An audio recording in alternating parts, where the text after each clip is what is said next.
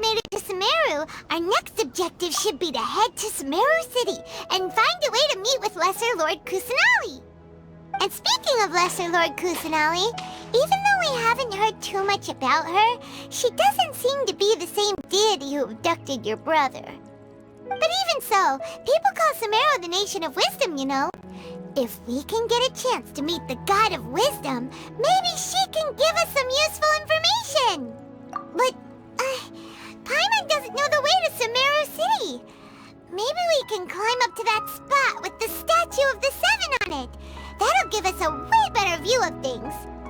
Even if we can't see exactly where the city is, at least we'll be able to check for some smaller settlements nearby.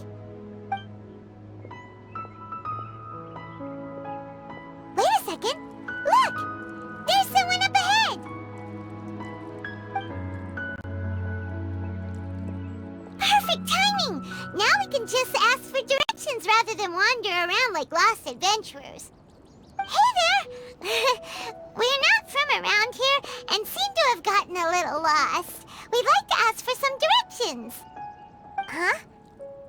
Did they not hear Paimon? Hey! You over there! Could you give us some directions? Huh? What's going on here? There's no way she could have missed that. Oh, wait! Could she be ignoring us? How dare she?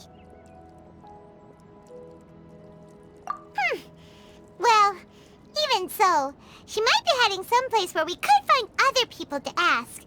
Let's keep our distance and follow her. When we get the chance, we'll just ask someone else for directions.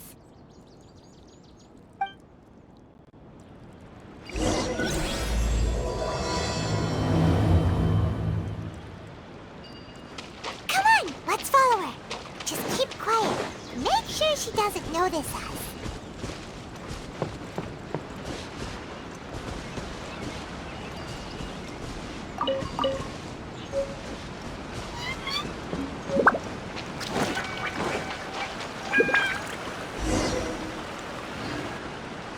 Huh? She just walked near that small waterfall and then suddenly vanished. Let's go take a closer look.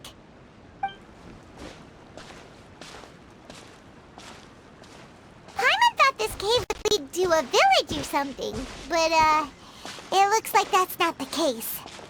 Look, she's sitting over there. Wait, she couldn't possibly be living here, could she? What should we do now? Do we try asking her for directions again? It looks like she's meditating or something. If we bother her now, she probably wouldn't let us off very lightly.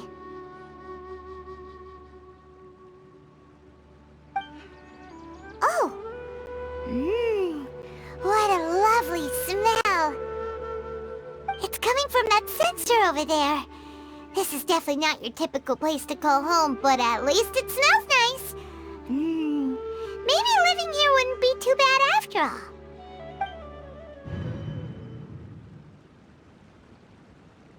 Huh? What's the matter? You don't look too good. What? Is the smell making you feel sick?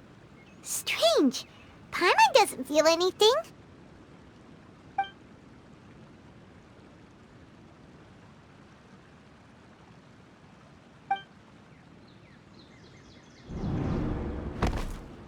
What's happening? Traveler? This is no time for a nap. Oh, come on, wake up.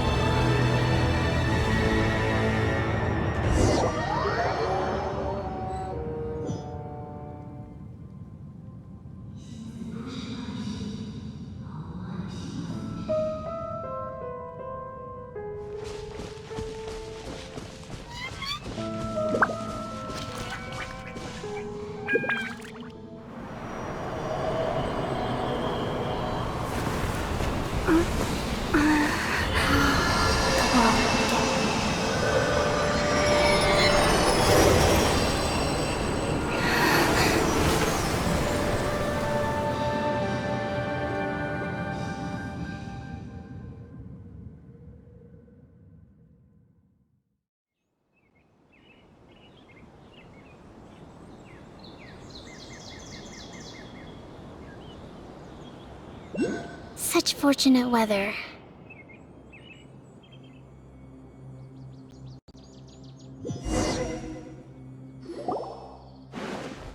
you sure it's not serious? The Traveler's been out for a long time now. Yes, you can relax. Believe me, Master is extremely knowledgeable. If he says that she's going to be alright, then there's absolutely nothing to worry about. Oh, are you awake now? Oh, thank goodness! Traveler, you're finally awake! Well, we're at... Good question. Where are we? Paimon was in such a panic when you passed out that she even forgot to ask what place this is. This is Gandharvaville.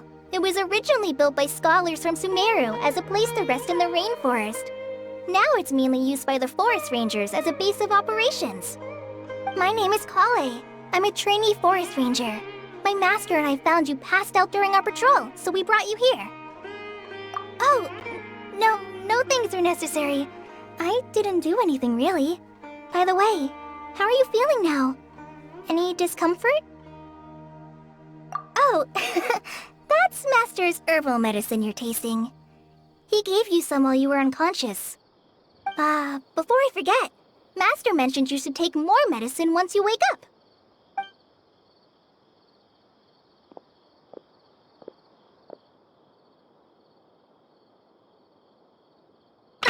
Whoops! Kale, what's the matter? Were you trying to retrieve the medicine? As I've already told you, you must be careful with these. All right, I'll get it for you once I'm finished here. Sorry, Master. Now, the guide to Avidya Forest's edible fungi is clearly posted on our bulletin board. But if Farbode forgets which mushrooms to avoid one more time, I'll have no choice but to leave the guide somewhere a little more visible. Like right smack on his forehead so others can remind him to be careful. Right? This is the second time he's come down with food poisoning this month. I'll be sure to give him a good talking to. Yes, please do. If, on the off chance, Farbode simply enjoys having little imaginary fairies dance before his eyes, then we'll just let him be. But the next time he requires any of our medicine, be sure to charge him accordingly.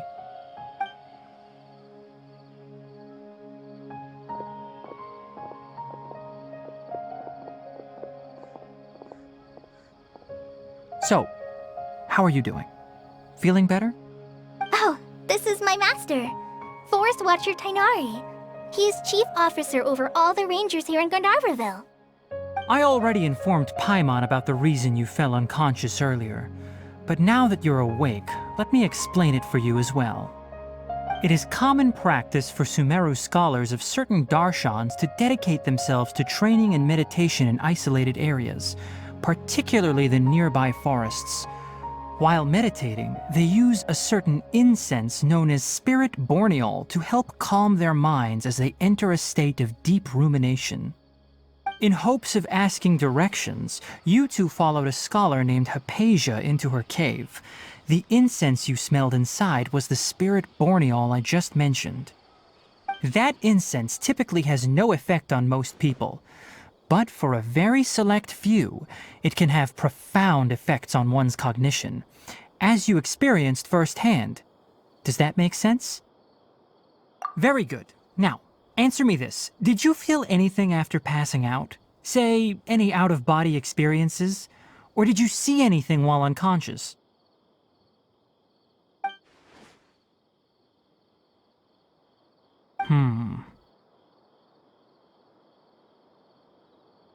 Kale, let the others know to stop bringing their patrol logs here for now. Huh? Why? Because these two will be staying here for the next few days. They can have my room and I'll bunk with Amir. Now get a move on and be sure to do as I've said. Yes, Master Tainari.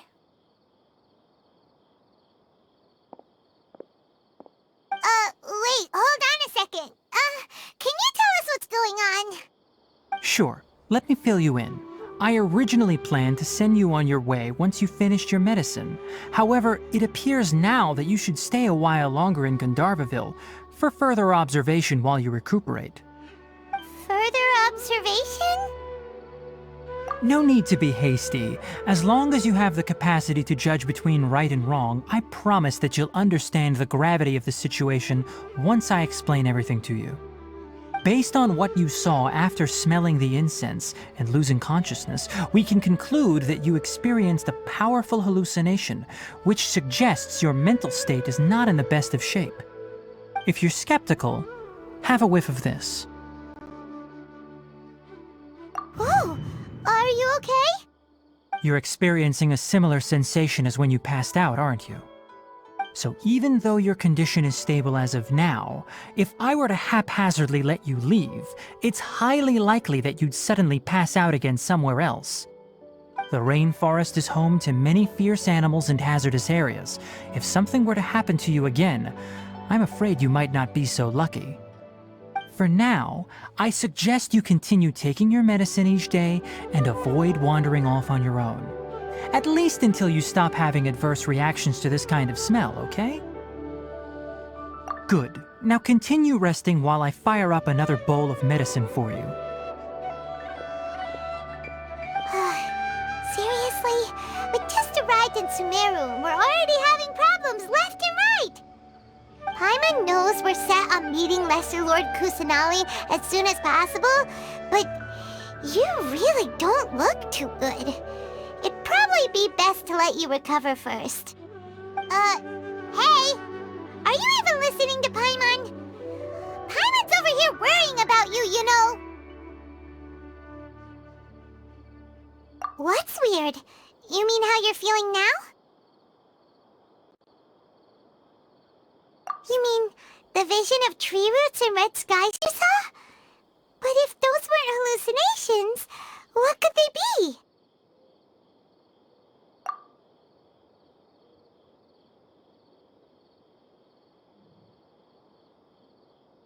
Well, considering how unique you are, Paimon trusts your judgment here. But why didn't you say anything about it to Tighnari? If he misjudged your condition, then there's a chance you could get worse, right? Huh? You mean that Tighnari already knows that what you saw weren't hallucinations? But if that's the case, why would he try to hide that from us? Oh, Paimon gets it now. That explains why you were so quiet earlier. Well, that settles it then. We'll stay here to rest up and figure out what's going on with your hallucinations. But it seems like asking Tighnari might not be an option anymore. What do you think we should do? Good idea! Kale's pretty friendly. We can ask her tomorrow about what she knows regarding the Dendro Archon and customs in Sumeru.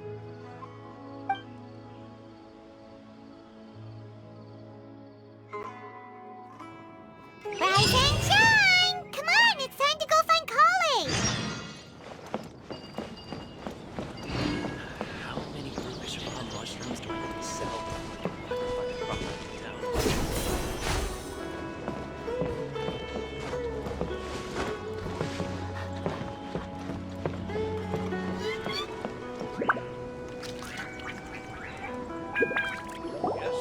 All right, next let's see right hand. Yes, not bad. But please remember that you still need to be careful. Understand? Yes, I will. By the way, Master, I still haven't received the patrol route for today. Look, Kale, today's patrol will be a long one, so you won't be coming along this time. Besides, there's a chance we may encounter... well, you understand. But I have a vision too! Am I useless to everyone now? Don't talk like that, Kale. This is not something you need to be worrying about right now. Ah, there you are. Feeling any better? Yeah, since we'll be staying here for now, we thought we might as well try lending a hand around here. Seems you're not the type to sit back and take it easy for a while, huh? In that case, perhaps Kale could take you two for a patrol south of Gandharvaville for the day. And if you're feeling up to it, you can be responsible for cleaning the Statue of the Seven. Tanari, we're ready to head out. Roger, I'll be right there. All right, we'll be heading into the forest now. I'll leave any further details to Kale. Yes, you can count on me. So, Kale, what exactly are we going to be doing today? Tanari mentioned cleaning the statue just now, but, that doesn't really sound like the job for a ranger. Well, a forest ranger's responsibilities can be pretty diverse. They handle a variety of tasks, like checking the condition of outlying roads, maintaining forest facilities, ensuring fire prevention standards are met, and providing assistance to travelers and locals. As for Master, well, he has to handle more dangerous areas of the rainforest. Today we can perform routine checks on the pathway lamps as we make our way to the Statue of the Seven. Paimon, traveler, this way! You can leave the task of checking the lamps to me. In the meantime, you two can keep an eye out for anything unusual. Yesterday.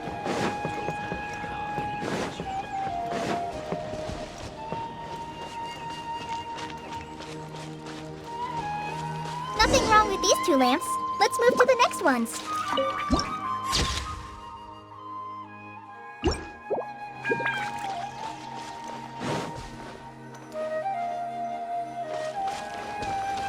Oh, this lamp seems to be getting a little wobbly. Let me make a note of it. No problems with this lamp. Good.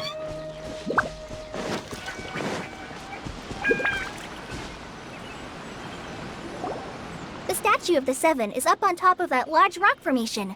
You must have seen it when you came down this road before. It's pretty high up there, isn't it? Don't worry. If you're afraid you can't make it up there, I'm sure Master wouldn't mind if you don't clean the statue. Oh? I guess I'll leave it up to you then. There's not much footing once you reach the statue, so be careful up there. Paimon will fly up with you and help you with those hard-to-reach areas. By the way, Kale, do you know anything about the Dendro Archon? You know, what's she like? That depends. Are you referring to Greater Lord Rukkhadevata or Lesser Lord Kusanali? Huh? Greater Lord Rukkhadevata? Oh, is that the name of the former Dendro Archon? Uh-huh.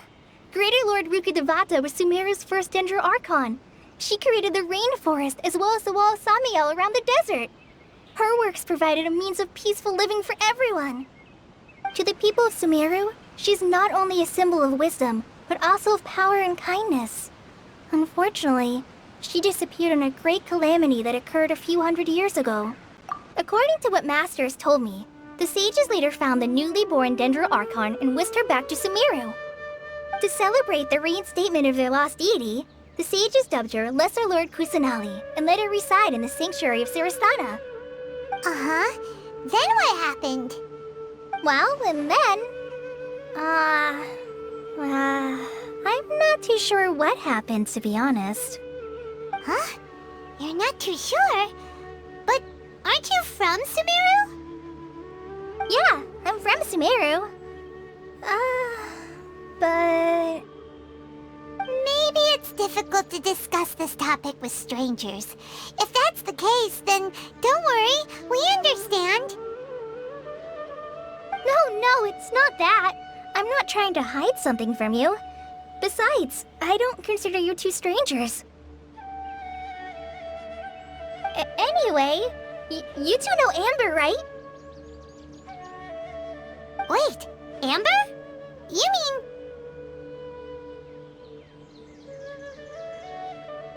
Yes, that's her. I once lived in Mondstadt for a while, and she helped me a lot during that time. You could even say that she helped me become a new person. There's no one like Amber. She lives life to the fullest while always adhering to her strong sense of justice. She's ready to answer the call for action at any moment, but is also very understanding of others. She's like the spark that lights the fire in everyone's heart around her. If you ask me, she's a prime example of a true outrider. She's the first person anyone coming to Mondstadt will meet. You can't help but be enthralled by her charm and enthusiasm, causing you to fall in love with the lands of Mondstadt and...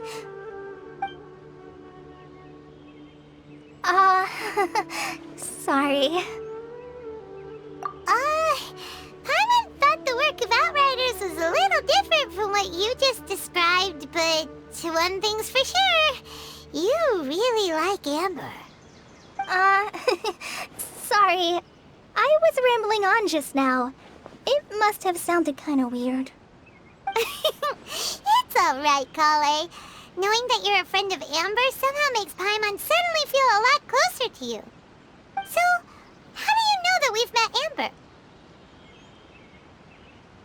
Well, after I returned to Sumeru, Amber and I have stayed in touch by writing each other letters. In one letter, she mentioned that Mondstadt was attacked by a fearsome dragon, but the city was saved by a mysterious blonde traveler and their floating companion. I knew you two were the ones she mentioned in the letter the moment I saw you. But, considering everything you've been through that day, I thought it'd be inappropriate to bring it up. Ah, so that's how you knew. Yep, so please know that you two have my complete trust, really. I wish I could tell you more about the Ginger Archon, but I have been away from Sumeru for some time, and I haven't read any books. Sorry. That's alright. You've already helped us a lot. We had never even heard of Greater Lord Ruka Devata or the Sanctuary of Surasthana until you mentioned them. Oh, I'm happy that was helpful. There is one thing I want to ask, though. Why do you two want to know about the Ginger Archon?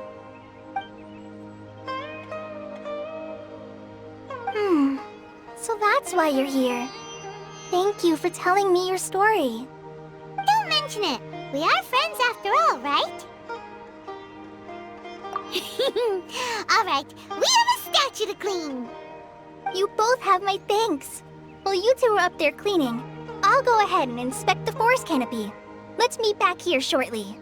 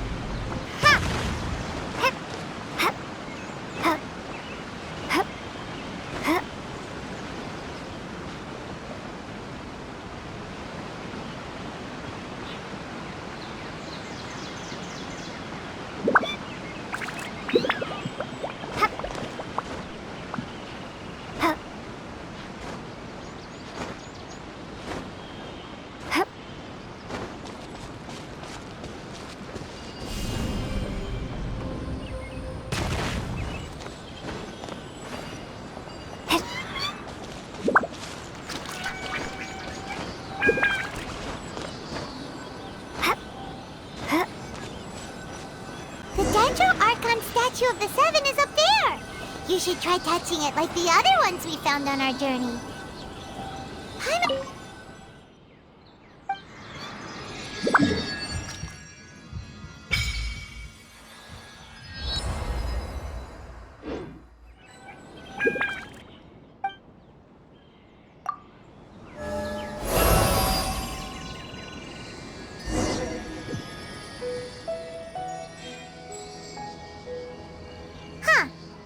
Paimon looks at it, the deity that's carved on the statue is kinda small. Do you think she's supposed to be Greater Lord Ruka Devata or Lesser Lord Kusanali? The name does seem to fit the statue somehow. Well, anyway, we'll have to figure that out later. For now, let's focus on our job and clean up this...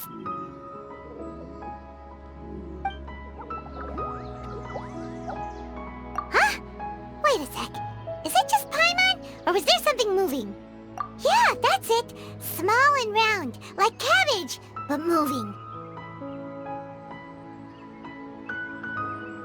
It really freaked Paimon out. Whatever it was, we should probably go and investigate. Actually, on second thought, maybe we should get to cleaning first. Paimon will fly up and take care of the top, and you clean everything below.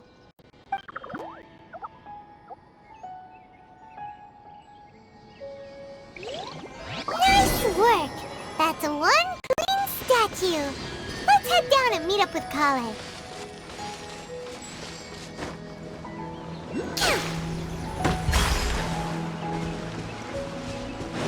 Let's move out.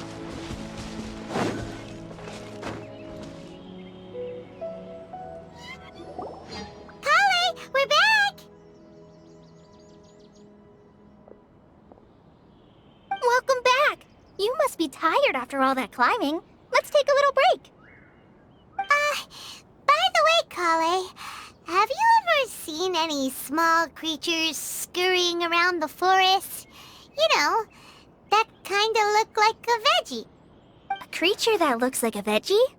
Well, I guess Master would say something like, all plants are living organisms, so they also fall under the category of creatures.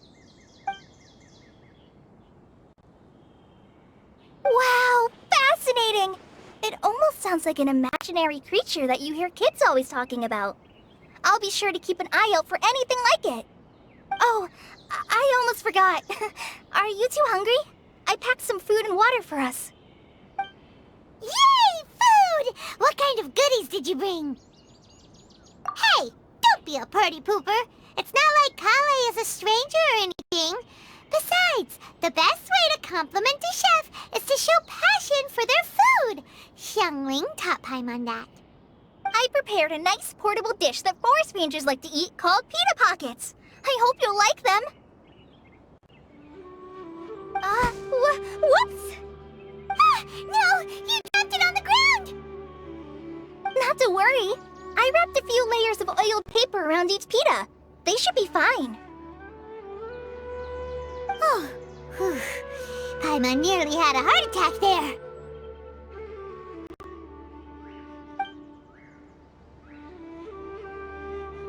Those pitas are amazing! You're quite the cook, Kale. Thank goodness you wrapped them in paper. Paimon wouldn't have been able to sleep at night knowing something so tasty had been wasted. You really know how to compliment the chef, Paimon. Since you liked it so much, I'll be sure to give you a copy of the recipe sometime. I'll even include all my personal cooking pointers, so you'll be making your own pita pockets in no time. Yay! Thanks, Kale! It's hard to believe someone as diligent as you could have clumsy moments, too. Oh, I guess it happens from time to time. So, Kale, don't you think that Tighnari's a little too strict with you? He won't let you touch anything without his permission. Paimon knocks stuff over all the time flying around the Traveler, but she's never said anything. Everyone has their clumsy moments. No, you've got the wrong idea about Master. Sure, he may seem a bit harsh at first, but with some time, you'll see that he's actually very kind-hearted. I've heard the veteran rangers say that Master is from some ancient and mysterious race that is known for their cunning wit and reclusive nature. Oh, by the way, you've heard of the Academia, right? Well, there's a group called,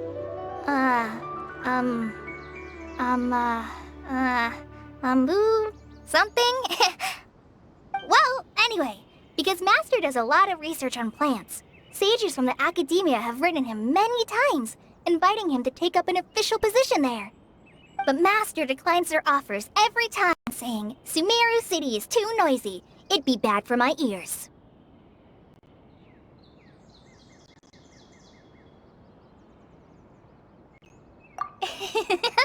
I know, right? I've always wanted to pet them too.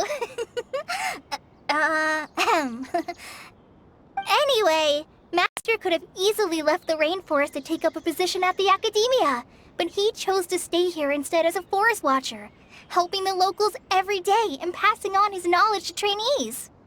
In fact, Master's the one who taught me how to make pita pockets. Really? Paimon would have never guessed that. Oh, speaking of Tainari, he was the one who took care of you after finding you passed out yesterday. He even carried you all the way here. Paimon's still kinda upset, though.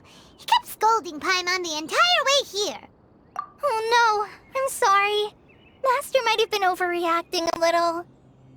But, it's mostly because Paimon wouldn't stop yelling, "Why, oh why? Is she going to die?" It probably started to get under Master's skin after a while. Hey! Don't laugh! Paimon was genuinely concerned about you.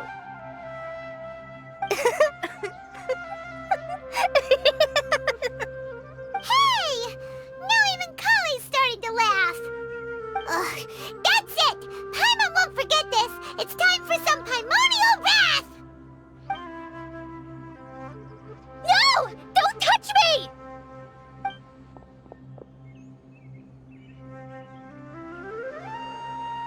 Oh, sorry, Kale. Paimon didn't mean to scare you. No, I just... I didn't mean that. Kale, are you okay? What's the matter? No, I'm... I'm fine. I'm sorry. I must have startled you both reacting like that. Oh, well, it's getting late now. Let's hurry back to Gandharville. I think Master and the others should be back by now, too.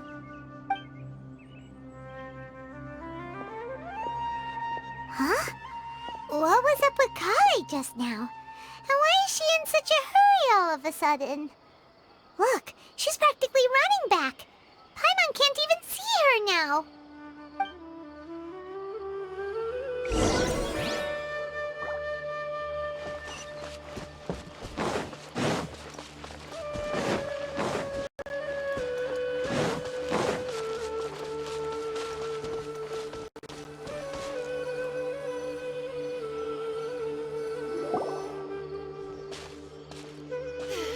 Ah, Traveler.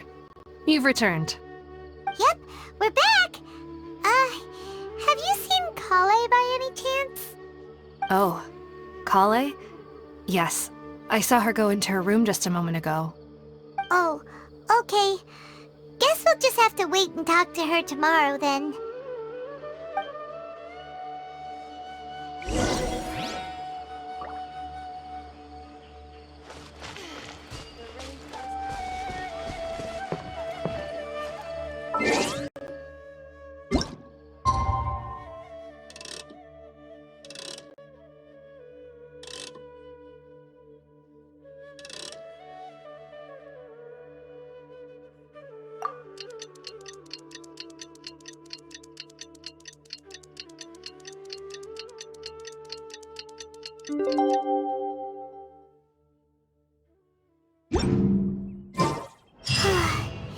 Paimon was thinking all night about what happened with Kale, and still can't figure out what the problem might be.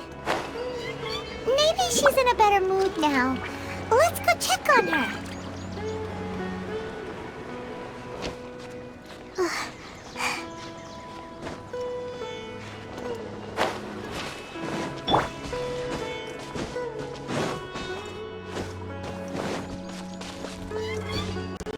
One with nature.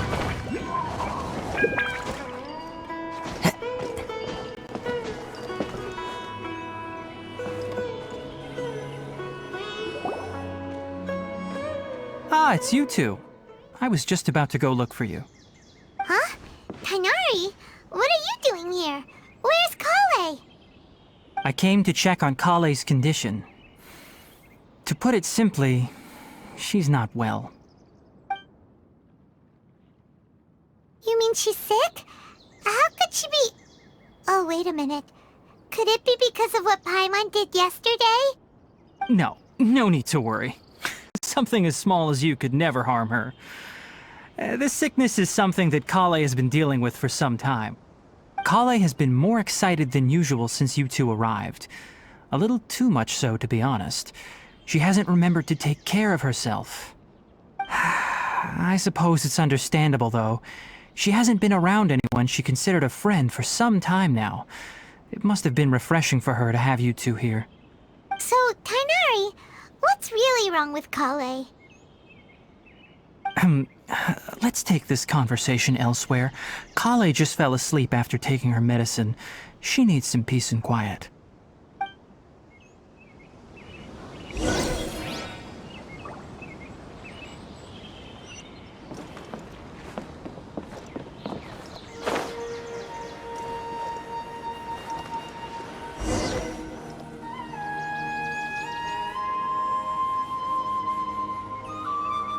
All right, let's continue our conversation here, shall we?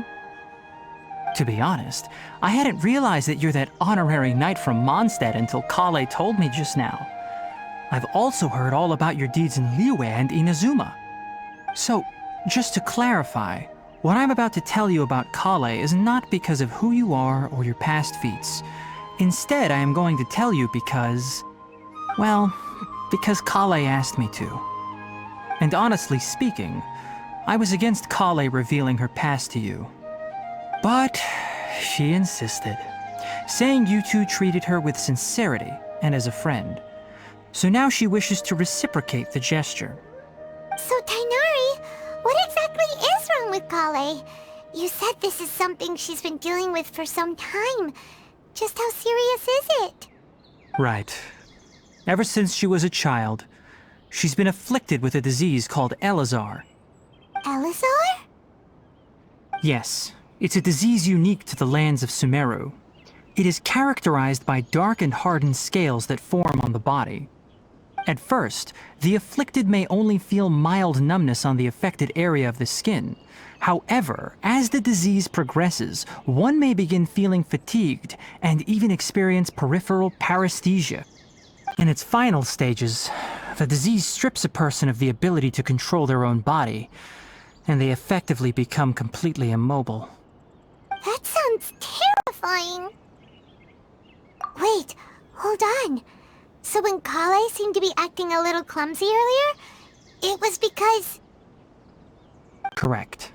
That would be the effects of Elazar, which is precisely why I do not want her carrying or holding anything, lest she ends up hurting herself.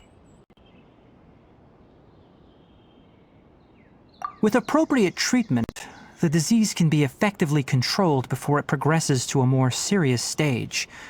However, there is unfortunately still no true cure for Elazar. Nevertheless, Kale's mother still hoped that there was something out there. She handed Kale over to an organization known as the Fatui after one of their members lied and said they had a cure. What? The Fatui? Ah, it appears you are already familiar with them. That'll save me some explanation. Anyway, the person who eventually rescued Kale and brought her to me for care said that she had been given to a harbinger known as the Doctor. I have no idea how this doctor managed to do it, but her case of Elazar was completely stable for all the years that Kale was with them. However, Kale's days with the Fatui were anything but pleasant. Kale is a resilient individual and always tries to appear cheerful, but her experience with the Fatui has left deep scars. Even now, she can still feel deathly afraid of someone touching her. Oh, Paimon had no idea Kale's been through so much suffering. Oh, by the way, Paimon, Kale wanted me to tell you that she's sorry for scaring you yesterday. She also wanted both of you to know that she's sorry for hiding her illness. She doesn't need to apologize. None of this is her fault at all. Well said. I hope you'll get a chance to tell her that in person the next time you see her. Kale once thought that it would be impossible for her to have any real friendships. I trust that you two will never let my trainee experience such emotional pain again. Don't worry, Tainari. We'll take good care of her. Well, it's not too serious at this point. She overexerted herself the last couple of days, which is what led to her breakdown this time. As long as she has taken her medicine and gets plenty of rest, she should get better. Though, I must admit that Kale's condition was much more stable when she first arrived here in Gandharvaville. She was interested in the work of the forest rangers the moment she saw us. I could see that she was serious about learning, so I felt compelled to ask her to join us. Her stamina has gotten much worse recently. Though a moderate amount of physical exercise is always necessary, I'm afraid the long-distance patrols are a little too much for her now. All right, now that I've told you about Kale's past, I think I'll head into the rainforest to find some ingredients needed for her medicine. I'll see you two later. Yeah, we'd like to do something to help Kale too. All right, but I must warn you two. The rainforest is a dangerous place, especially for someone who's still recovering like the Traveler. You must follow closely and listen to every instruction. No problemo. Let's go then. We'll be looking for a plant known as lunar lotus. It's often used to help those afflicted with Elazar recover their energy. Hey, Tainari, where exactly are we going to find this plant? Lunar lotus can be found all over the rainforest, but it often grows right here around Gandharvaville. Given the name, it sounds like we should be looking for it in the water. You are correct. Lunar lotus grows in the water. When fully matured, they look like giant blue flowers floating on the water's surface. Quite an attractive species, if you ask me. The large petals are actually the plant's leaves and sepals, which surround a very small flower. You should note that many of the plants found in Sumeru have names that are contrary to their species. Take the Kalpalata, for example. The plant is not a lotus at all, but rather a vine. And then there's the Sumeru rose, which is not a rose, completely contrary to its name. Oh, There should be lunar lotuses growing somewhere in this area. Let's split up and begin searching. If you could manage to gather 4 of them, that would be sufficient. We'll rendezvous here once you've gathered the needed amount.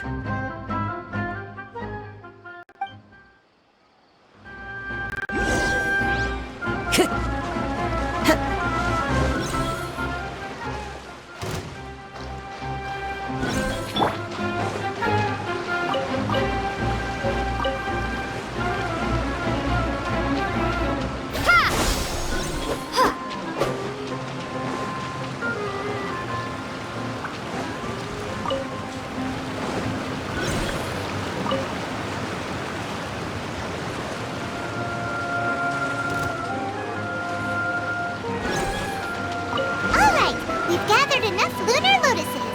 Let's head back to meet Tainari. Hey, Tainari! We found the lotuses you requested. Let me take a look. Good, very good. These are all excellent quality. I'm quite glad you two came along. Your exploration experience helped save me a lot of time here. It seems we even have enough time to stock up on some other things I need. Hey, Tainari!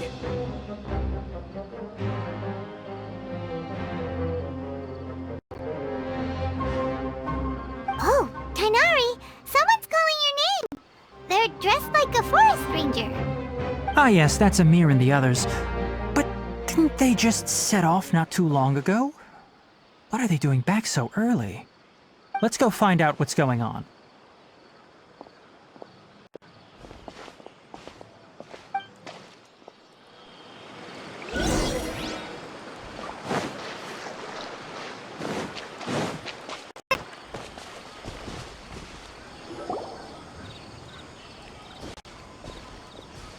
Tainari, thank goodness we found you here. We were just about to head back and find you at Gandharvaville.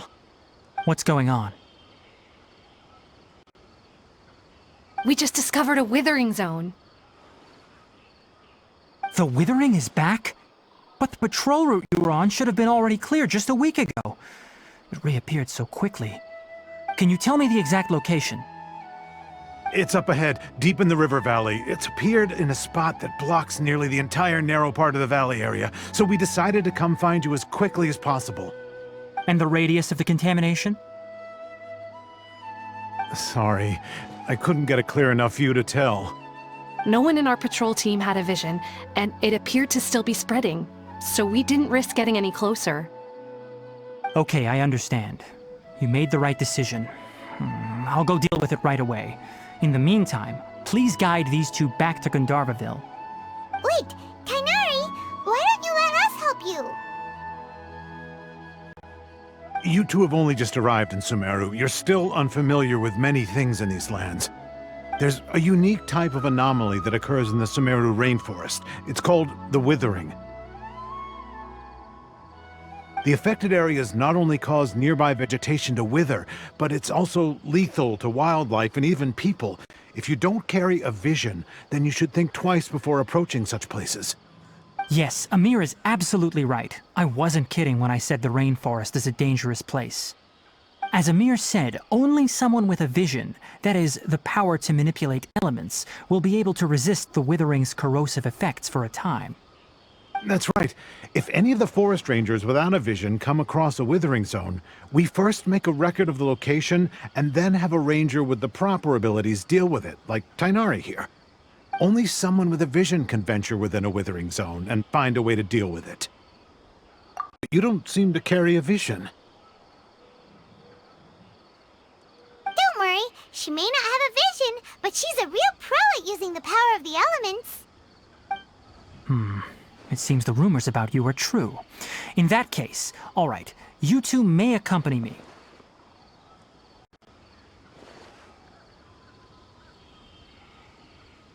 We typically only teach visitors how to identify the withering as they're about to leave Gandharvaville.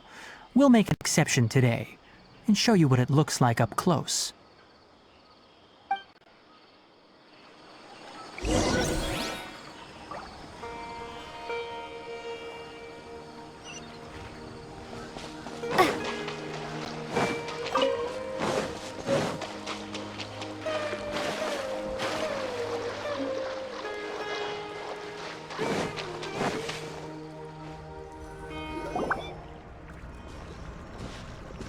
Stop. Don't move any further. Look there in the distance. Huh? Where? Oh, look! Those plants have withered! That whole area is kinda gloomy. Even the air looks like it's filled with ash. Oh, Paimon doesn't like the look of this. That is the withering. All right, traveler. We're going to have to enter that withering zone. Once inside, we'll need to look for what we call tumors of the withering. If we eliminate those, then the area will be saved. Thank you, but I must warn you. Don't push yourself. This is your first time handling this sort of thing, after all. Even with elemental powers, once you step inside the withering zone, you may experience extreme discomfort. If at any point it becomes too much, return outside the zone and take a breather. It could become a matter of life and death. You ready then? Let's go.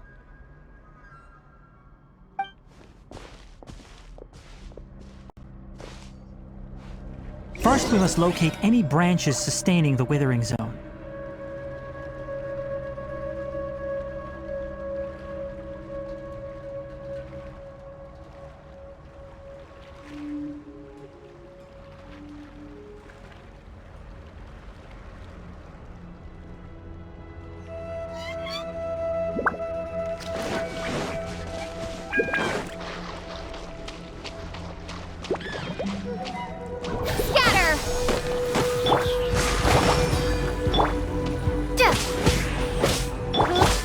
The wind knows me. Propagate! Propagate!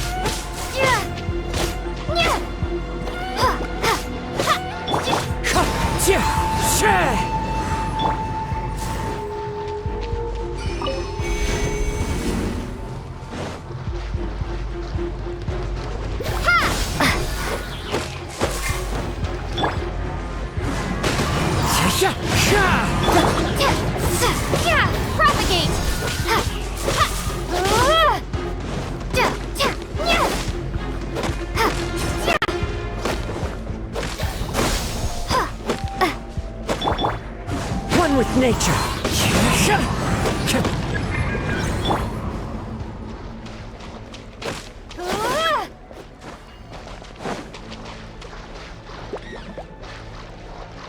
Scatter! Spring forth! Gotcha!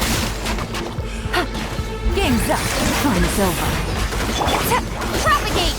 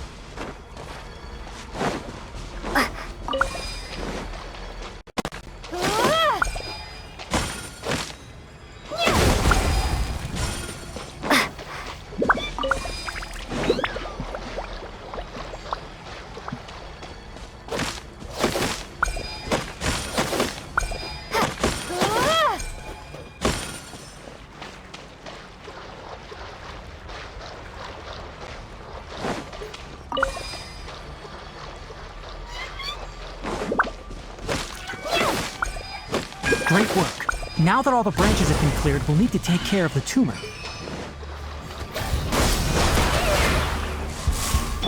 Wind Strider!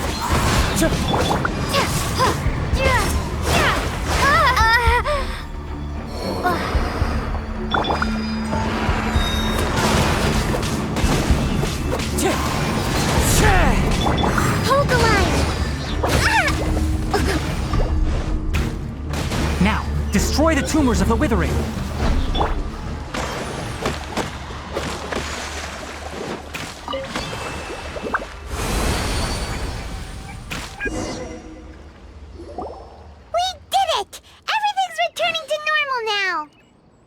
Yes, thanks to you two. We were able to quickly restore this area back to normal. Tainari? You make it sound like we did well, but why does Paimon have the feeling you're worried about something? It's that obvious, huh? Alright, it's like this. Recently, the rate at which the Withering Zone appears has been increasing. Even though we were able to quickly clear that Withering Zone, it won't be long before another one appears. If that simply meant more work for me, then that wouldn't be an issue. But it's far more severe than that. The withering is leaving lasting effects on the rainforest itself. For instance, even though we cleared out the Withering Zone, many of the plants that were affected will not recover. This presents a crisis for the ecosystem itself. Many plants in the rainforest are already in decline, directly impacting the wildlife that depends on those plants. And most disturbingly, as the appearances of withering zones have started to increase, Kale's case of Elazar has also become more serious. Huh? Well, why's that?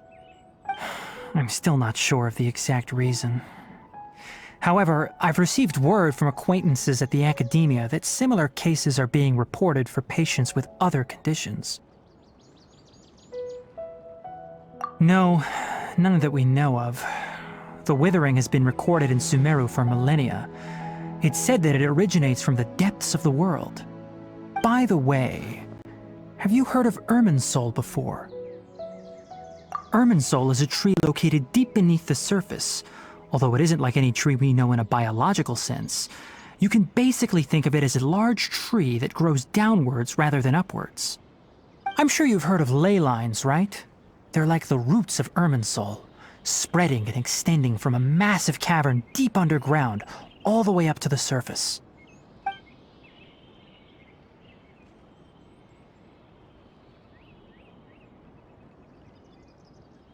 Ley lines continually absorb the memories of this world, which are then funneled into Irminsul, allowing it to collect knowledge and wisdom from ancient times to present day. The Dendro Archon is known as the God of Wisdom because her consciousness is directly connected to it.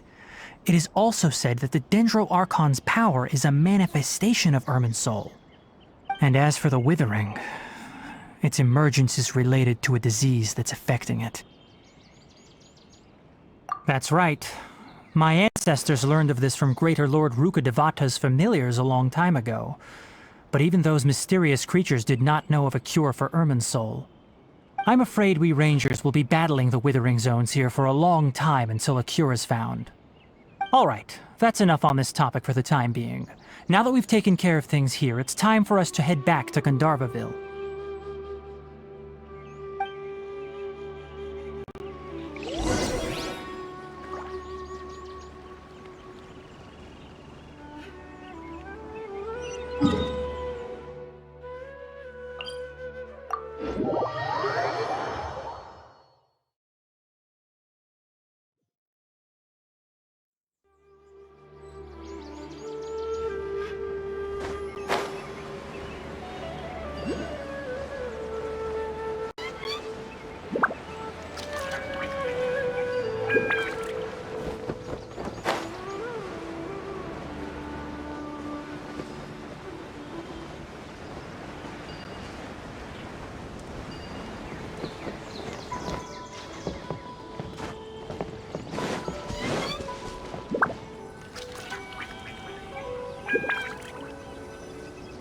Yesterday. Oh, Tainari, you all made it back.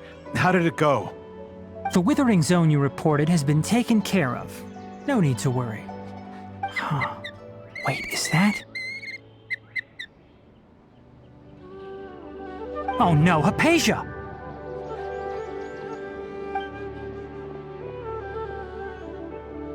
Huh? What's wrong, Tainari? This Duskbird is Hypatia's designated courier for urgent news. You do remember her, don't you? She's the scholar you and Paimon were following when you first arrived in Sumeru. Oh, her? How could we forget? So did something happen? Let me see what's written in the letter first. Oh. So what's it say? And what's with that weird expression on your face? Just let Paimon read it. Huh? All Paimon sees are 3 squiggly lines. Yes, allow me to explain. After we brought you from Hypatia's cave to Gandharvaville, Hypatia resumed her meditation. She must have just finished. It's been nearly 3 days since she's had anything to eat, and it appears she's forgotten to prepare some rations. This letter is her asking us for help. We need to go. What? You mean she's been sitting there for 3 days? Hey, wait, how did you know all that from just a few lines on the paper? Well, obviously because this has happened before. Last time she drew 5 lines, and by the time we found her... Well, I'd prefer not to remember that. Needless to say, Hypatia's been through worse, but we should still get to her as quickly as possible. I've got some emergency rations set aside for times like these. Paimon, Traveler, could you two bring these to her? Wait, you want us to bring her the rations? But will the Traveler be okay if her cave is still filled with that funny incense? Let's find out. Here, Traveler, take a smell and see. So, how do you feel? Huh? Really? You're not feeling even a little drowsy? But wait, how'd you know that she'd be okay this time, Tainari? Back when we were clearing the Withering Zone, I observed that she could adeptly manipulate the Dendro element. I knew then that she would be fine. And if I may ask, when I was telling you two about Irminsul's ley lines, was what I described similar at all to what you saw while you were unconscious? That's correct. Those weren't hallucinations at all. Though I don't intend to apologize for deceiving you. Because what you saw is of significant importance. Not just for the nation of Sumeru, but the entire world of Teyvat. My forefathers were shown much favor by Greater Lord Rukkhadevata, We took an oath to protect this nation together with her.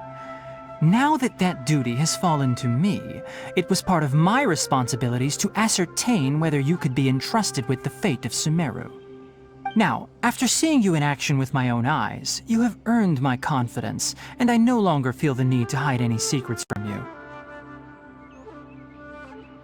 When you passed out, your consciousness had connected directly with Irminsul. What you witnessed were actually real memories contained within Irminsul itself. I could try to tell you more, but it would be better if you went to ask Hypatia instead. Her focus on meditation and use of Spirit Borneol are aimed at establishing a connection with Irminsul, just as you did. That sounds nice and all, but will she really help us? Seriously, she completely ignored us the last time we tried talking to her. That was because when you ran into her, she was in a special phase of her training. During that time, she must avoid communicating with others. Please, wait here for a moment.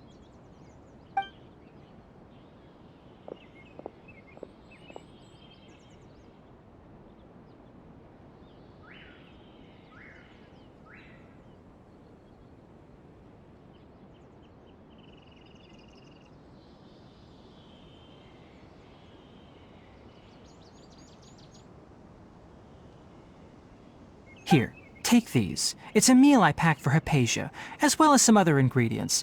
I'm sure it'll come in handy. Also, here's a letter that I would like you to give to her. Just show it to her and she'll answer any questions you may have.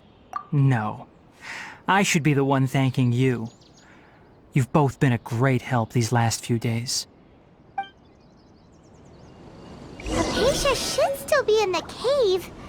Let's go inside and see how she's doing.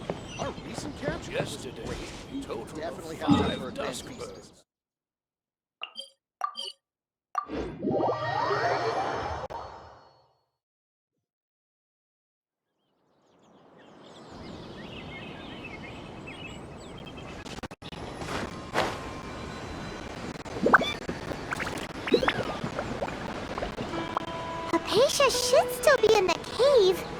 Let's go inside and see how she's doing.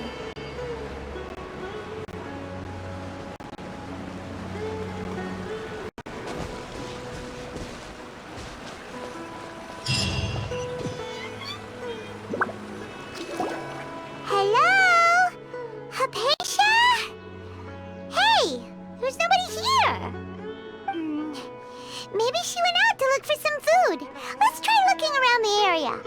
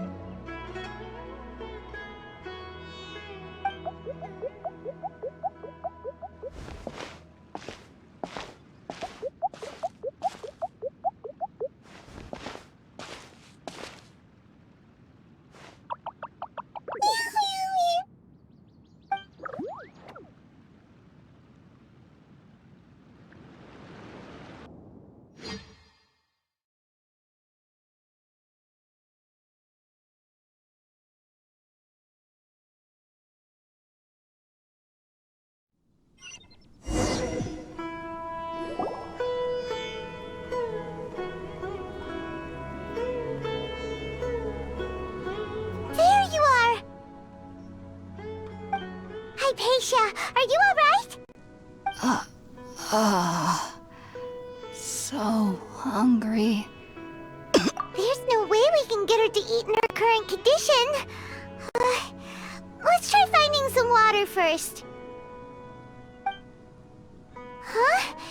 Wait, why does it look super foggy outside all of a sudden? Anyway, let's go look around.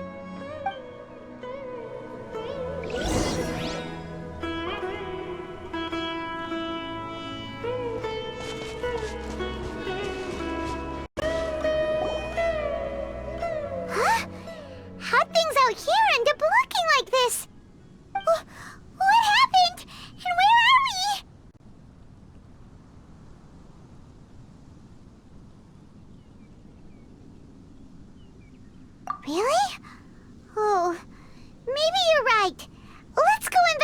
the area.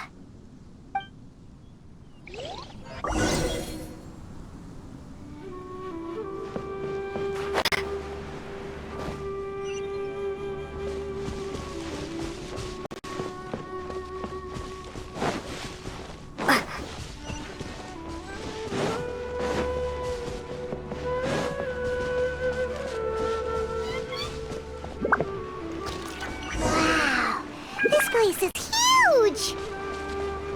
Paimon knew there's something off about that cave. Let's think of a way to get over there and have a closer look. Who knows? Maybe we'll find a lead of some kind.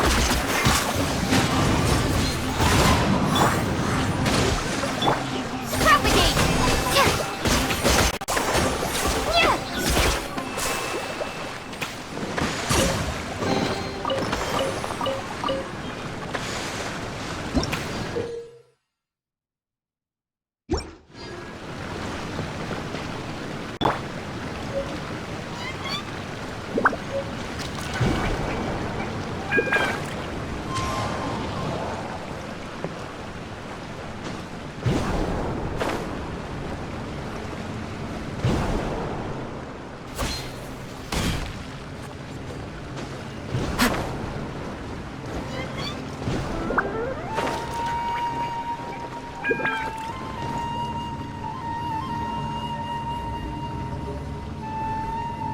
One with nature.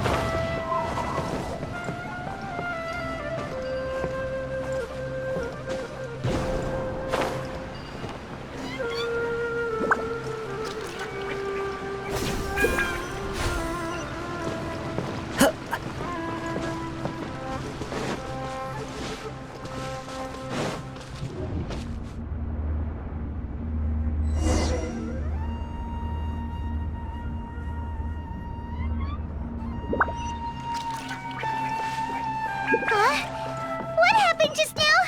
Why'd everything around us suddenly change?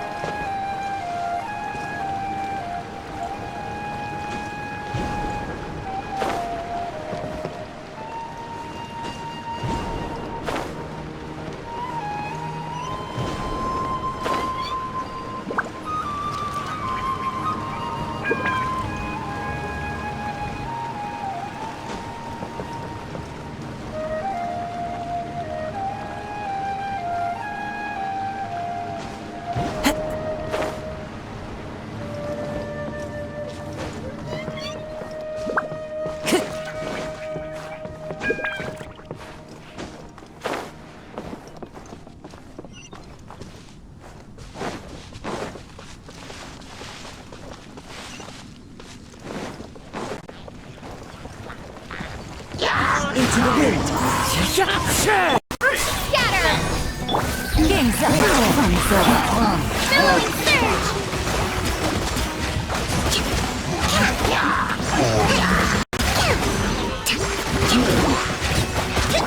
Germinate! Ha! One with nature.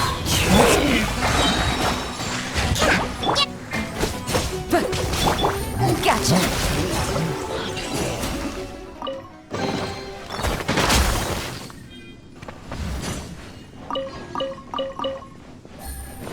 Take it easy.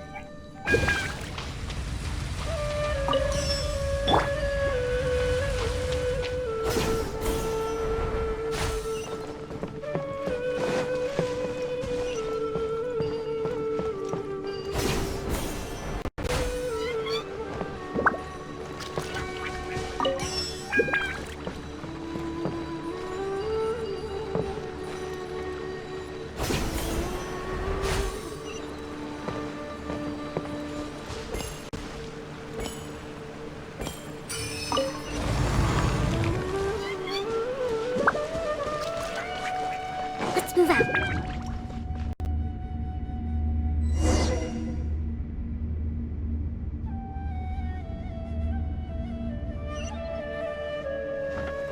What in Tibet is going on here?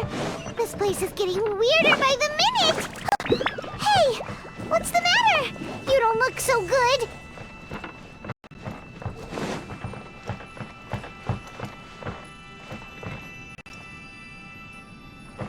Allow me!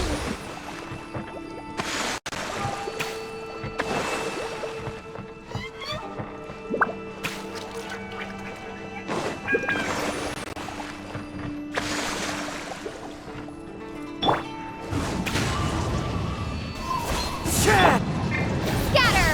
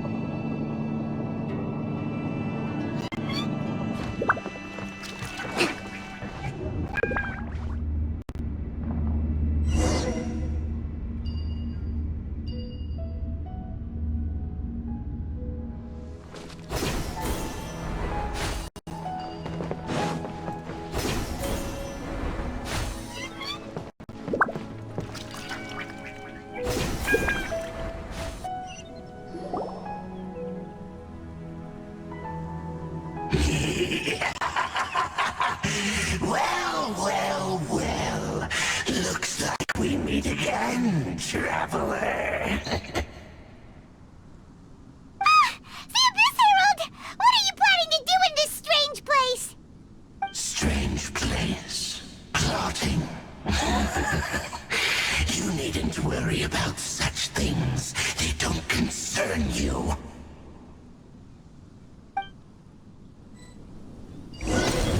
Bow before the Abyss! Propagate! Clouds high. The birds call. Here comes the catch. Scatter! Springboard! Torrent, bring refuge!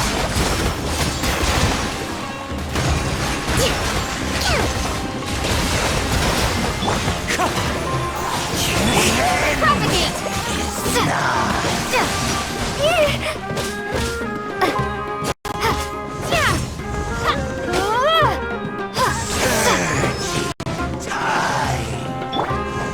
Into the wind.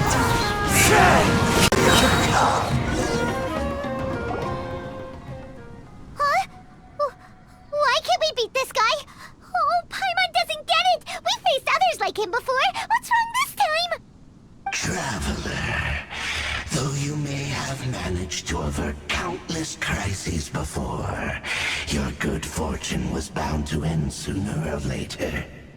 It's time you realize how weak and powerless you really are. Your brother. Oh, pitiful traveler. Are you really so ignorant? Or are you just living in complete denial? His Highness has long since forsaken you. Your meager existence in his eyes is that of an annoying bug, only to be stepped upon. The bonds of love and family which drive you to find your sibling are utterly gone. Your journey is meaningless. But don't you fret now. Today will be your last. Now die!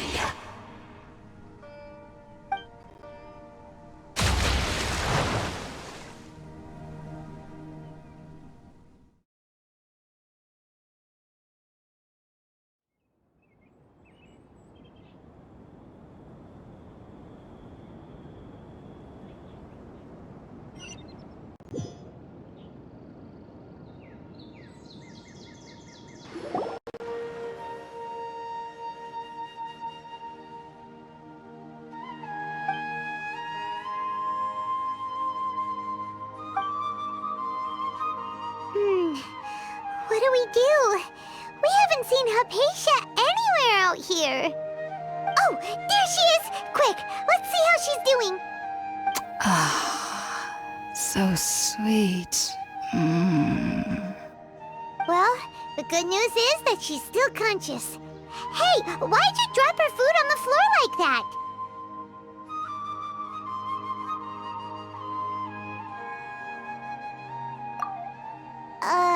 Are you okay?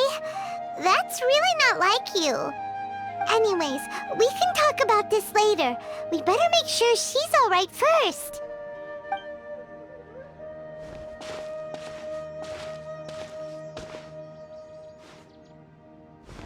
Whoa! Wait a sec. Look at all this fruit lying around her. We can put that to good use.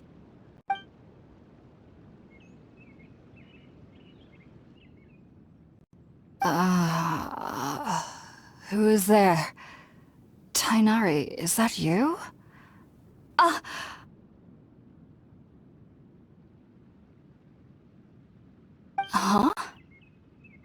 It's okay. You can relax, Hypatia. Tainari sent us here to bring you some food and water. Here, we have a letter that he asked us to give you.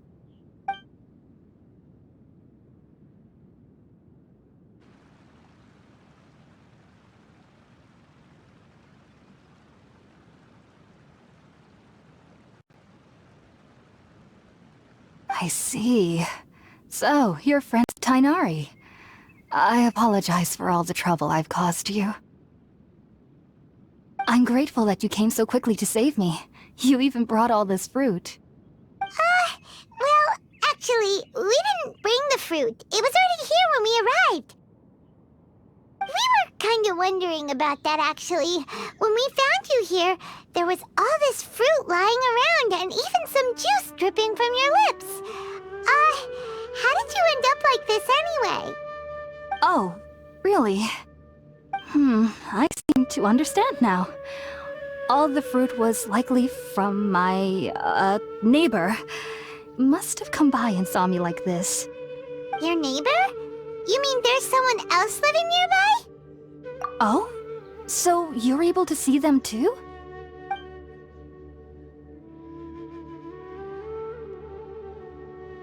Wait, hold on a second, Traveler. You say that before we arrived, you saw some mysterious creature and suddenly had a strange dream? Isn't that a little too crazy to believe? No, I actually do believe what the Traveler is saying. I myself had a similar experience once before and ended up scaring my timid little neighbor here. You needn't worry. They mean you no harm. They only dragged you into the dream because they hoped to buy themselves a little time in order to scurry away. So, Hypatia, just what kind of creature is your neighbor exactly? I'm not sure what it's called, to be honest.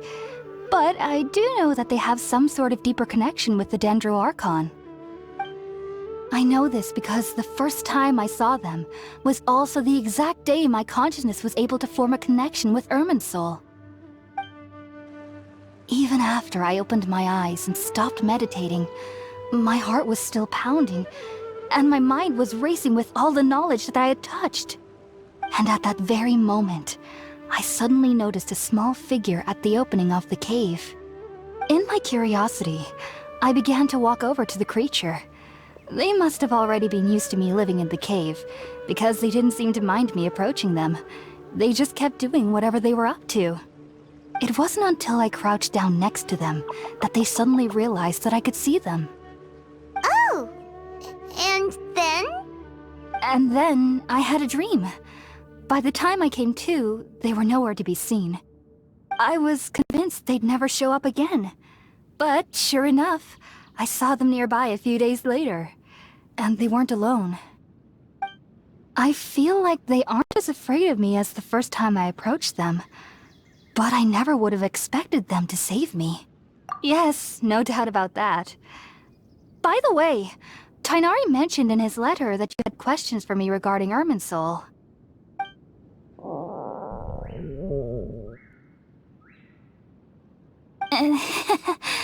Sorry about that. Sounds like just drinking juice still isn't quite enough for my stomach. Well, if somebody hadn't dropped the food earlier... Anyway, looks like we'll need to prepare something ourselves. Besides, Paimon's getting hungry too. Let's eat first and talk about Irminsul later. Alright, we're up, Traveler. Today's menu will feature Sweet Madame and a radish veggie soup. You'll love them, Hypatia. They're our specialties after all. Sounds good. I've never tried any dishes from other nations before. I certainly look forward to it. It's been so long since I've had a decent meal, too. To be honest, the last time had to be when Tighnari came to visit.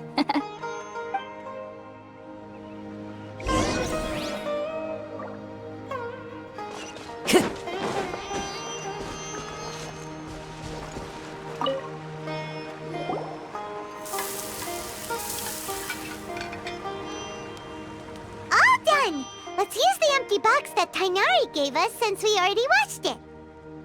Oh, it smells amazing. And the box is a nice touch too. Let's go serve this up and start eating with Hypatia.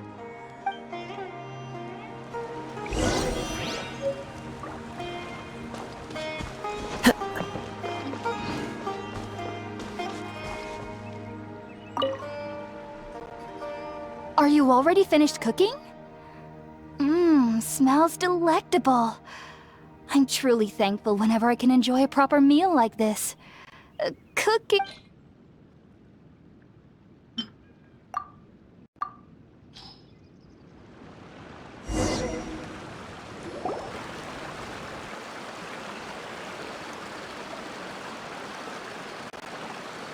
Even though everything you mentioned was in Tighnari's letter, it's still hard to believe you were able to connect with Irminsul immediately after smelling Spiritborn ale for the first time.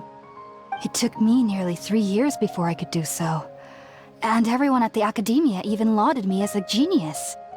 You should know that some researchers spent their entire lives without ever successfully connecting with Irminsul as you have. So why does this incense allow people to connect to Irminsul? The ingredients used to make Spiritborn ale primarily consist of plants created by Greater Lord Rukkhadevata. These special ingredients are conducive to heightening our senses to the Dendro Archon's power. Since the root of the Dendro Archon's power lies within Irminsul, we can occasionally tap into her powers to peer into the depths of the earth.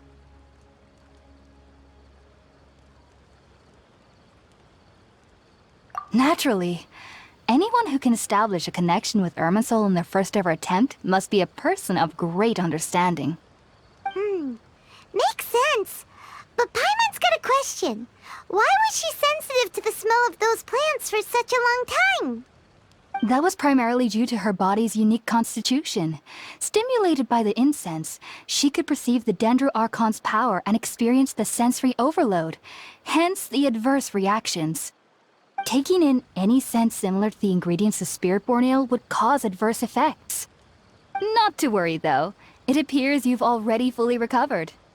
Technically, your body should still be sensitive to the powers of the Dendro Archon, but unless you're using intentional meditation techniques, the scent of Spiritborn Ale should no longer trigger such reactions. Whew. Well, that's a relief. I must admit, I am quite envious of your abilities. Even if it meant suffering from pounding headaches for the rest of my life, I'd consider it worthwhile so long as I could connect with Irminsul at will. Whoa, you're really serious about this whole thing, aren't you? I am a researcher after all. As a member of the Ritaoist Archon at the Academia, my main area of research is the stars and their connection to the fate of living beings. But there is still so much we don't know, especially regarding the mysteries that lie in the starry skies. Which is why I must turn to the all-knowing Irminsul for answers. If only my perception wasn't so limited. Unfortunately, I cannot guarantee that my every attempt to attune with Irminsul will be successful, or that doing so will leave my consciousness intact. I am currently in the stage of training known as Satyavada life. Many researchers in Sumeru have lost their minds while seeking to attune with Irminsul during this stage. Sages have said that Irminsul contains divine knowledge, and touching such knowledge without the proper preparations and abilities will only lead to one's mind caving in on itself. That's why we meditate alone. We need to ensure that our minds will be calm while minimizing the possibility of involving anyone else. Whoa, so knowledge from Irminsul can be super dangerous. Aren't you afraid of the risk, Hypatia? Of course I do. Especially during nights that are pitch black with no moonlight, and dead silent without even the sound of insects. However, I've been feeling better as of late. I don't get as scared anymore knowing that I have a little neighbor living nearby. I believe that being able to see them is a sort of blessing from the Dendro Archon. But what's strangest of all is that they're clearly an envoy of the God of Wisdom herself, and they have the curious power to make people dream. What's so strange about that? It doesn't sound so out of place for a divine being, does it? Well, it's strange because nearly nobody in Sumeru can ever dream. Huh. Is that true? Yes, well, to an extent. Only children can dream in Sumeru. Adults, however, never do.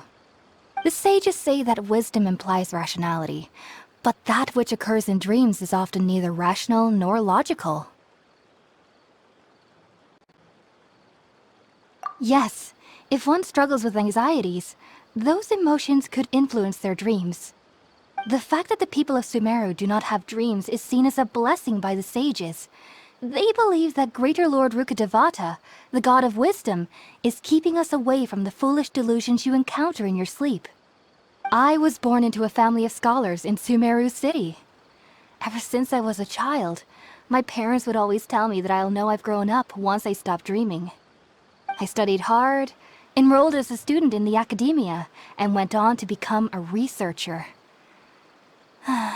Sure enough, I never dreamed again.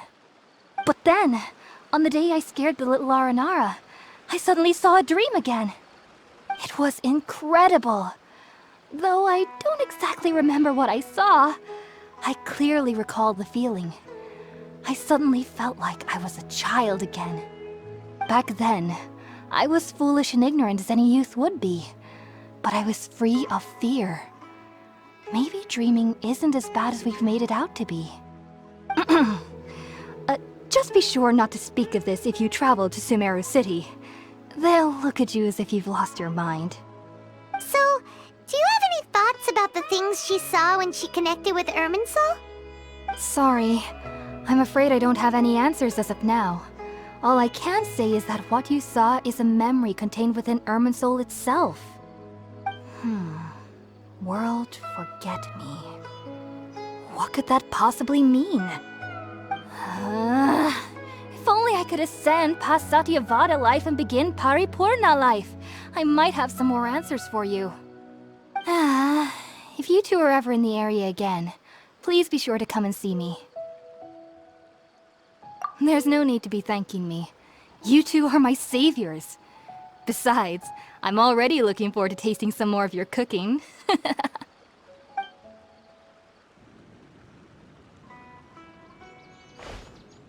Now that we know Hypatia is alright and had the chance to ask her some questions, Paimon thinks it's about time to head back to Gandharvaville.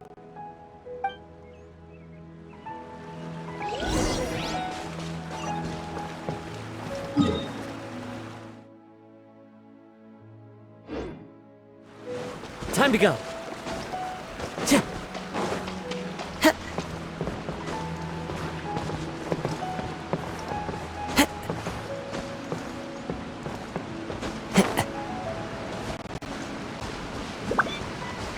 Huh.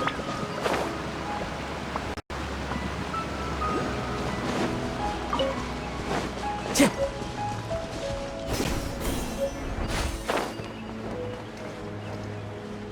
Tch.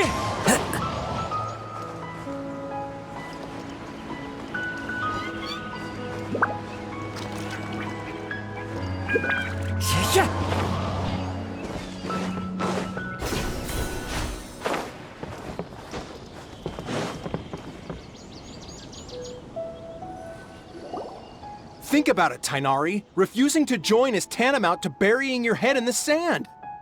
I understand that you're a forest watcher, and that it's your duty to combat the effects of withering zones. But isn't it evident that such work is not a lasting solution to the problem?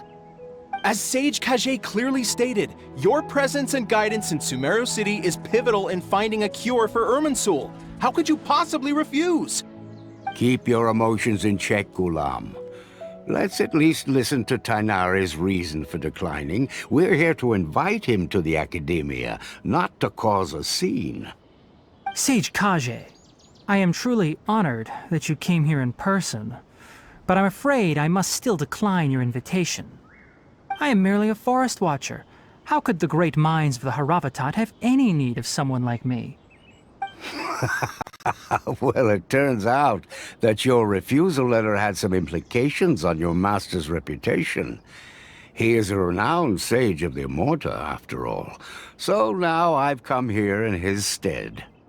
I see. Huh. And I figured that given his temper, he would come here and berate me personally. Tainari, your master is an integral part of this effort, and now he requires your assistance.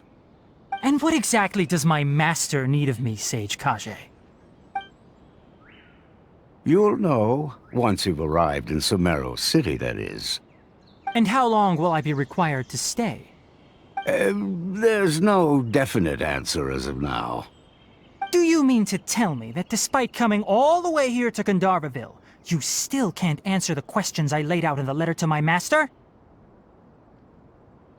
If that's the case, then I'm afraid I cannot give you a definite answer either. Tainari, but you... So be it. Come, Ghulam, we're leaving.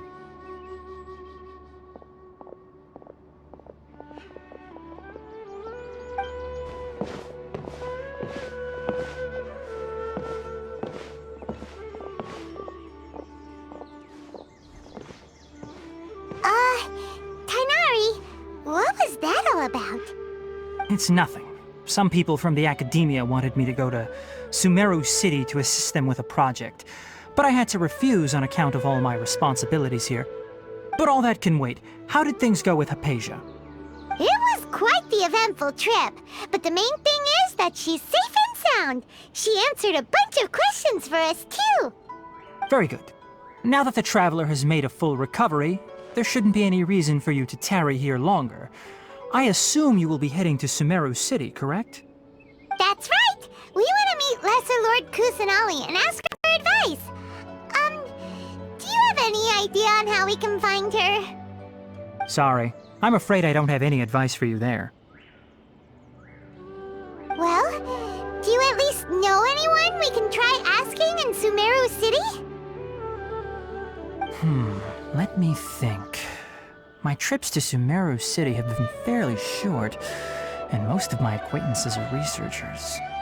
How about this? I'll write you a letter of introduction that you can give to a researcher I know. He's from the Amorta Darshan and is adept at gathering information.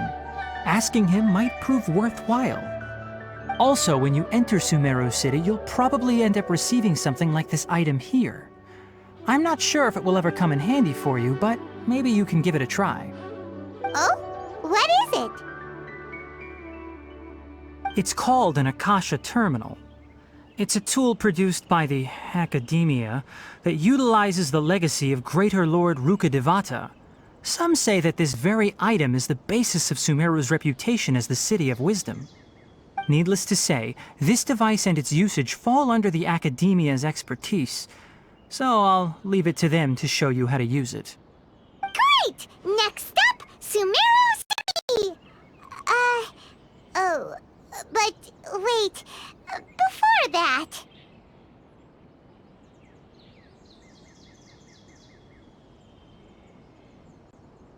That's right! Tainari, we have something important to say to Kale before we leave. Is she doing better now? Yes, she's doing much better. After being confined to her bed all this time, I thought a little walk would do her some good. Last I saw her, she was taking the path towards the North Crossing. She knew you two would be leaving soon, so she must have wanted to see you off. Thanks, Tainari. All right, let's go! Farewell, and good luck to you both. The rainforest is the best place to live. Time to go.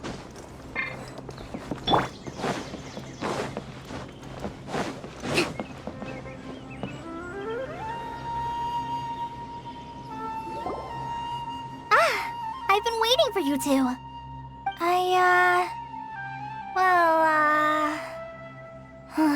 Never mind. I guess I should just wish you two a safe and successful journey. Thanks for waiting here just to see us off, Kale. We're headed to Sumeru City.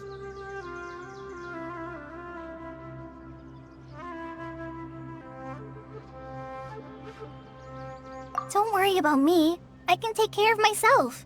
My condition won't be getting in the way of my duties. I want to be a forest ranger after all. It's up to me and the others to protect the rainforest here. And,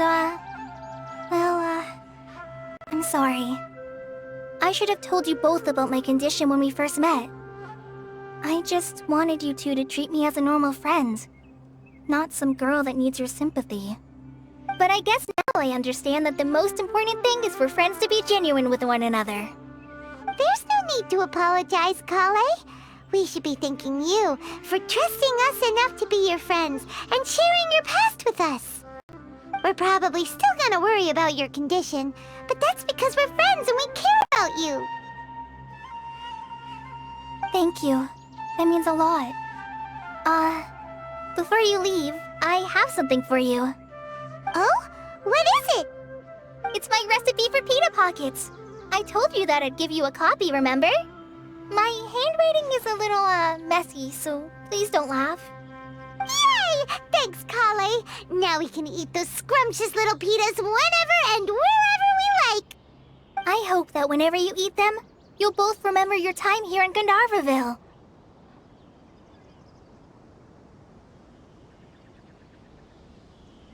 Well then, I, trainee Forest Ranger Kale, bid you both farewell. Please visit Gandharvaville again. The Rangers will always be ready to assist you here.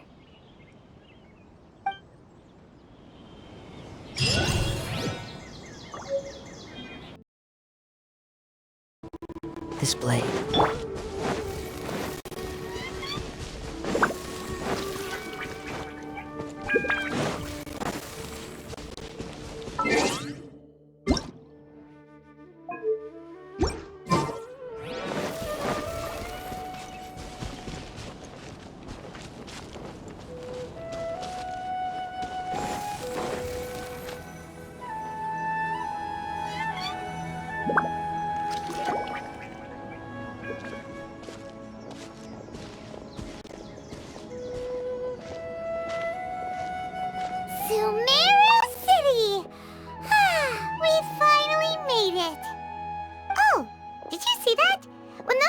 entered the city, something on their heads lit up. One moment, please, you two. It appears this is your first time visiting Sumeru City. Oh, yeah, that's right. But how did you know that? Because there's currently no information on either of you in the Akasha. But no need to worry, that won't prevent you from entering the city. In fact, the Academia conveniently provides each traveler to Sumeru City with a device. Perhaps you two have heard of the Akasha before. It's our beloved Greater Lord Rukkhadevata's lasting legacy, a treasure trove of collected knowledge.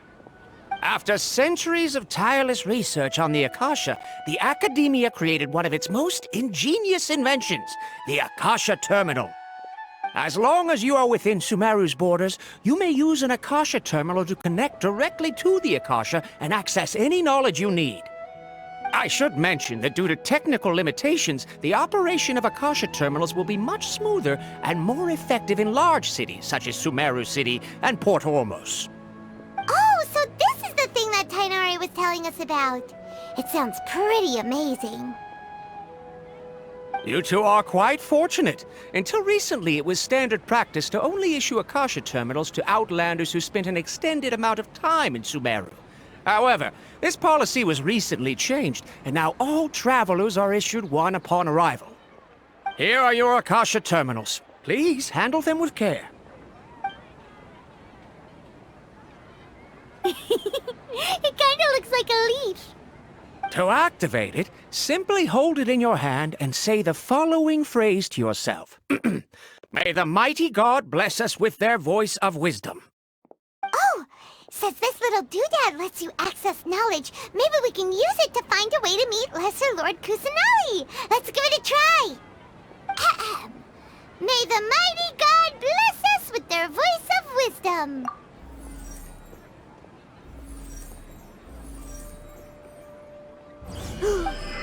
Whoa! Just now, something clicked, and Paimon suddenly knew how to use this thing. It seems all we need to do is concentrate on what we want to know, and bam! You get it. Oh, that'll come in real handy. Exactly. That is the power of the Akasha. And with that, let me officially welcome you both to Sumeru City. May the wisdom of the Dendro Archon always be your guide. Okay, now that we're in, we can check the Akasha about Lesser Lord Kusanali. Let Paimon try. 500 years ago, the sages found a newly born deity from within some scorched ruins. The deity now resides in the sanctuary of Suristana. Seems pretty similar to what Kale was telling us. Okay, next, let's concentrate on asking how to meet her.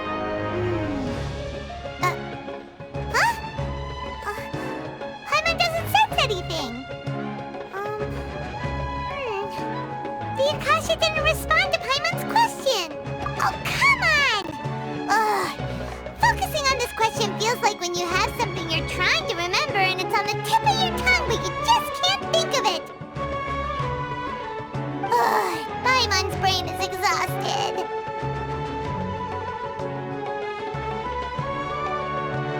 Oh, smart idea. But what are you going to ask it?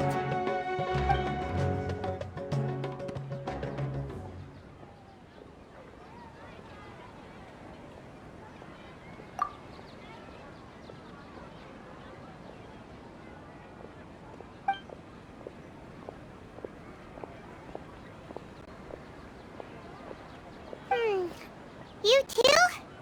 Well, glad it's not just Paimon.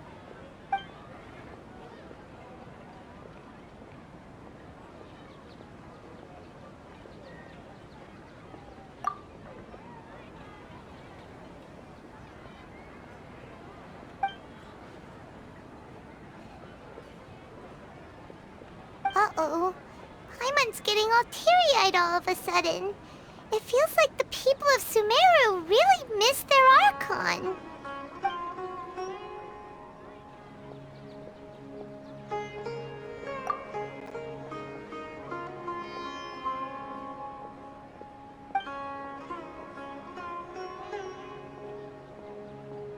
Huh.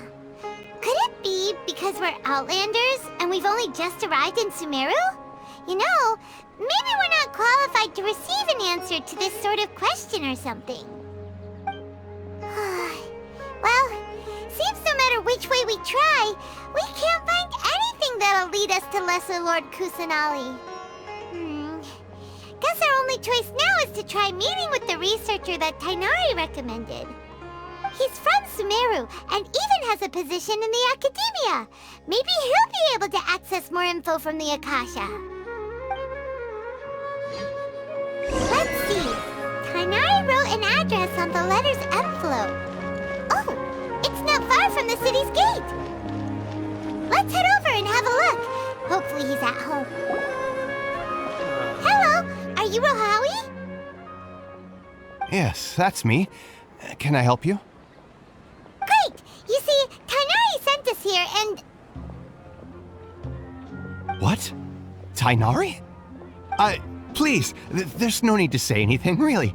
Sure, I admit that the article I published last month wasn't my best work, and maybe the data didn't produce the most convincing results, but...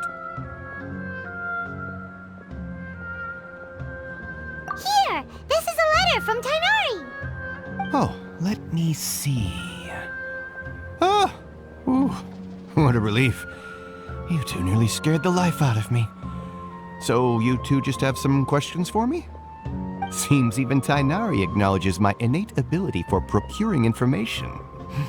So, what is it you two would like to know? We want to meet with Lesser Lord Kusanali. Do you know a way we can do that? You mean you want to meet the Dendro Archon herself? This isn't exactly my area of expertise, but let me see what I can find in the Akasha.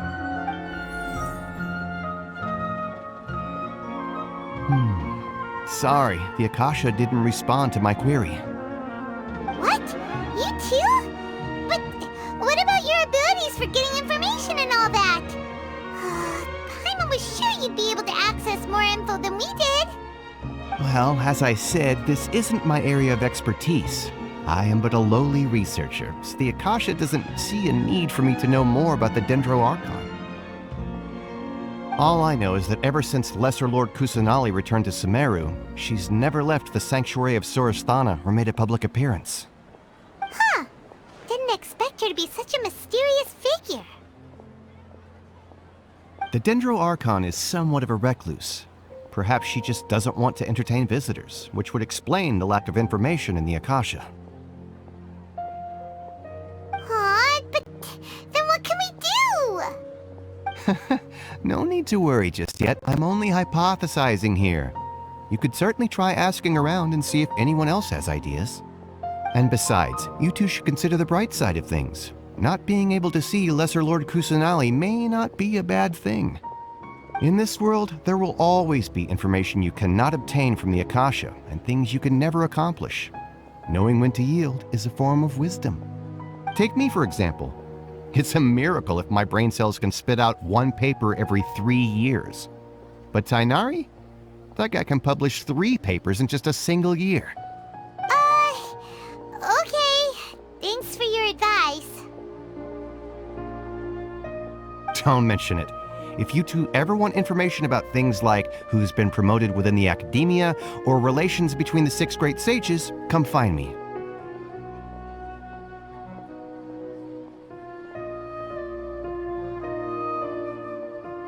Hey, come on! This is a survival skill at the Academia. Paimon's expectations were pretty low, but this is so low it's like digging holes in the dirt.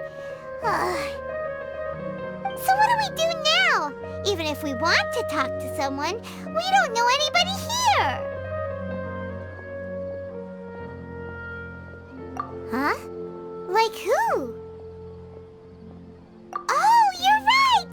Catherine! The Adventurers Guild has its own intel network. Let's hurry and find her. Pickpockets.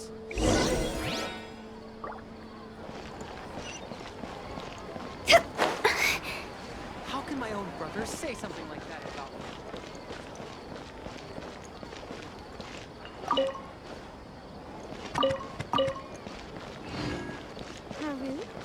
Marut?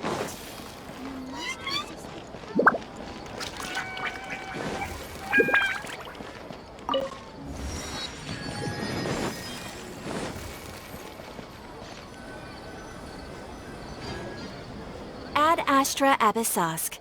Hello, Traveler and Paimon. Catherine, we need your help with something. Understood. The Adventurers Guild is always ready to serve you.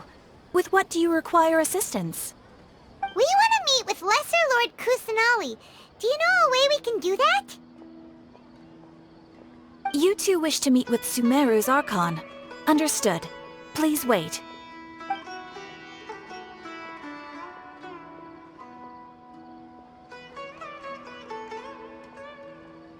I apologize, but I am unable to call up any relevant information in the Akasha. I'm also unable to locate any pertinent information in my personal memory. Aww, another dead end. Well, if Catherine can't help us, then we really don't know anyone else to ask now. Please do not worry. I may know of someone who can help you two. In Sumeru, the Adventurers Guild does not serve as the vanguard of information. Rather, there are numerous active mercenary groups collectively known as the Eremites. They take on various contracts and work all across Sumeru, so they naturally accrue intelligence. An Eremite brigade called the Corps of 30 is in charge of Sumeru City's defenses. Not only are they the oldest brigade, but they are responsible for managing and coordinating the affairs of all other mercenary brigades. Corps of 30? What a weird name. Supposedly, they are named as such because their ranks numbered 30 at their inception. Asphalt, an advisor with the Corps of 30, maintains good relations with the Adventurers Guild. Though he's already retired, he and his words carry great weight within mercenary circles. If you'd like to get in contact with him, you can find him at the Corps of 30's headquarters, the Citadel of Rexar.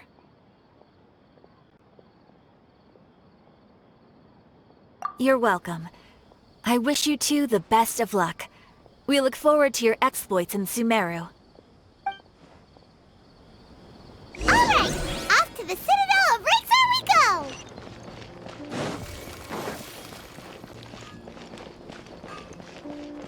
The sight of shiny jewels always brightens my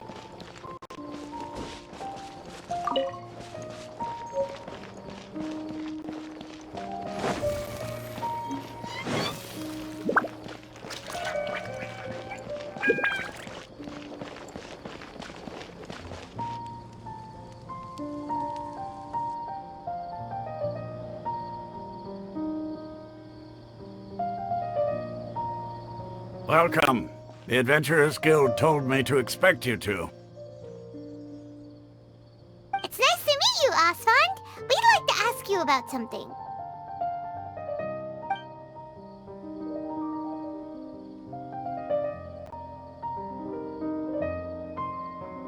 I see. So, Catherine's the one who sent you this way.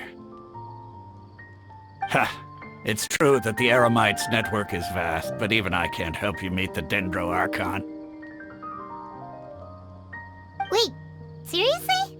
That's it? Afraid so. The Eremites aren't terribly religious, so we don't know much about divinities. As far as the Akasha goes, we can access even less than you. We originally came from the desert. The gods there died off long ago. Since those days, we've used our own two hands to carve out a living. We don't beg gods for their aid. It isn't just us, though. If you ask me, I think most in Sumeru aren't interested in Lesser Lord Kusanali. Oh? Why's that? Just take the Academia, for example. They're the ones who truly rule Sumeru. Although they believe in gods, most of them only care for the late Greater Lord Rugurdevada. In their eyes, she was the one who founded Sumeru and gifted us with the Akasha. Lesser Lord Kusanali just happened to inherit her legacy. Because of the Academia's influence, most citizens are more familiar with Greater Lord Rugurdevada and hold her in greater esteem. Not to mention that Lesser Lord Kusanali never makes an appearance, And the Academia never announces anything about her.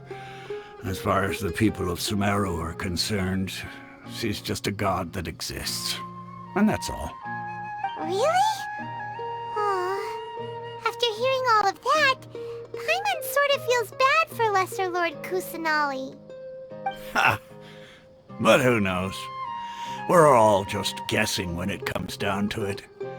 Besides, I'm sure the God of Wisdom doesn't worry about her reputation among people like us. All right. Well, thanks for the info, Osfond. No problem. Always happy to help out the Adventurers Guild.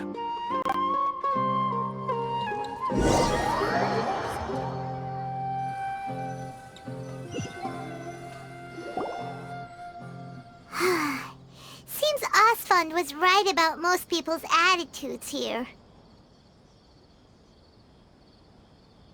Not only are they not interested in the Dendro Archon, they even say stuff like, if the Akasha doesn't think I should know, then I don't need to know about it. We've been asking for information non-stop ever since we got to Sumeru. But the harder we try, the more helpless everything seems. Isn't there at least one person in this entire city who cares about Lesser Lord Kusanali? Oh, you two are interested in Lesser Lord Kusanali? Huh? Who are you? From the sound of it, you two are Outlanders who recently arrived here. You've been asking around for information on Lesser Lord Kusanali, right? Oh, I'm sorry. I forgot to introduce myself. I'm Dunyarzad, one of Lesser Lord Kusanali's faithful followers. Whoa, really? Then do you know how we can meet with her? I'm afraid I can't help you with that. But your conversation earlier did happen to remind me of a legend about the Dendro Archon.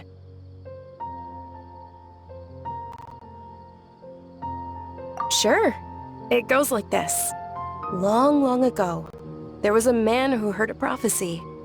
It predicted that a great calamity was about to befall him. Panicked by what he heard, the man sought out the Dendro Archon in hopes that she would bless him with the wisdom to help him escape his predicament. The man journeyed across deserts and through rainforests and experienced tribulations of every kind. However, he still couldn't find any trace of the Dendro Archon. In despair, he thought, alas, the Archon has abandoned me. He then had no choice but to sorrowfully resign to his fate. Okay, and then what happened? And then, the calamity came. But to his own surprise, the man felt somehow emboldened by the trials of his journey.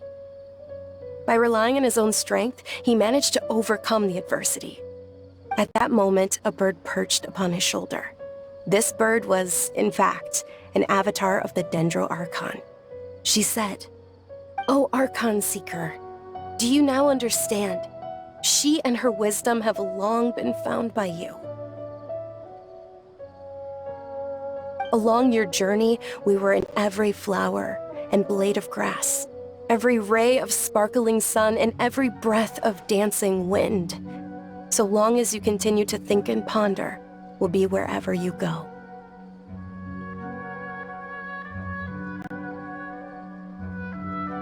Yeah, thanks for the story!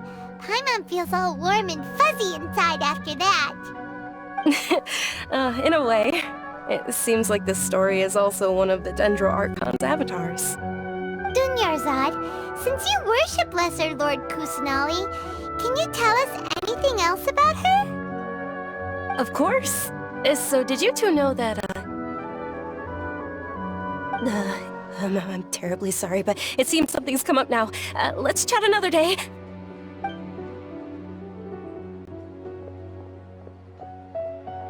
Hey, wait!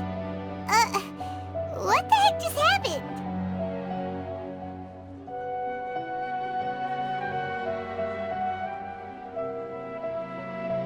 It looks like they're searching for someone.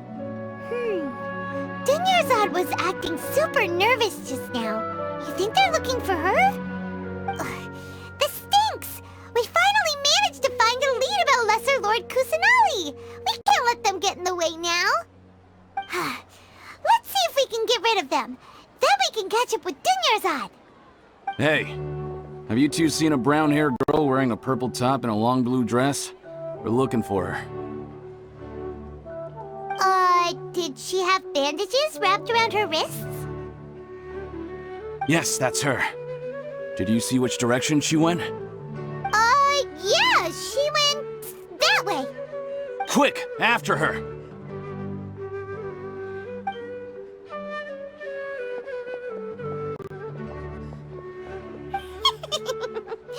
That should keep him busy for a while. Let's hurry and find Dunyarzad.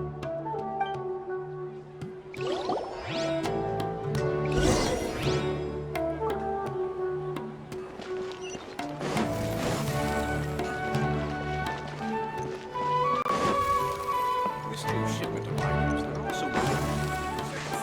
Just take my word for it. There you are, Dunyarzad. We thought you might have been long gone by now. Oh, it's you two. Oh, you startled me there. You can relax now. We threw those people looking for you off the trail. Really? Thank you so much. Unfortunately, I believe there's still more of them out there looking for me. Uh-oh, looks like there's some coming this way. Huh? More of them? Then what are we standing here for? Run! No, wait, my body isn't in the best shape. It's difficult for me to run. Okay, sounds good. There's a tavern on the other side of the port we can go to. They probably wouldn't expect me to hide in a place like that. All right, let's move out. Stay behind us. We'll keep an eye out for anyone looking for you. This new shipment of items, they're also ridiculously overdesigned. Huh? Go!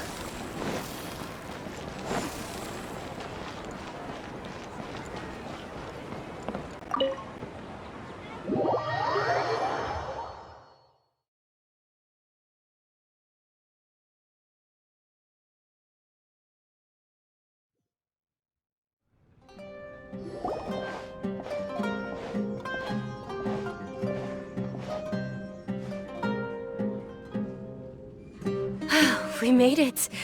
Oh, they shouldn't be able to find us now. Wait! Stand down, Dia!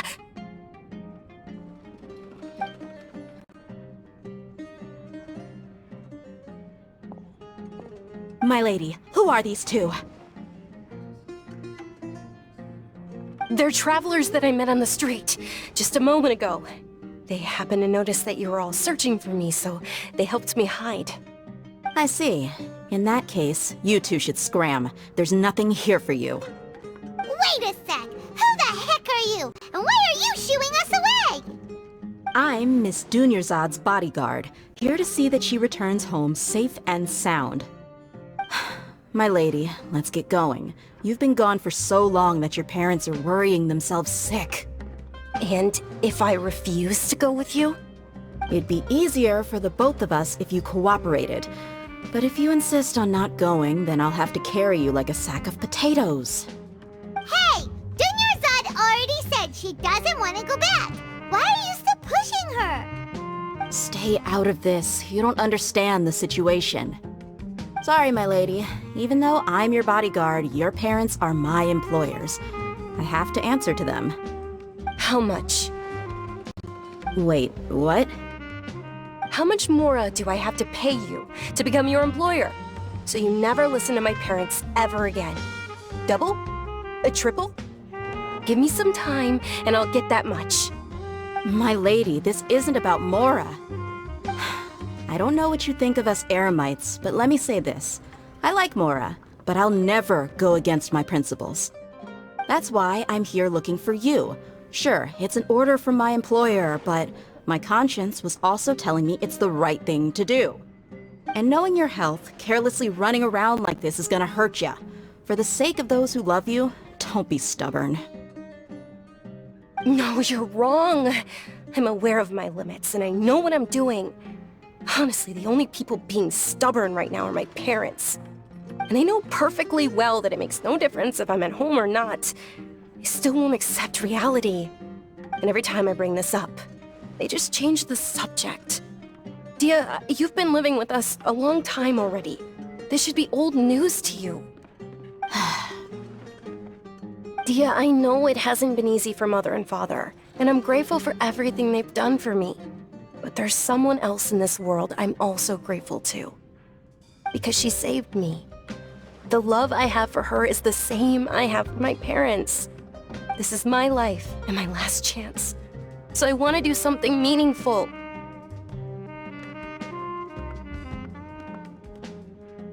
My lady, are you sure what you're doing now is meaningful? Yes, I'm sure. At least, it is to me. Fine, I won't ask you to return home anymore. But let me make something very clear. I'm only doing this because I respect your determination, not because I agree with you. Thank you, Dia. Sorry for being so rude just now. My nerves were acting up. And I even brought up your payment in such an offensive way. Don't worry about it, my lady. I did say that I like Mora. Besides, that's our next topic of conversation. Today's little excursion caused such a ruckus that every single bodyguard at the estate was deployed. It wouldn't be easy to hide things from your old man. Since this definitely won't be your last escapade, here's a little tip. You should at least make it look like your room and things are still in order when you leave. Also, you'll need someone to cover you for when you're out and about. So, I'll let you hire me, my lady. This way, everyone wins. As for the pay, let's say half of what your father pays me. We can settle the bill when we return to the estate. Okay, deal. Yay! Looks like they've reached an understanding.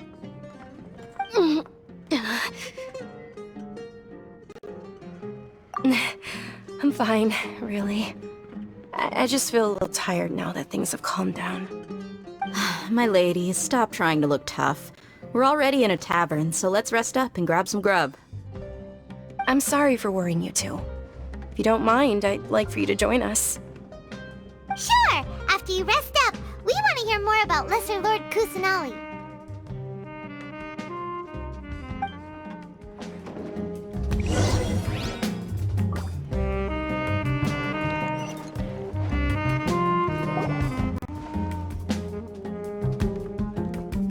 Ha! Well, if it isn't Dia, haven't seen you in nearly half a year. Word on the street is that you're a bodyguard for the Homayani family now. Ha! Don't you find that kind of work boring? Nah, you get used to it. How about a menu over here? You got it, huh? Isn't this little Miss Homayani herself? We don't get to serve personages like you very often. We'll be sure to prepare our very best. Thank you, sir, but there's no need. I don't have a lot of Mora on me, and I really ought to save as much as I can. But please bring these two the best food you have. They're my new friends, so I want to be a good host for them.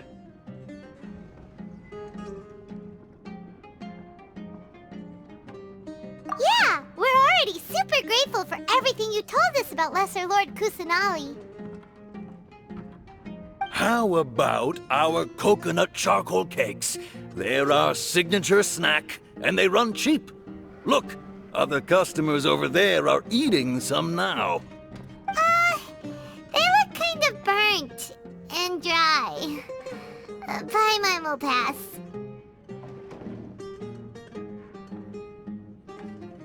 Hey, come on! Paimon has personal preferences too, you know. Dunyarzad, we asked a lot of people when we first arrived, and almost nobody was interested in Lesser Lord Kusanali. So, what made you want to follow her? Well, remember when you asked me if I knew how to meet the Dendro Archon? Even though I don't know how, I think I've actually seen her before. Huh? Really? Yes, it was when I was a child. At the time, my illness had kept me bedridden for the better part of a year.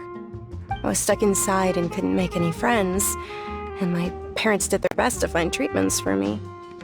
But even then, the Akasha didn't have any helpful information. My younger self no longer had any hopes or dreams. One flare-up was so bad that I was in a semi-conscious state for several days. Then one night, I woke up alone in my room. I was terrified. My body was paralyzed.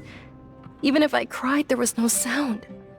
At that moment, an ethereal voice spoke in my mind. Dunyarzad, don't be scared. You don't have to cry. Dunyarzad, don't be scared. You don't have to cry. Huh? Who are you? How do you know my name? How do I explain this? You might not be able to understand, but actually, I know everything about you. Really? Of course. I know that you're scared of thunder, that you hate taking medicine every morning, and that you love counting the petals on your mom's skirt. Wow, you really do know everything. Dunyarzad, is there anything you want? Want? Not really. I can't go anywhere or do anything. Huh? But aren't you a child? All children have wishes. Tell me what you want, and maybe I can make it happen. But, can you make my illness go away? Oh. I'm sorry. But I'm not powerful enough to do that right now. Then, can you be my friend? After that, the voice said, "Okay, I'll be your friend." Although my body was suffering during those days, that voice encouraged me and told me many wondrous things. Beyond my window was the flourishing Sumeru city. Beyond the city was a lush rainforest. And beyond that was the wall of Samiel, deserts, and all of Tevat. Once I finally made it through that bout of illness, I couldn't hear that voice anymore. I told my mother about it, but she said that I must have been dreaming. But I know that that voice wasn't a figment of my imagination. Before that, I had never heard of Tevat.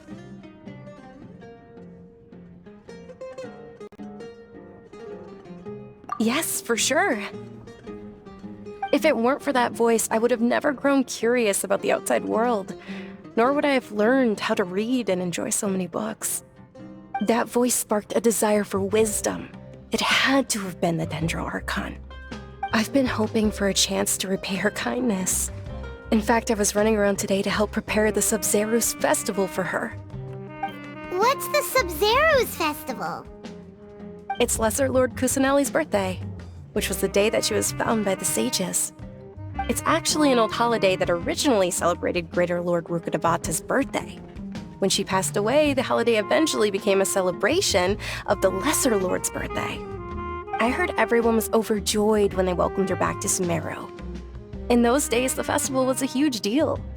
But because of the Academia's influence, people have gradually lost interest in the festival. The Academia actively participates in Sumeru's many holidays dedicated to Greater Lord Rukkhadevata. But when it comes to the Sub-Zerus festival, forget any funding. They practically act like it doesn't exist. Maybe they see Lesser Lord Kusanali's birth as confirmation of Greater Lord Rukkhadevata's death, so they're reluctant to celebrate it. Aw, but that's awful. It is. It's absolutely terrible. Sure, the Greater Lord founded Sumeru, but hasn't Lesser Lord Kusanali been the one quietly protecting us for the past few hundred years? Just remember that we're still out in public. Don't get too carried away now. I know that people over by the Grand Bazaar still hold the Sub-Zerus festival to this day. But I hadn't met any of them before, so I was never able to contribute. But recently, I made a friend there who also follows Lesser Lord Kusanali. I gave her my savings because I want her to throw a wonderful festival this year. That's the least I could do for Lesser Lord Kusanali. Hold on, my lady. Does this friend happen to be Nilu, the one who sends flowers to the estate? Yes, that's her. I saw her leaving the other day with a nervous look on her face. It seemed like she was hiding something in her arms. Did you give her something? Yes. Initially, I didn't have much Mora prepared, so I had Nilu sell one of my skirts. I've agreed with Nilu to meet up at the Grand Bazaar today, and see how things are coming along. Dia, would you accompany me? Sure. That's quite the trip, though. I'll carry you. No, that would be too much, even for you. You might as well just accept the lift. If I let you walk, who knows how long it'll take us. And if anything happens to you, then I'd really never hear the end of it from your father. But of course! Nilu will be thrilled to hear there are more people interested in Lesser Lord Kusanali. Your perspective is just tunnel visioning. Your theory is just putting the cart before the horse.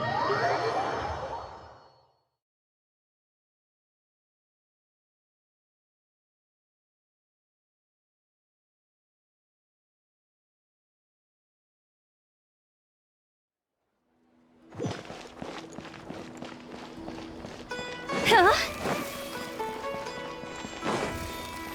Phew. Huh? Go!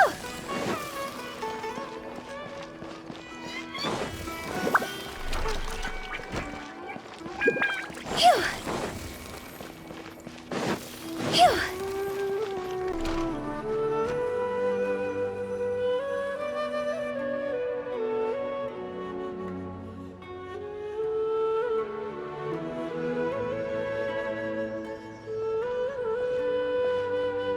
Sorry I'm late, Nilu. Oh, Dunyarzad. It was taking you so long that I assumed you got trapped at home, but you made it in the end. Uh-oh.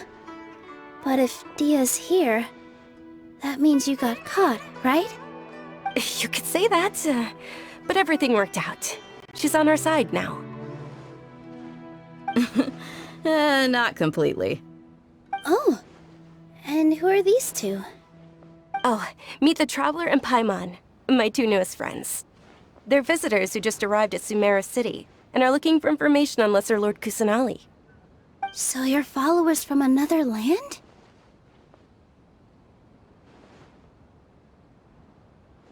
Oh, really? Well, that's okay. You're still invited to the Sabzeruz festival.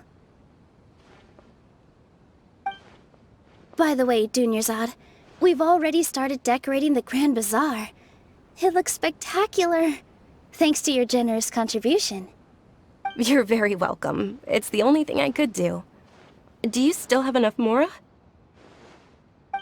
Probably? But don't sweat it. We've already finished renovating the stage. Come on, I'll show you.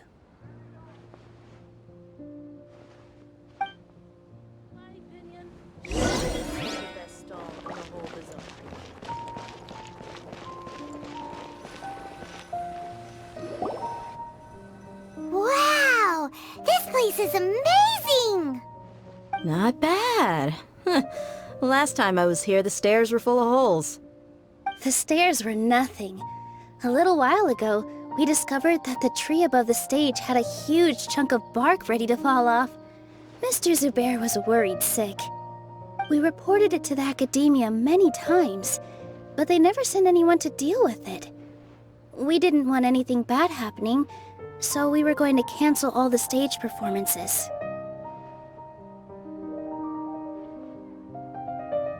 Oh, probably because it was the theater asking. The academia looks down on performers like us. They probably think it would be best if the theater closed down completely. We can't let that happen, though. Not only would everyone involved in the theater go hungry, but then we wouldn't be able to hold the Sabzeruz festival anymore. Thank the Dendra Archon for Dunyarzad. With the Mora she gave us, we hired someone to patch up the tree, and we also gave the stage a much-needed makeover. The stage is going to be even prettier when it's festival time. I can't wait for you to see it. And I can't wait to see you on the stage. You've been practicing so long already. It's almost time for your dream to become reality. It's our dream. I'll do my best for the two of us. Nilu, what are you gonna be doing at the festival? She'll be dancing the dance of Sub-Zeros, the most important performance at the Sub-Zeros festival. Dunyarzad, have you told him the origin of this holiday? I only told them about the Greater Lord and Lesser Lord so far. Okay. Then I'll tell you two about how this holiday came to be. According to legend, the Sub-Zeros festival was originally the Goddess of Flowers' birthday celebration for the Greater Lord. A long, long time ago, on one of Greater Lord Rukkhadevata's birthdays, her friends threw her a celebratory banquet. Some of the gods got drunk. One started playing music, and the Greater Lord started singing, so the Goddess of Flowers began to dance. As she danced upon the grass, countless beautiful parisaras began to bloom wherever she stepped. Those brilliant purple flowers became her dazzling stage. All the gods clamored, "Oh, if only time could stop at this very moment." Huh? Really? Oh, you probably mean because all the gods in this story are no longer alive. Although they aren't around anymore, they're preserved in our tradition of dance. This outfit I'm wearing is apparently based on how the Goddess of Flowers looked. Though we're just tiny people compared to the divine, we still have to do our best to make sure that the birthday girl feels loved on her special day. Nilu, you of all people will definitely be able to convey our well wishes to the Dendro Archon. I also noticed that you went the extra mile and scattered parisaras around the stage. They symbolize the Goddess of Flowers, after all. It's just a shame that all the real parisaras went extinct after her death. Yeah. The Greater Lord brought forth parisaras in memory of the Goddess of Flowers, but she ultimately could never truly replicate that beautiful purple. Thinking about the Goddess of Flowers dance makes me wish I could have seen it. If my stage were anything like that, I'd be thrilled if I had just two real parisaras on the stage. So, Traveler and Paimon, what do you think?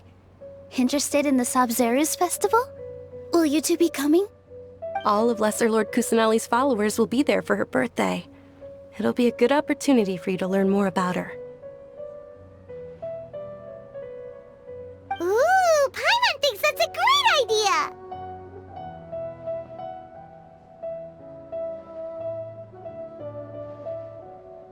Of course Paimon wants to watch! Those two things aren't mutually exclusive, you know. So how about we all attend the Sub-Zeros festival together? Dunyarzad, let me show you which stage decorations we've picked out so far. Traveler and Paimon, if that doesn't sound interesting to you, then feel free to explore the area. Everyone at the Grand Bazaar loves Lesser Lord Kusanali, and we're all looking forward to the Sub-Zeros festival. In that case, we'll take a look around.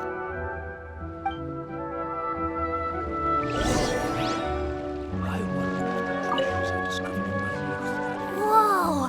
What's with your yellow hair? And why do your clothes look so funny? Are you an Outlander? Did you know that the Sub-Zeros festival is about to happen? There'll be loads of fun things to do at the festival. But the best part is when Ferris, the Knight of Flowers, passes out candy to everyone!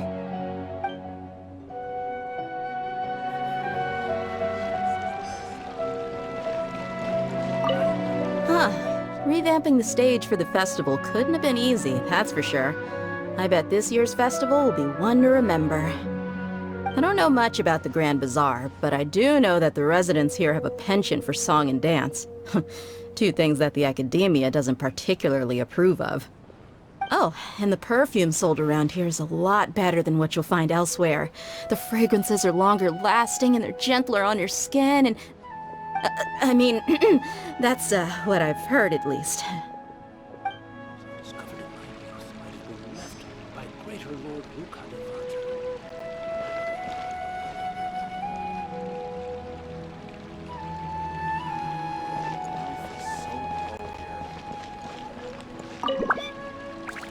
Things are really shaping up, and there's a buzz around the festival this year. We're expecting people from all over to come by this year and buy things during the festivities. Don't be fooled into thinking that Sumeru City has the best of everything. Some festival snacks are only offered here in the Grand Bazaar. And when it comes to musicians, dancers, or singers, the Grand Bazaar's got the best of the best. Sure, those folks at the Academia might not like it, but what's a festival without song and dance?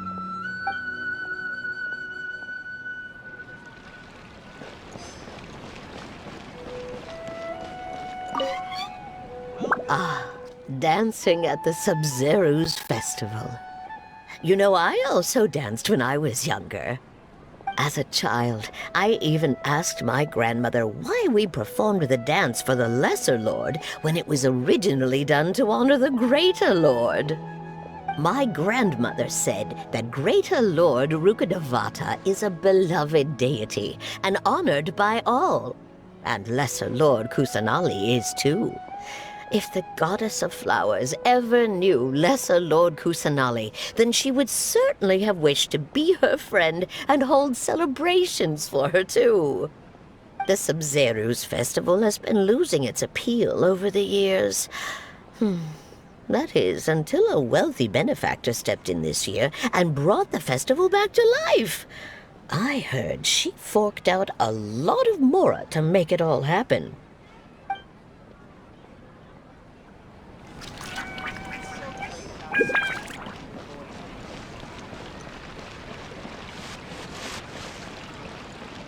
Huh?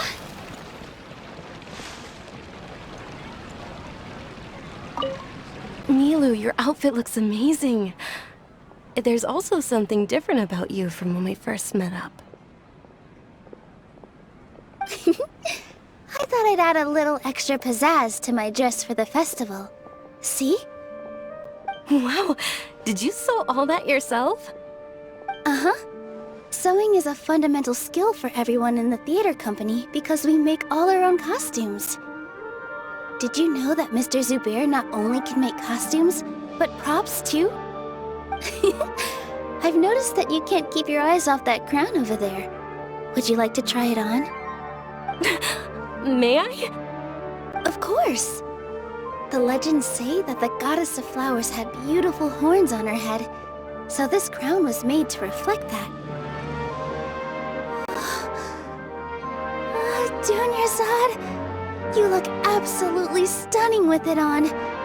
It's like I'm looking at the goddess of flowers herself.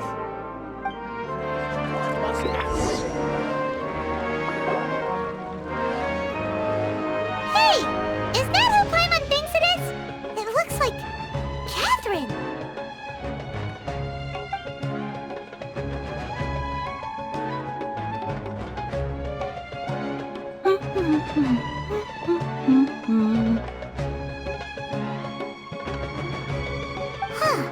Come to think of it, Paimon's only ever seen her behind the counter at the Adventurers Guild.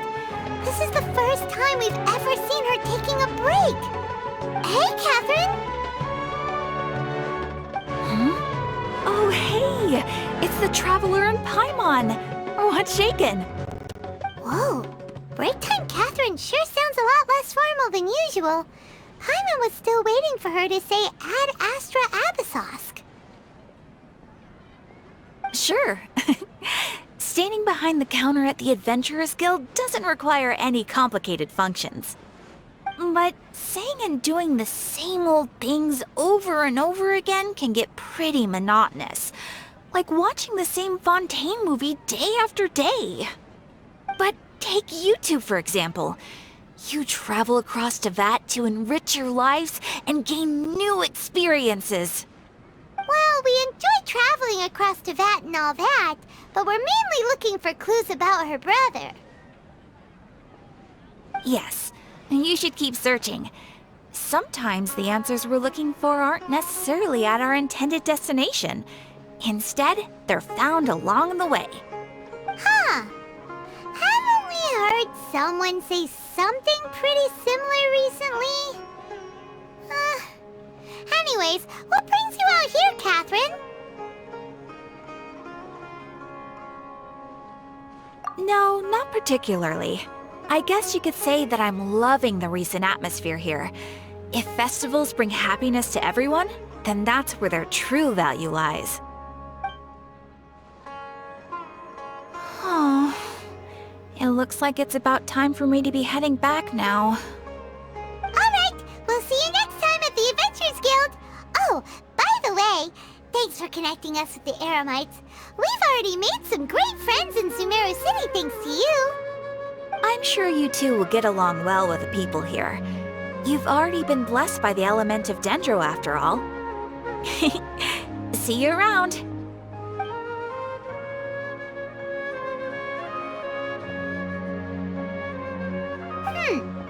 There's something really different about Catherine today. Hey, Traveler. Paimon. Oh, hey, Dia. What's going on? I've got something to tell ya. My lady knows you're looking for ways to meet Lesser Lord Kusanali, and she's been trying to come up with a way to help you. Well, I have an idea that might help. Are you serious? We'd love that! It might not necessarily pan out, so don't get your hopes up too much. I'll need to take you two somewhere and ask someone some questions.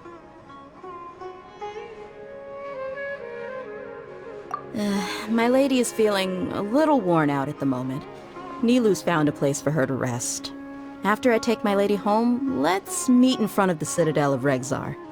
Sounds like a plan! Let's head over to the Citadel of Regzar and wait for Dia!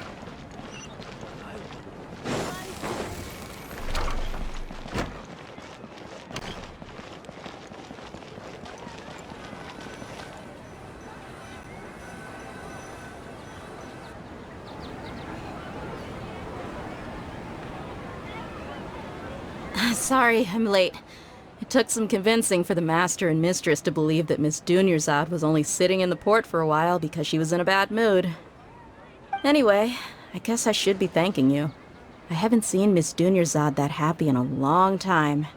If it wasn't for you two, she probably would have been caught and dragged back much earlier. You sure sound a whole lot nicer than when we first met, Dia. Who would have thought you had such a soft spot for Dunyarzad? It's called being a professional. I'm a bodyguard, and I work for whoever's paying. Look, Dia's blushing. Listen, you two. I don't expect to be working for Miss Dunyarzad very long, but I hope to finish things on a positive note if possible. Let's cut the chit-chat and head into the Citadel. We'll see if the person I know has a way for you two to meet with the Lesser Lord.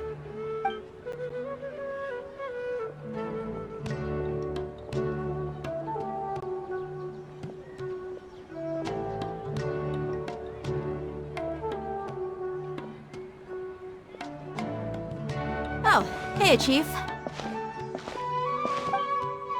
Ha, Dia!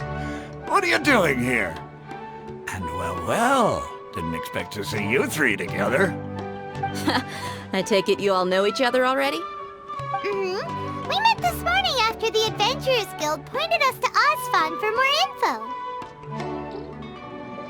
No kidding. Huh. So, where's Ruksha? I thought I'd help these two out by asking about the theft. Anything you can tell him? Ruksha's gone over to the Academia. The Grand Sage recently ordered Sumeru City to begin bolstering its defenses, so people from all over have been called back to the city. Since you've already mentioned the theft, I suppose I might as well tell them what we know. Appreciate it, Chief. Theft? Sorry, what the heck are you guys talking about? Just recently, the Academia lost something, and there's a chance the item is connected with the Dendro Archon. This case might just somehow help you in meeting her. I suppose that's one way to look at it. But if you ask me, the case is more about the Academia than anything else. Let me fill you in. The Academia recently sent a convoy to pick up an important package from Aru village. Word got out, and the convoy was robbed on its way back. The Grand Sage took the whole matter very seriously. Not only did he dispatch the Matra, but also enlisted our help in the search for leads. All we know so far is that whatever was stolen is currently in Port Ormos. You two have heard of Port Ormos, haven't you? It's the largest commercial port in all of Sumeru. You can travel there by leaving Sumeru City and heading south along the river. The Academia's grip isn't long enough to reach all the way to Port Ormos, so the city's a little more laid back, meaning the population's also a mixed bag. You never know who you'll meet there. Apparently what was lost has a great deal to do with the Akasha, knowledge, and even the gods. I'm afraid I don't have any other details for you, though. If you're interested, maybe you could head to Port Ormos and ask around yourselves. If you want my advice, try introducing yourselves as students of the Academia once you're there.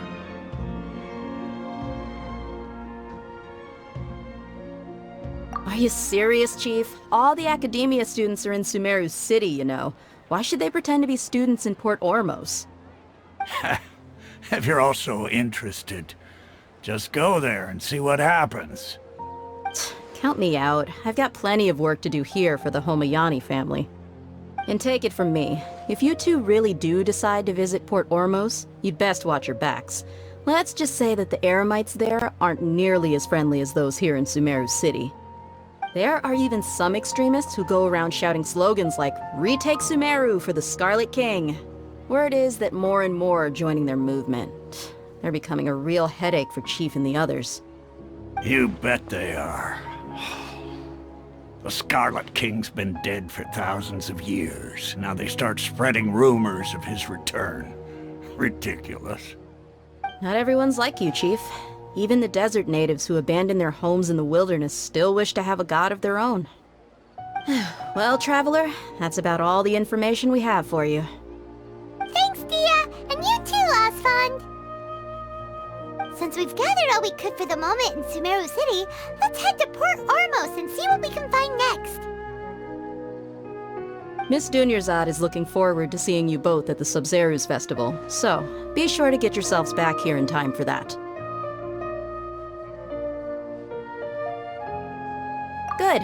Then we'll see you both at the Sub-Zerus Festival.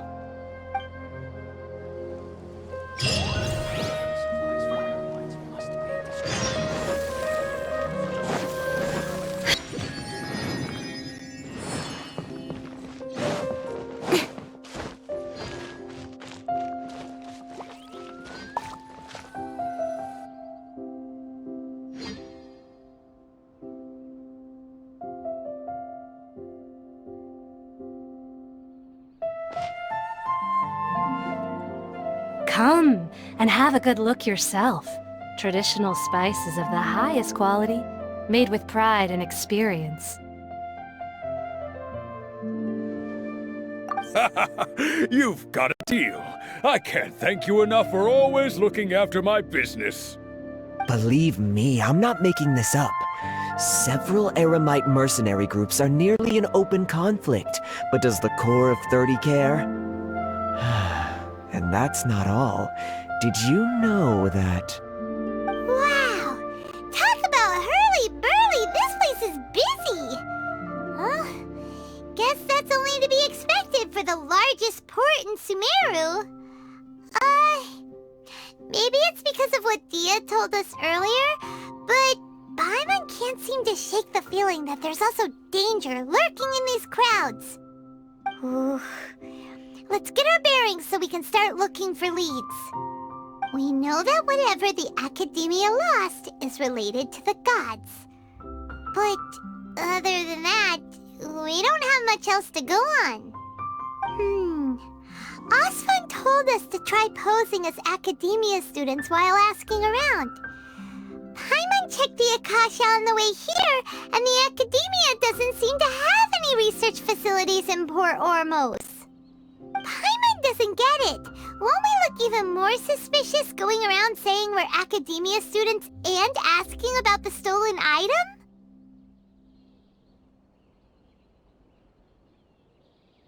Well, given all the people that come through here every day, if there's any information to be found, Paimon bets we could find it in the market.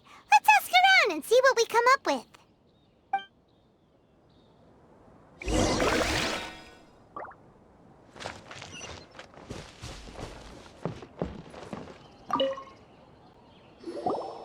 Welcome. Welcome. How can I help you two? Hi there. We would like to ask you a question.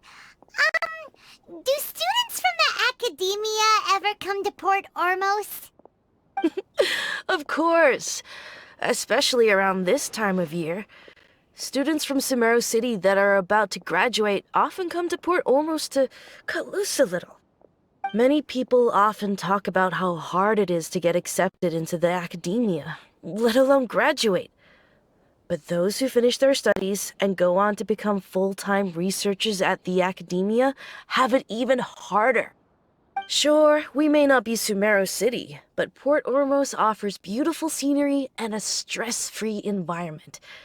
Some even say it's good luck to come to Port Ormos, so students and researchers come flocking here when things get to be too much at the Academia.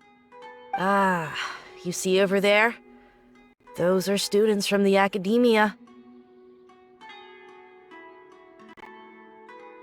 They've been looking worried and miserable ever since they got here a few days ago. If you ask me, the life of a merchant is better. So long as the Akasha teaches us what we need, then life is good. Those students seem to be discussing something. Let's see if we can listen in.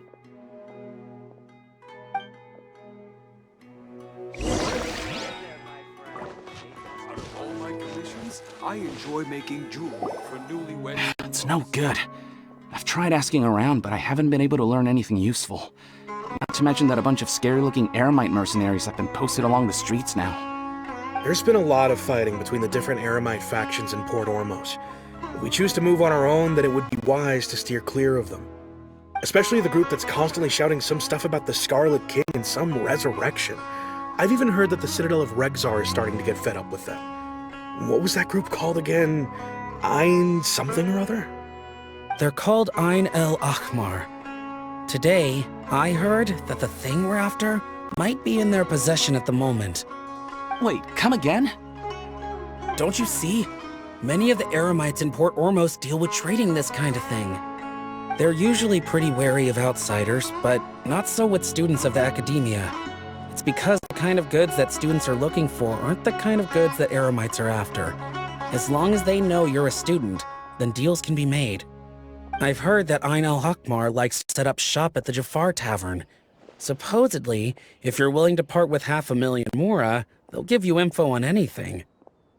Wait, did you say 500,000? If information alone costs that much, then how could we ever afford to buy what we're looking for? I guess we might as well give up on trying to graduate this way. I wouldn't worry too much. Our field of research is very niche. Who else could possibly be after that kind of shady knowledge? I bet it's practically worthless to anyone aside from us. Well, I guess that makes sense. Then the only thing left for us now is to find a way in. Why don't we all just pool our money together and pay for the information? Whoa! Did you hear that? A niche field of research and shady knowledge?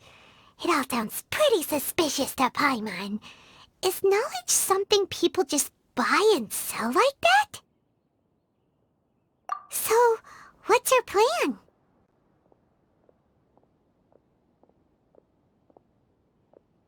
Wait, didn't you hear what they just said? Buying information is going to cost us 500,000 Mora! Have you lost your mind? Oh, all right. Paimon never thought she'd agree to parting with that kind of Mora. But if you know what you're doing, then we should give it a shot.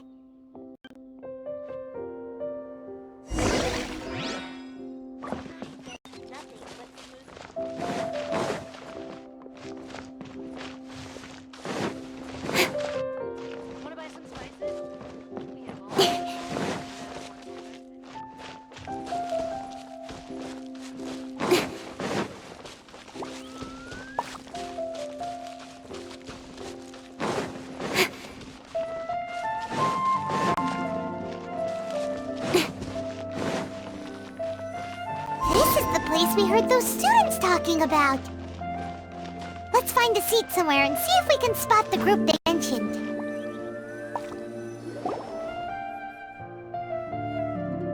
Oh, you've arrived. Please take a seat. So, they think that they can go toe-to-toe with the boss? Ha! Once we reclaim the power of the Scarlet King, they'll be the first that the boss punishes. They're nothing to be afraid of. Our main rival now is the Caracal Battalion. They've also amassed a significant amount of Mora this time, so we mustn't underestimate them. How can the Caracal Battalion compete with the boss when they're nothing but a bunch of money-grubbing opportunists out for a quick Mora? Yeah, with Boss's fervent devotion, he'll be able to use this power to bring our god back this time. Huh.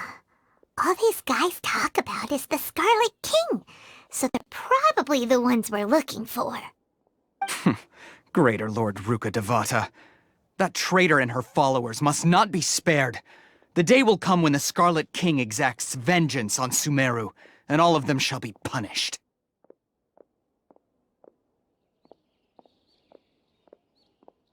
Yeah, Paimon was wondering what they meant too. We should ask about that if we get the chance later.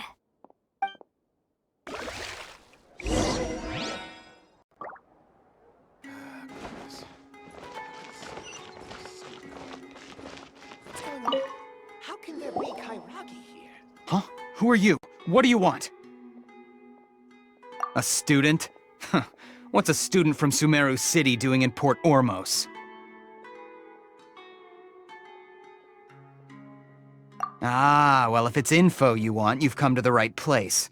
The question is, can you afford it? Oh, Paimon can't stand to see so much more go. But there's no other choice right now. Here, this is the merchant's address. Whatever you're looking for, you'll find it there. Hmm? Well, what are you waiting for? Oh, that's right! We heard you mention the Scarlet King just now. We're actually interested to know more because we're, archaeology students! Fine. Since you've already handed over the Mora, I guess I can throw in a little extra info. As you can see, members of Ain al-Ahmar are devout believers of the Scarlet King. Years ago, the Scarlet King founded the great desert nation that was our homeland. It was an advanced civilization, far beyond anything you'll see in present-day Sumeru. The Scarlet King was the rightful god of wisdom, but he was betrayed by a companion he trusted. She even stripped him of his title, God of Wisdom. So, you mean the traitor was... Greater Lord Ruka Devata, yes! That shameless wretch destroyed the Scarlet King's civilization, and our ancestors were forced to flee to this land where we were made to suffer the tyranny of our enemies. Furthermore, she conspired with the Academia to cover up the truth of her actions, and create the merciful and benevolent facade for which she is now known.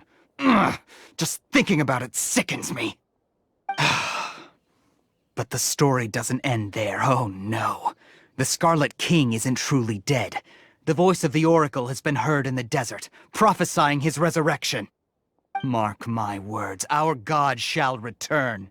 And when that day comes, all followers of the traitor and all the desert dwellers who have forgotten their true god will suffer retribution together. If what I'm saying makes you shiver with fear, it might not be too late for you to become a believer of the Scarlet King. I don't have anything to say to you Academia people about that. I think this conversation has reached its end. Not just yet. This man is a fraud. Huh? You again? Deranged Academia lunatic? Yes, it's me again. I already warned you that if you weren't willing to sit and discuss things with me, I'd take measures to make things uncomfortable for you. Listen to me. That address he gave you is fake. Or at least, you won't find a merchant waiting for you there. This group has been boasting all around that they can provide information on a certain item as a means of luring people into their territory. Once you show up, they keep up the act until they have hard evidence that you want to purchase said item. Then they use that to squeeze you for all the Mora you're worth. Hey! Shut it, Al-Haytham! What are you playing at, trying to ruin our business like this, hmm? I told you the other day. I wish to discuss my terms with your boss. Ha! The boss made it perfectly clear that he won't negotiate with you. Yes, and in no uncertain terms. But that was then. It does not preclude him from changing his mind in the future. I'm warning you, don't push us, or this could get ugly. We don't usually get rough with people from the academia because it just complicates things. For a lunatic like you, though, we might just have to make an exception. If you're suggesting that we escalate this from a verbal exchange to a physical one, I accept. After all, even the Archons used war to negotiate the ownership of Teyvat. If, on the other hand, we can't agree on any means of negotiation at all, then I'm afraid my next course of action will sting a little more than the mere falling through of a few business deals. I will jeopardize the Eremite's reputation, which I know you value above all else. I am quite confident that if I began to take such action, your boss would willingly approach me himself. However, I fear that by then, some things will have happened that cannot be undone. Also, a word of advice. I suggest you tell your boss exactly what happened here today. Otherwise, he might blame you for not telling him in the future. What did you say? Consider this. Have I ever failed to follow through on my word in the past? This guy is really out of his mind. Okay then. If you really have a death wish, let's meet a week from today. The pier in front of the Pharos Lighthouse, 4 o'clock in the afternoon, sharp. Don't expect us to hold back. Not so fast. First, you return the 500,000 mora to them.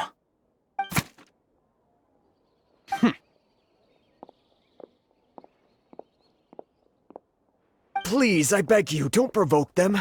We can't afford any trouble with this crowd. They haven't even paid for their food yet. Ah, Mr. Iman. There appears to be fewer staff in the restaurant recently. This wouldn't happen to be because they're all busy spreading the word to the students, would it? Well... Someone who chooses to do business with a group like that really can't afford to get so flustered the instant someone confronts them about it. Consider the meal compensation for our silence. I'd say you're getting an excellent deal. Whoa, did you see that? He not only got us our Mora back, but sent the Emirites running too! Plus, he seems to know a lot about what's going on around here. Let's catch up with him and ask some questions! He went that way! After him! Oh, God. Oh, so then...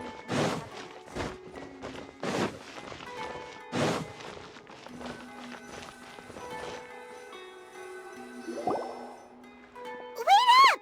It's Al-Haytham, right? What do you want?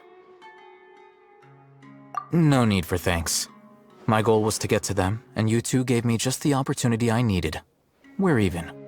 Oh, I advise you to keep your distance from them.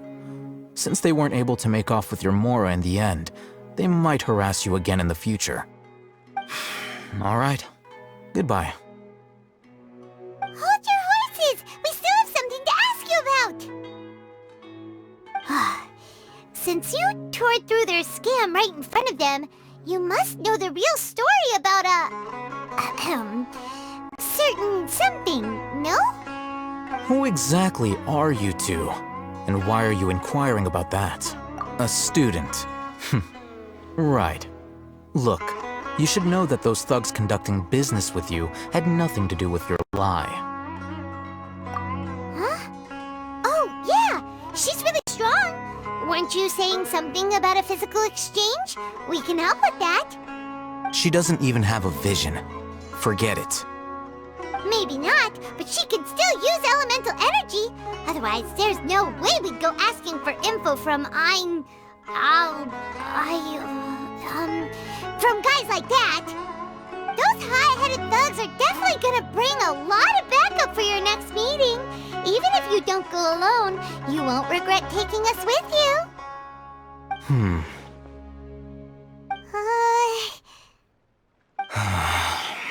All right. I accept. Got a pen and paper?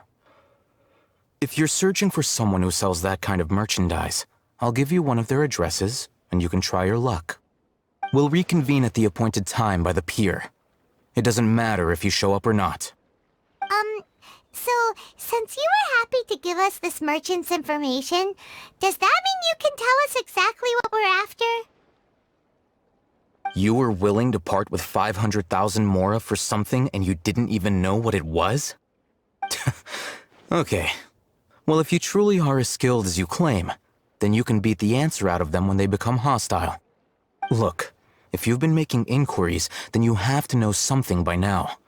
Tell me what you know so far, so I don't waste time repeating information.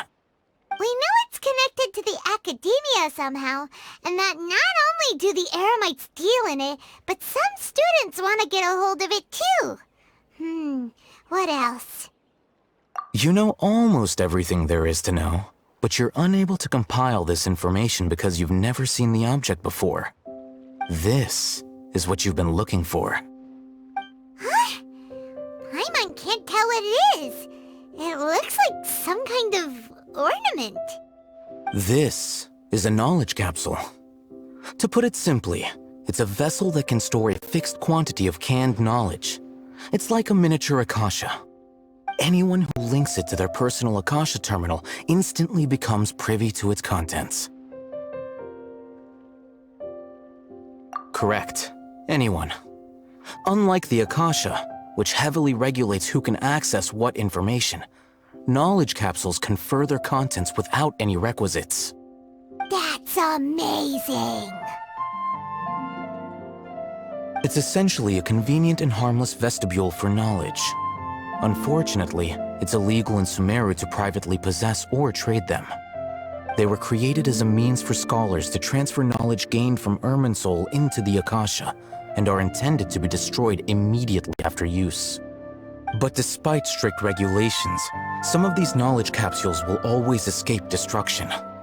After all, there will always be those in this world who are dissatisfied with life as designed for them by the Akasha and wish to change their fate. Over the past century, a wide variety of canned knowledge has been leaked from the academia. Now, in Port Ormos, the valuable ones are a means to mora for the Eremites. Meanwhile, those which the Eremites deem to be useless to them occasionally prove useful to the common citizens and hapless academia students. Well, I think that about sums it up.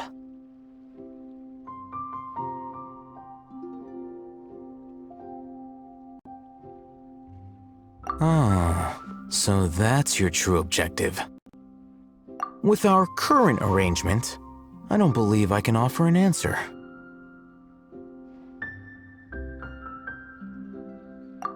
You're still resolved. Fine. Let's talk somewhere with fewer people.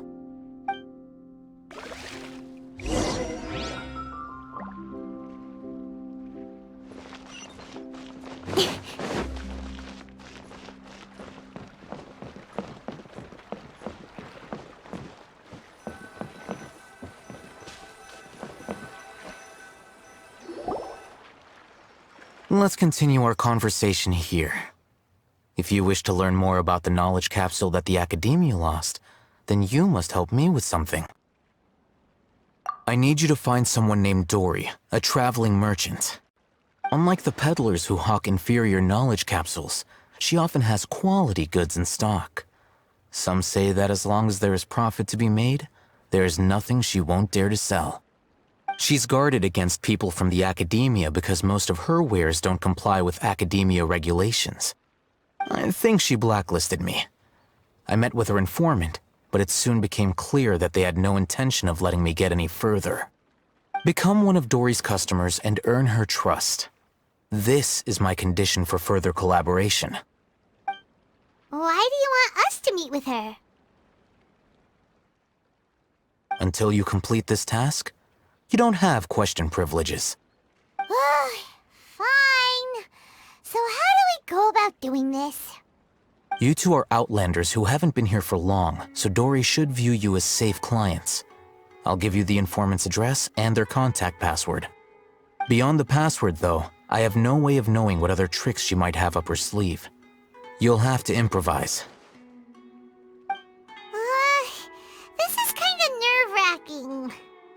The true challenge begins after you meet her. She has a keen nose for Mora and a shrewd eye for wares, and she only likes customers who she deems to have good taste. I'll prepare some funds for you. Buy her highest quality wares and earn her approval. What? We only just saw a knowledge capsule for the first time! We don't know how to tell which ones are good and which ones are bad. Is that something we can learn quickly? That's true. Have you two heard of elemental sight? Oh, that's a surprise. Guess I'll have to hold you in higher regard. Anyway, that ability should resolve your issue.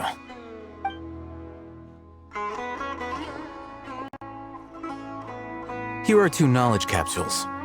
Tell me, can you detect any difference in their quality?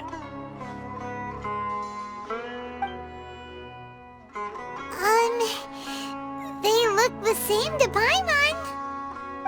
Try inspecting them with elemental sight. How'd it go? Did you see anything? Rumor has it that higher quality knowledge capsules generally appear brighter when viewed through elemental sight.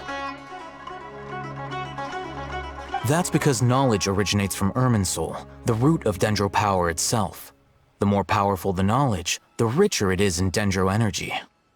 However, some canned knowledge with a high concentration of elemental energy is of little use in contemporary times, so those capsules are of little value. Using elemental sight is merely a stopgap measure, but it should suffice for earning Dory's trust. That sounds pretty impressive.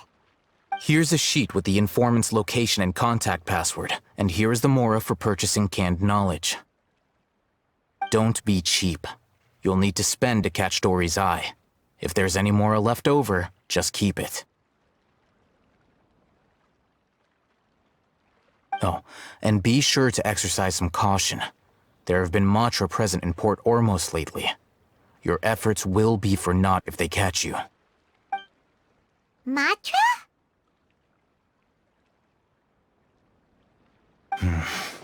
They belong to the Academia's regulatory body. They also handle cases of illegal canned knowledge transactions. Like I said, the Academia has banned both their trade and possession. The Matra are razor sharp. You're in for nothing good if they lock their sights onto you. If you two want to back out, now's the time. Okay, then we have a deal. If you succeed in your dealings with Dory, come find me at the Wikela Funduk. We'll have an open discussion then. Looking at what Al-Haytham wrote, Dory's informant is a trader near Old Ormos. Let's follow these instructions and try to get in contact with him.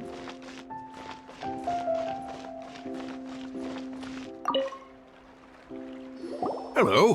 What are you two looking to buy? Wait, are you sure you're remembering that right? Paimon doesn't think it was that on the paper. What a unique palate. We have unripe hara fruits, but we usually keep them in the back. I'll have someone escort you.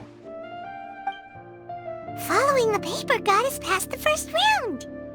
Ronak, these two want to buy unripe hara fruits. Show them to the warehouse. Got it. You two, please follow me. You two have a fascinating fashion sense. We haven't seen a customer wearing a Sumeru rose for quite some time. Hold on. Let me think. Sumeru rose means common merch. No, look again. We're obviously wearing morning flowers. Ah, my mistake. I do apologize. Phew. That pop quiz sure was scary. The warehouse is up ahead. Please follow me.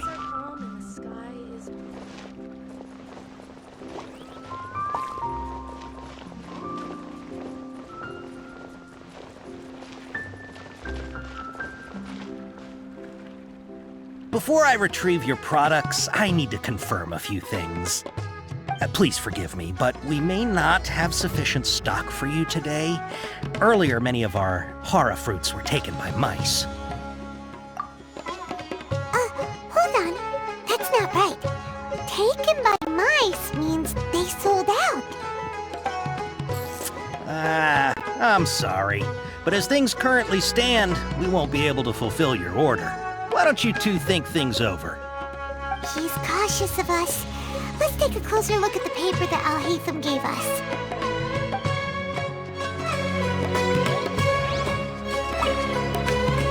Before I retrieve your products, I need to confirm a few things.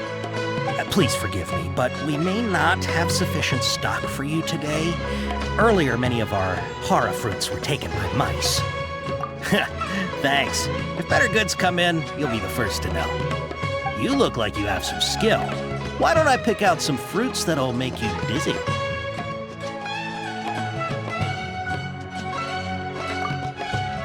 No, that's not it. The paper said that heat stroke is the He's cautious of us. Let's take a clook.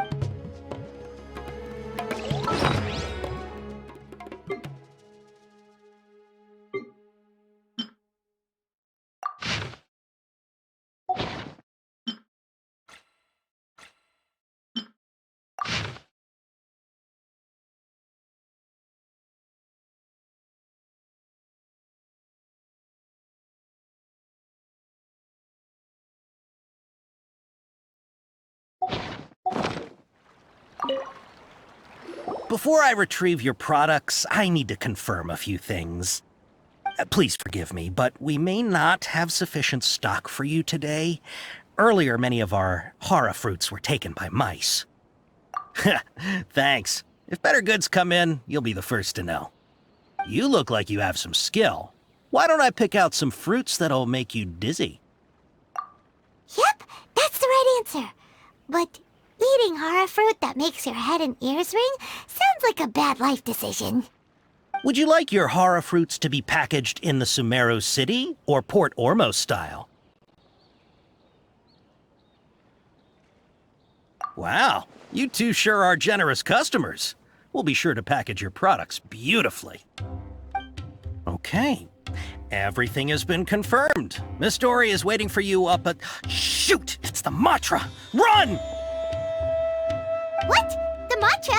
Where? Al-Haytham said we're done for if they catch us. We gotta get out of here.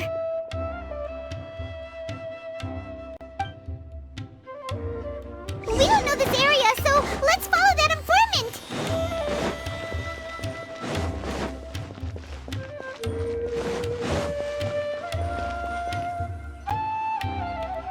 He ran that way.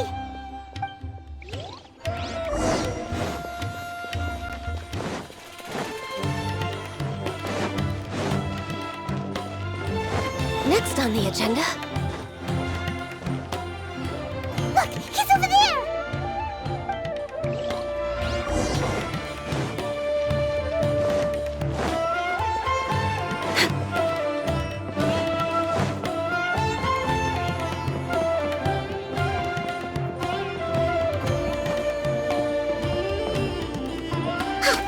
We're way behind schedule. Hey, if you're hiding from the Rishbaland tiger, come this way. Another password. Huh? Oh, that voice came from behind the building on the right. Here, over here. You can stop running now.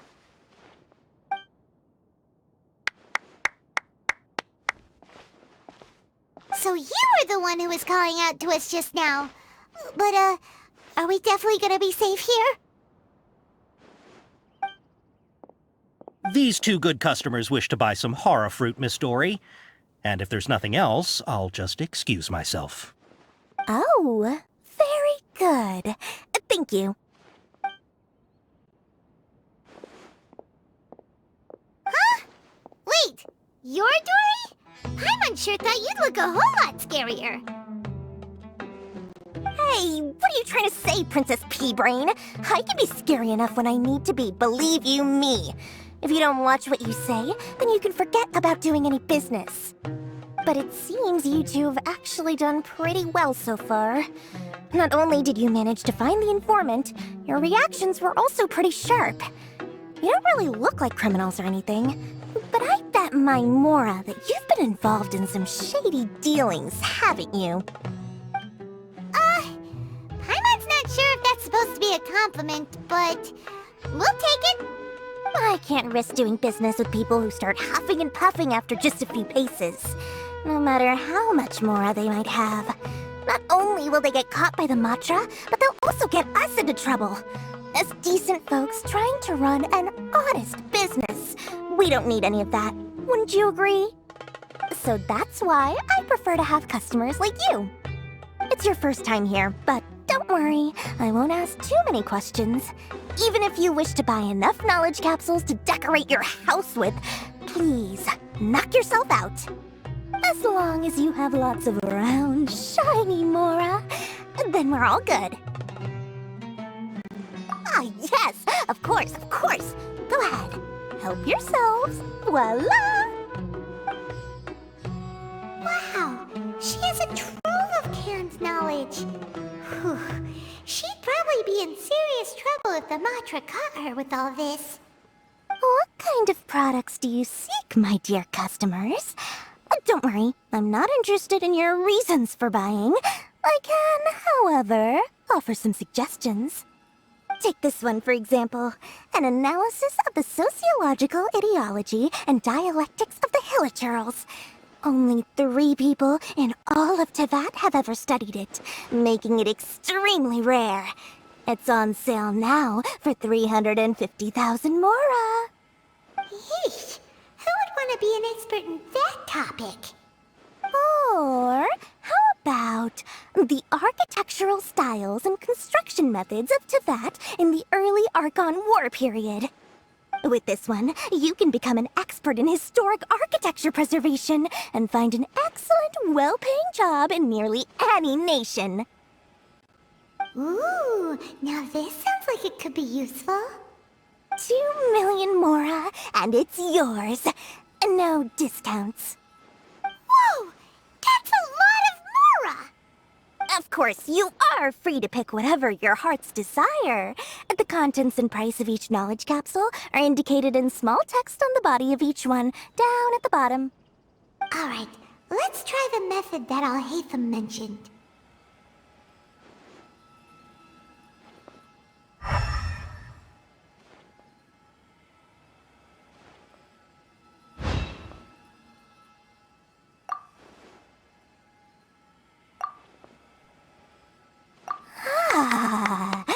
You've really got a good head on your shoulders, and quite the eye for quality. We'll take these, please and thank you. My oh my, you are blessed with a taste for both the exquisite and the extravagant. Customers like you are a rare breed, 1 in 100. No, 1 in 1,000 even. Listen, I have a special offer for you two. If you spend just 100,000 more, you can pick any knowledge capsule of your choice up to a value of 1 million Mora. Say what now? Hey, did you hear that? Spend another 100K and we get a capsule worth a whole 1,000,000! But all the canned knowledge we just bought is easily worth 500,000 Mora. If we spend just a little more, we can get something worth 1,000,000 Mora. Isn't that a fantastic deal? Think about it. We've gone to all this trouble to get this canned knowledge. And so far, everything we bought belongs to Al-Haytham. Aren't you even the least bit curious about how this whole canned knowledge thing works? We're talking instant knowledge here. Don't you want to try it yourself? Come on, come on! We still have around 100,000 of Al-Haytham's Mora left, so let's put it to good use by finding something useful for you. Ahem, you've got a deal, Dory! We'd like to spend an extra 100,000 Mora. Excellent! Then please, select from this fine collection of canned knowledge over here.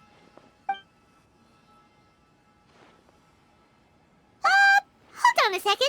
Paimon thought we could choose whatever we wanted. Why can't we choose the ones from over there?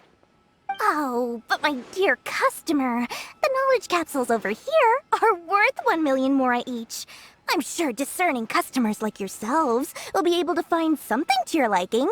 Please, take your time. Uh-oh, Paimon has a bad feeling about this. Let's use Elemental Sight again to check these.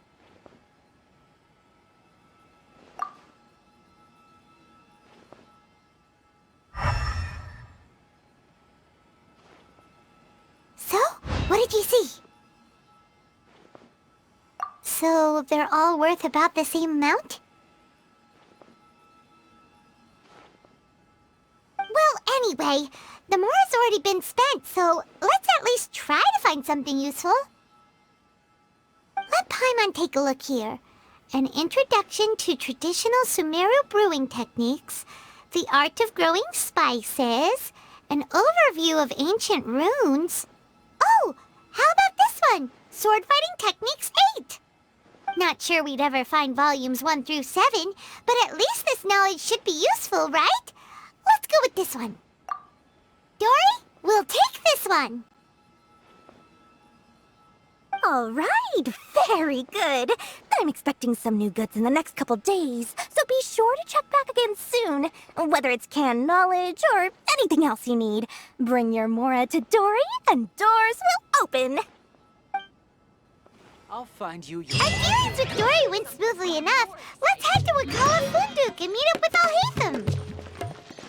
Hopefully now he'll finally tell us about what the Academia lost.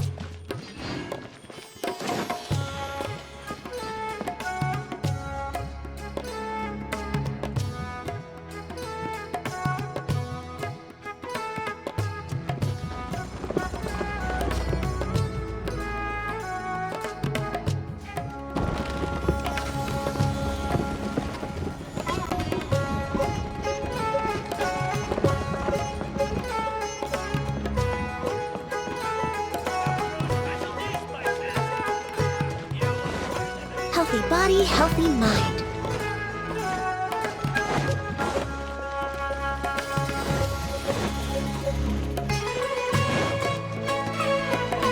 Ha! You two made it.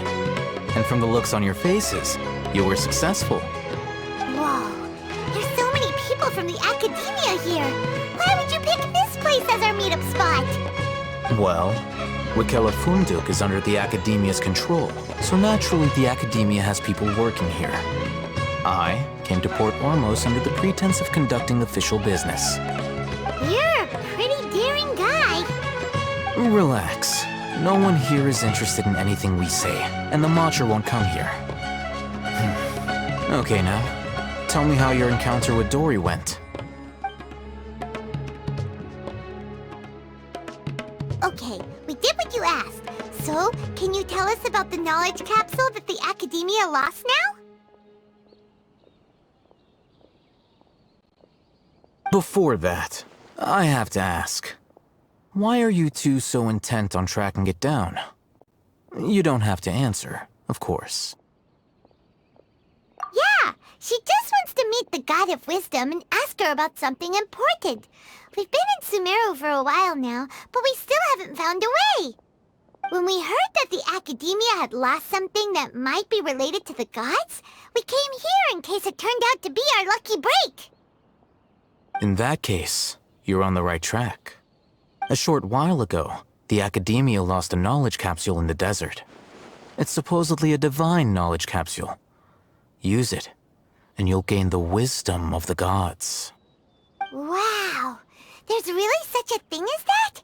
Hey, if we find it, do you think we could learn how to meet the Dendro Archon? Ooh, or even how to find your brother? I highly doubt it has any mystical properties, but it does indeed exist. And it's right here, in Port Ormos.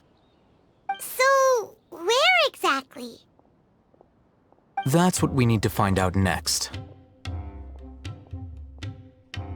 I won't deny that. I am investigating because I'm curious as to what the divine knowledge capsule truly is. As you know, the Eremites in Port Ormos also have their eyes on it. It is an extremely precious item.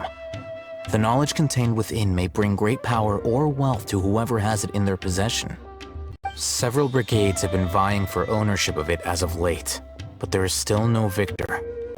My personal finances and connections cannot compete with those of the Eremites.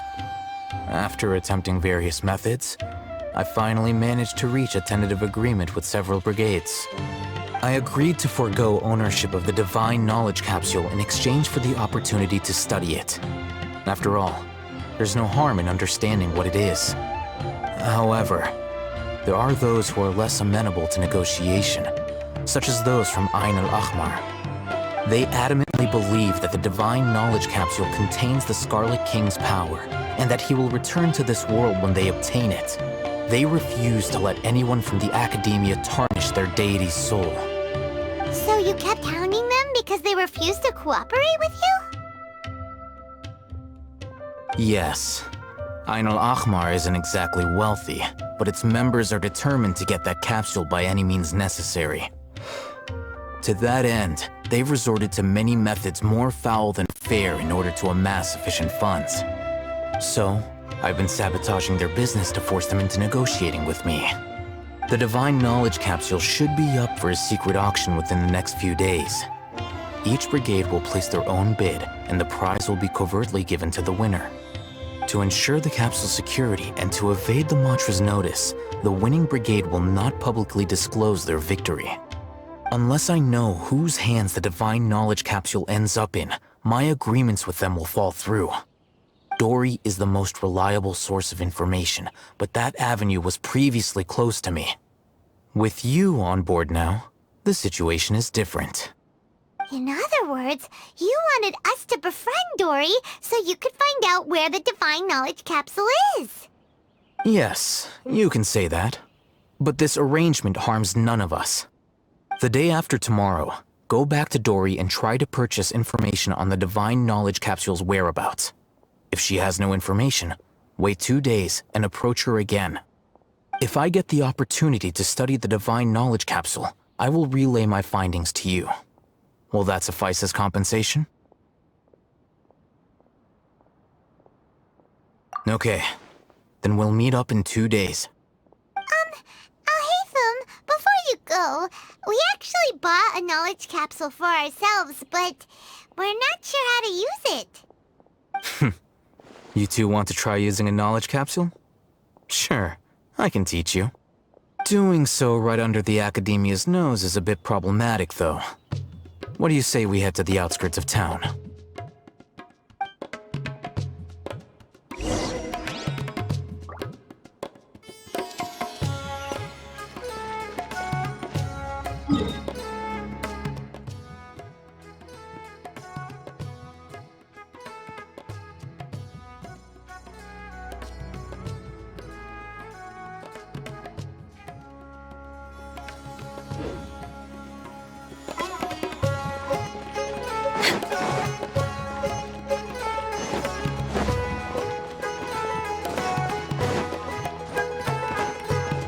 We're way behind schedule.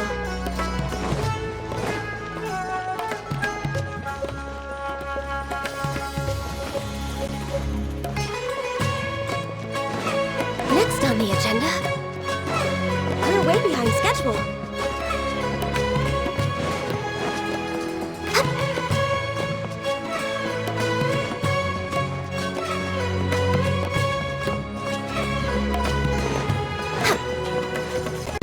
We're way behind schedule.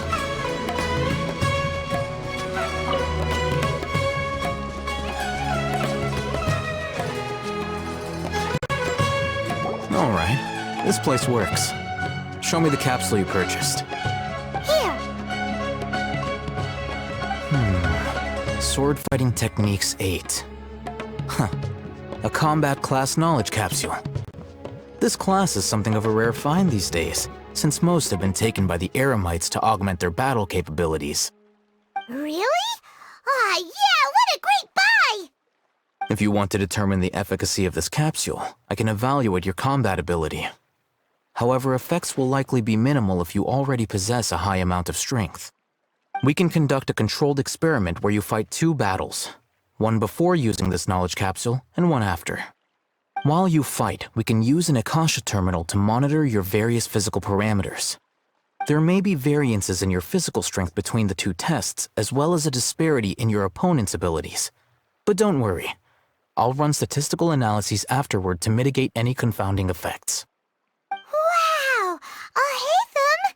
You must have been one of those guys at the academia who got top grades on everything.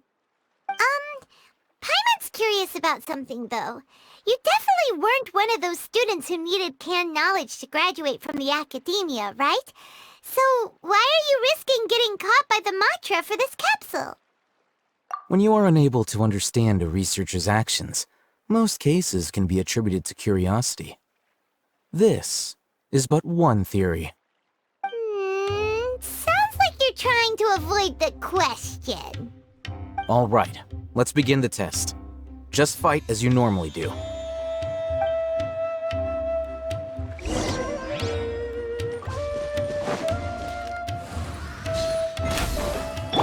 Adventure time! Huh? Next on the agenda...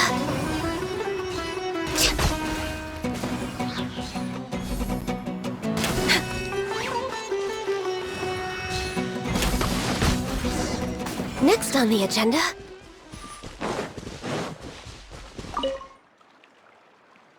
All right. I'll link your Akasha terminal to record data.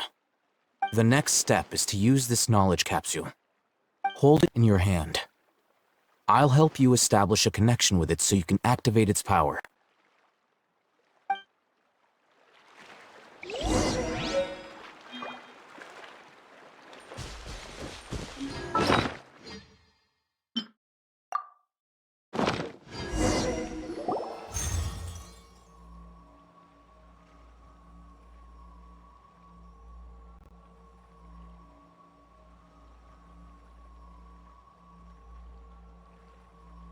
Hey, how are you feeling? You mean that it worked? All right. Time for round 2. Fight with the same composure as before.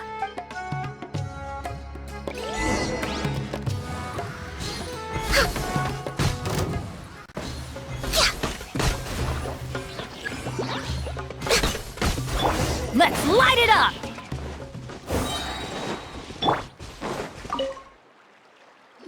Now, I'll start recording data again. Ahitham, how's it going? Well, the knowledge capsule you purchased did improve her combat capability. During the second fight, her overall fighting performance increased by 0.073%. Wait, how much?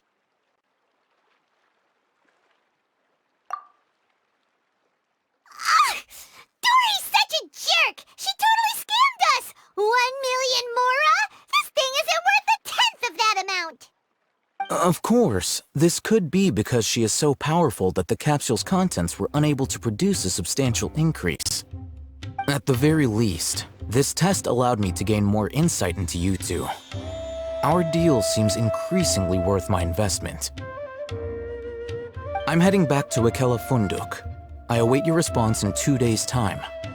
This is Mora for when you ask Dory for information. Pay her as much as she requests.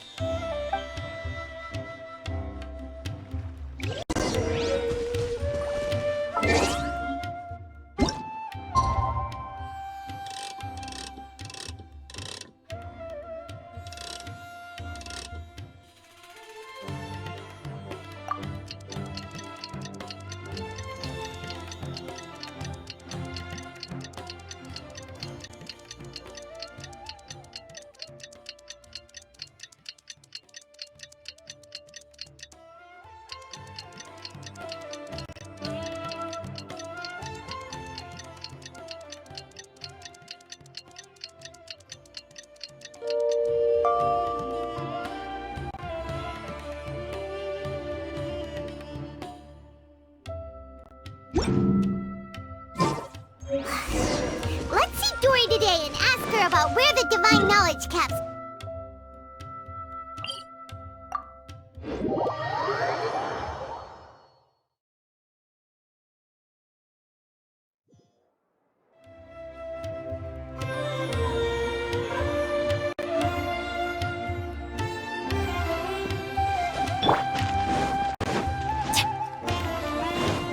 Ranger time!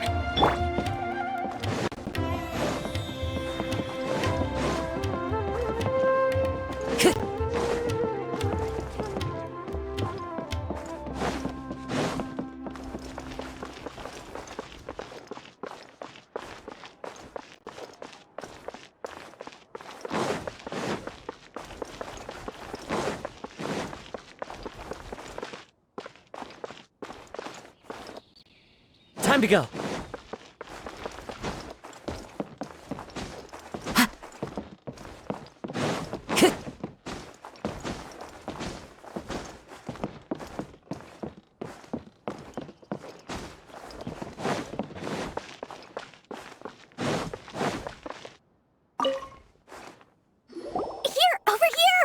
Welcome back, my loyal patrons. What can I do for you this time? You name it. Canned knowledge, supplies, or anything else you need. I'll find a way to get it. Where there's a waterfall of Mora, there's a way. Can you really get us anything we want? Anything at all? Aha! So it appears that canned knowledge alone is no longer sufficient for your opulent appetite. Then please, oblige me. Tell me what you have in mind. Oh! I knew customers with pockets as deep as yours would undoubtedly crave something more profound than ordinary canned knowledge. But you know, that kind of information isn't going to be cheap. After all, I had to work really hard to weasel my way into the auction site. Not to mention that if anyone found out that I was the leaker, I would be in big, big trouble. But how can we be sure your information is accurate? Paimon's curious how you just happen to have this kind of info the moment we need it. Because to me, anything of value is what I consider to be my supply. Therefore, I must always be aware of what's hot on the market in order to secure more sales. As for the information's authenticity, well, you've no need to worry about that. I used a camera to take a picture of the transaction. That way, no one can dispute it.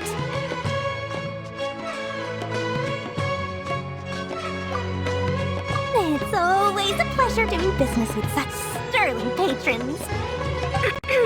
Now that you've paid in full, here's the scoop. The Divine Knowledge Capsule was purchased yesterday by a certain Misery, the leader of Ain el-Ahmar.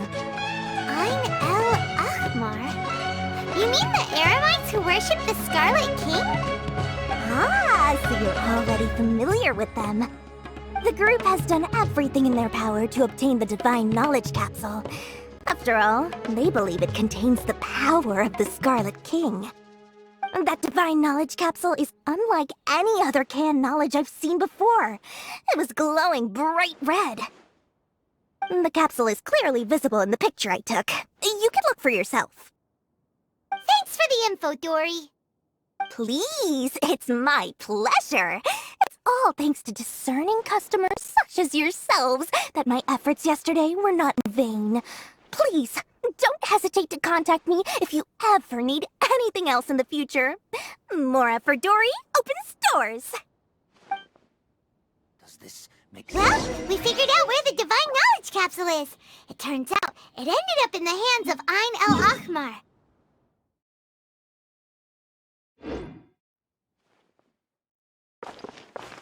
Let's head back and talk to Al-Haytham.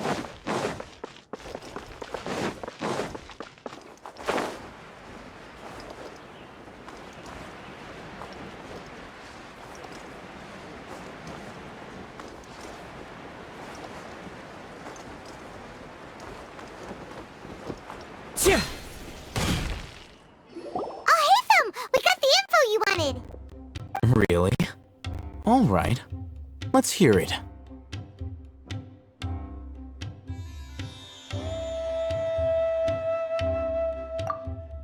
Dory even gave us evidence to verify the intel. Have a look. Huh, look at that. Clear as day. It must have taken some guts just to infiltrate the scene of the Eremites' transaction. But then to get close enough to take a picture like this. Bold move, Dory. Very bold move. All right. The person in this picture is indeed Misery, the leader of Ain al-Ahmar. And the glowing red capsule he's holding appears to be the Divine Knowledge capsule. In which case, if we play our cards right, when we confront them next week, we should be able to force them to show their hand. At first, Paimon didn't get why you were provoking these Ain el-Ahmar guys. But now, it sort of makes sense. Everything's playing right into your hands. After we defeat them, we can finally have a serious talk with their boss and get them to lend us the Divine Knowledge capsule. Thank you for your time and efforts. Take a few days off while I make some preparations. Let's meet up again on the afternoon of the arranged date, 3 o'clock sharp. See you then.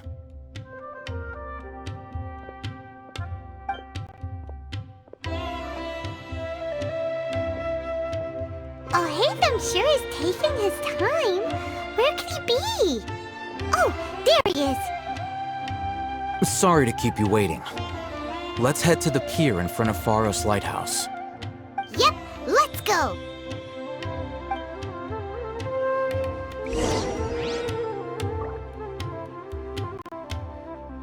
I thought Sumeru would be different, but nope, everywhere's the same.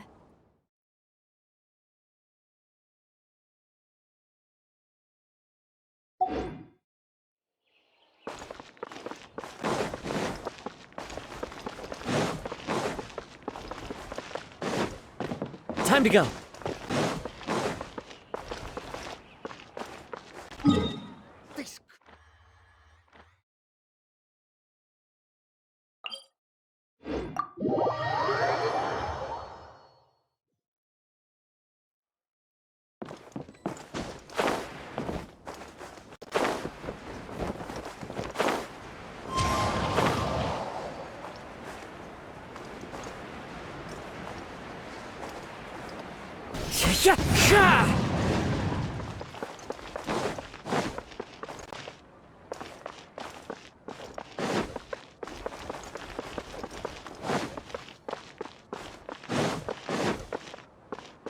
Time to go.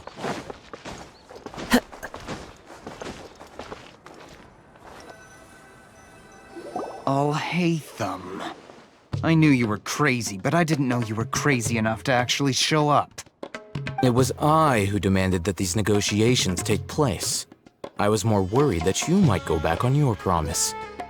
But to your credit, it appears that you're sticking to your word. This is turning into quite an occasion. I also brought some backup. I assume you don't mind. Backup? Aren't you the brat from the restaurant the other day? You've come to support this lunatic because he helped you out? Fine, your funeral. I'm not going to mince my words. Once we're done with you, you'll be nothing more than fish food. Get 'em, boys!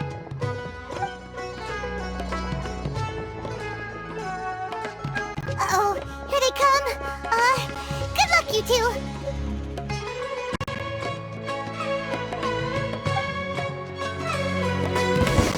That's close enough. One with nature. Everybody stand! Following orders. Feeling lucky today? I'll take my... You... Academia scum!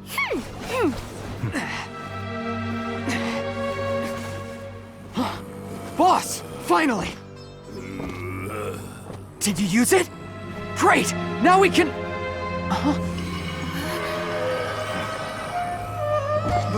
Boss? Boss!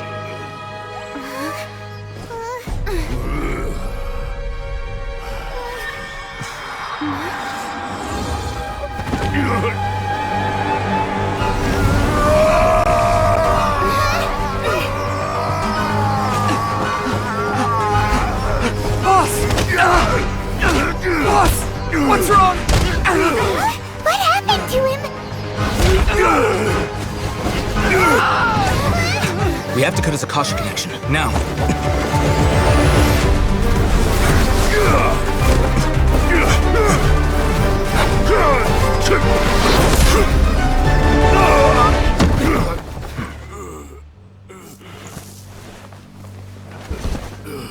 Target acquired! Arrest him!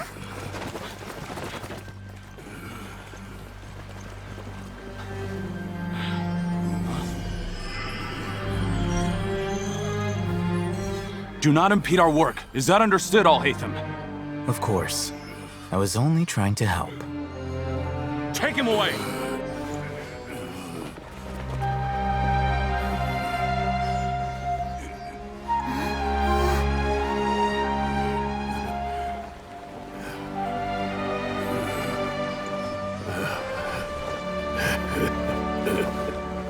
World, forget me. On this one.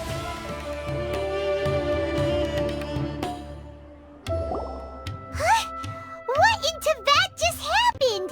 It's like that big guy suddenly lost his mind. It looks like he used the Divine Knowledge Capsule. You mean the Divine Knowledge Capsule did that to him? Oh, yeah. You mean how some researchers go insane after getting knowledge from Irminsul? I've heard of numerous incidents of researchers in Satyavada life going insane. The state that man is now in suggests that this is a similar situation. This Divine Knowledge Capsule does appear to be linked to the gods, but beyond that, it doesn't seem anything like the rumors suggest. Possessing it doesn't grant you divine wisdom or power. Did you hear what he said? World, forget me. What could that possibly mean?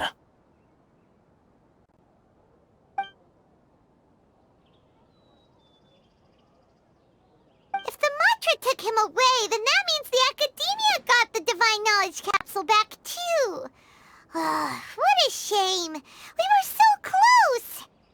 Still, Paimon didn't expect the Divine Knowledge Capsule would be so dangerous. Imagine if we tried to open it. Oh, who knows what would have happened to us? As things stand, there is no reason for me to remain in Port Ormos. I believe our collaboration has also reached its end. Oh, we were so busy trying to find the Divine Knowledge Capsule that Paimon forgot to ask you something.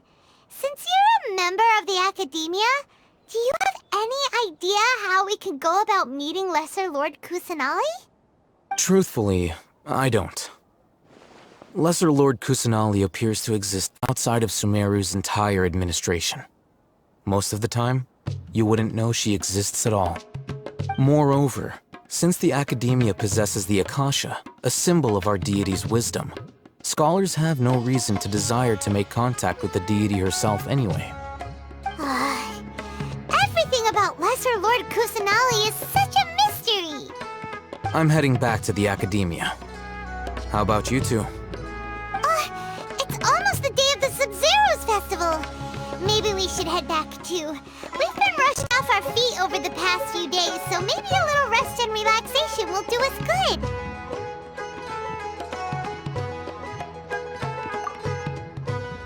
Then we'll part ways here, Al-Haytham, until we meet again.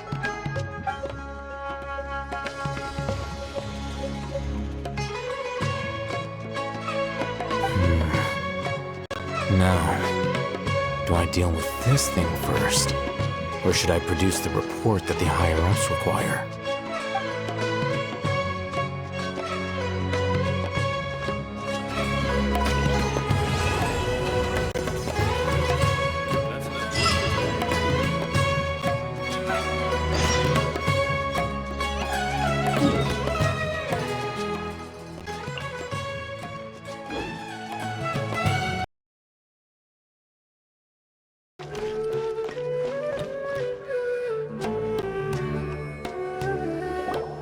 There she is! Dunyarzad! We're back! Just as promised, Traveler and Paimon. I'm so glad that you two came back to celebrate Lesser Lord Kusanali's birthday. Indeed. The festival's tomorrow. We've been preparing for so long that I can't help but feel a little nervous. There's no need to be nervous. Paimon's sure that Lesser Lord Kusanali will feel everyone's gratitude. Thanks, Paimon. I hope that everyone who comes to the festival will also have a good time. Speaking of which, did you manage to make your way to Port Ormos? Discover anything over there? Of course we went! A lot of things happened there. I see. Sounds like you two had another exciting adventure. If there is another chance, I would love to join. My lady, if you went to Port Ormos in your current state, we'd both be in for a lifetime of trouble. Dia! You were eavesdropping! It's called covert protection. Keeping an ear out for what's going on around my employer is part of the job. It's alright, Dia. I merely said I would like to go. I know better than to think my body could handle it. The festival's tomorrow. I've been doing nothing but causing trouble for you. So Dia, please take some time to relax. I'll be fine. Even when you put it that way, it still doesn't feel right. Don't worry, my guardian knight. Okay, fine, but only tonight. Tomorrow's a big day, and many no-good scumbags are gonna try to take advantage of that.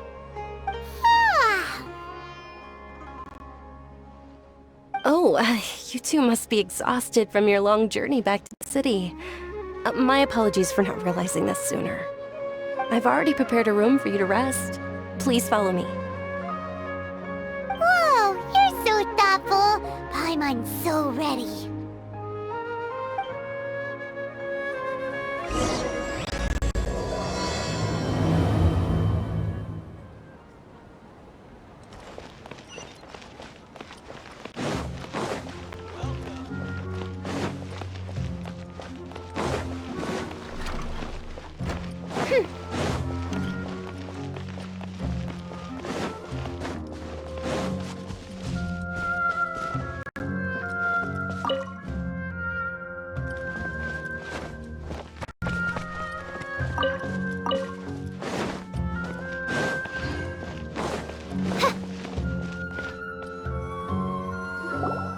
Here we are.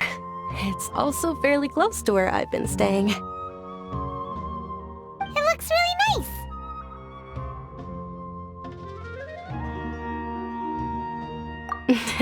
Not at all. Just tell me more about your adventures when you next get the chance. That's Paimon's specialty. Paimon can tell you stories next time. Oh, if you don't mind, how about we all walk around together tomorrow? All of my friends will be working the festival, and Dia's still insisting on her covert protection. Yeah, it'll be pretty hard to relax and enjoy the festival if Dia's constantly hovering over you, right? Then let's meet at the nearby bazaar first thing tomorrow morning. Have a great night. It's a deal. Good night, Dunyarzad. I may be too excited to fall asleep tonight. See you tomorrow. Paimon's starting to really look forward to the Sub-Zero festival too. Will there be lots of yummy food? Oh, no. Thinking about food is just gonna keep Paimon up all night. The earlier we sleep, the better. Let's go inside, traveler.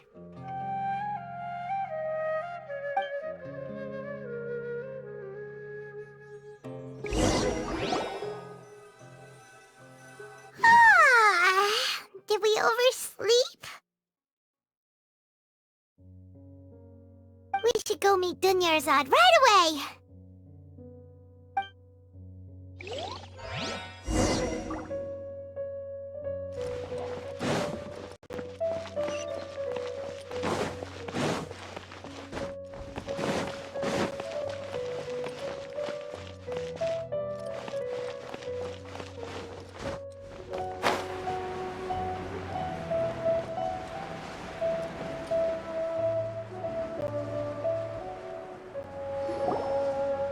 Traveler, Paimon, I've been waiting for you two. Good morning, Dunyarzad. We must have overslept a little bit. Not at all. I arrived early. Today is finally here. I must cherish every moment as if it were gold. You've worked so hard for this day. You gotta enjoy it to the fullest. You know it. Oh, it's just that, as expected, I had some trouble falling asleep last night. I'm hoping my body won't be too much of an issue today. Well, shall we? Let's start with the stalls over there.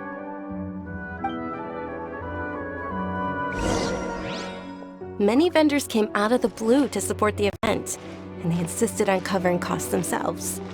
Let's go give them some business. They paid for everything out of pocket? Oh, sounds like they're not in this just for the Mora. They all said that contributing to a lively festival atmosphere is more important than money. Especially since we don't often get to celebrate Lesser Lord Kusanali's birthday. Ooh, they're selling food over that way! Let's go take a look! This is a stall offering foods from the Haftmewa feast. Oh, you could tell straight away. I thought most people nowadays wouldn't know. Mushrooms, flowers, and all kind of fruit? It's all vegetarian stuff. Aw, Paimon's a little disappointed. So, what's the Haftmewa feast you mentioned just now? It's another Sub-Zero's festival tradition. People used to set their tables with 7 different foods. Generally speaking, the most common selections were foods like Rukushifa mushrooms, lunar lotuses, Sumeru roses, sunsetias, kapalatas, hara fruits, and zaytun peaches. So, the Sub-Zero festival is a vegetarian holiday? You don't have to be a vegetarian to enjoy the spread. We just use the 7 foods to symbolize the 7 virtues of the Dendro Archon. Wait, but if that's the case, if Sumeru uses vegetarian food to represent the Dendro Archon, then wouldn't the Pyro Archon's festival be full of food like roasted fowl, juicy meatballs, grilled steak? Oh, Traveler, we have to go to Natlan as soon as possible! I hope your wish comes true one day, Paimon. Thanks! Alright, how about we also check out some of these other stalls?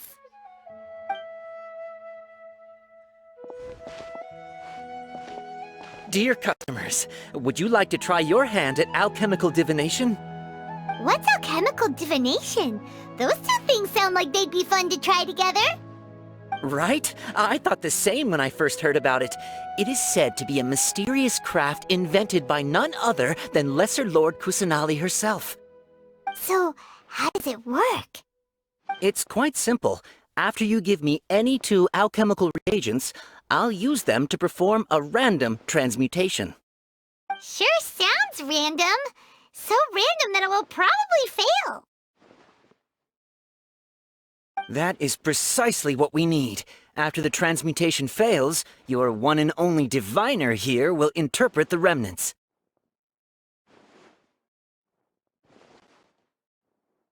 Well, according to Lesser Lord Kusanali, everything is interconnected, and all that occurs can be traced back to fate. You could say this is a pearl of old wisdom. Why does everything sound so much more credible when Dunyarzad says it? Are you guys working together? So that's the true wisdom behind it. This young lady sure knows her stuff. So, how about it? Want to give it a try?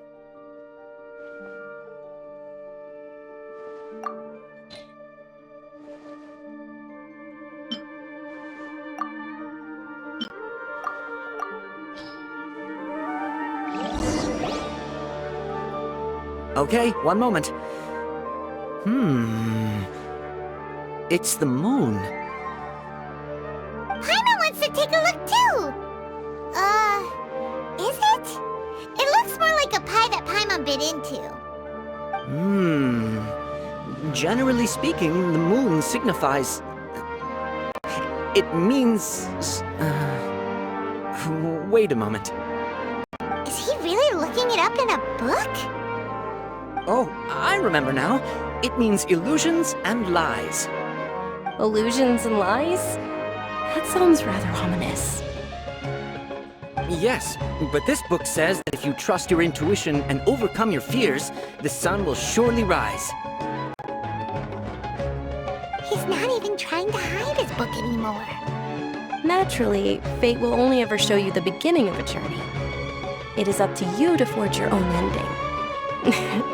Oh, thank you so much. I'll keep that in mind. Oh, it's nothing. I'm just learning as I go. Guess that was still pretty interesting. Okay, on to the next stop. They say the Sub-Zero's festival was very lively a long, long time ago. Large flower carriages used to parade through the city. As they headed towards Port Ormos, people would throw flowers, candy, and liquor all along the way. Dunyarzad's eyes are sparkling right now. I wish I could have seen that spectacle. But if you ask me, I'm sure Nilu's dance of Sub-Zeros will be just as impressive.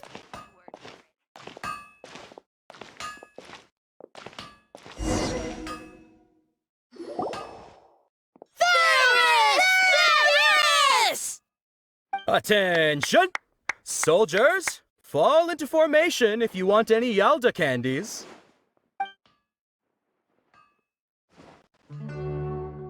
It's a weird guy with a weird hat. Hey! It's Dunyarzad! Wow! Miss Dunyarzad, the children love you even more than the Yalda candies. In the few short days it took to prepare for the Sub-Zero's festival, the children have all grown very fond of you. The Hallowed Knight of Flowers. It's an honor that you know my name.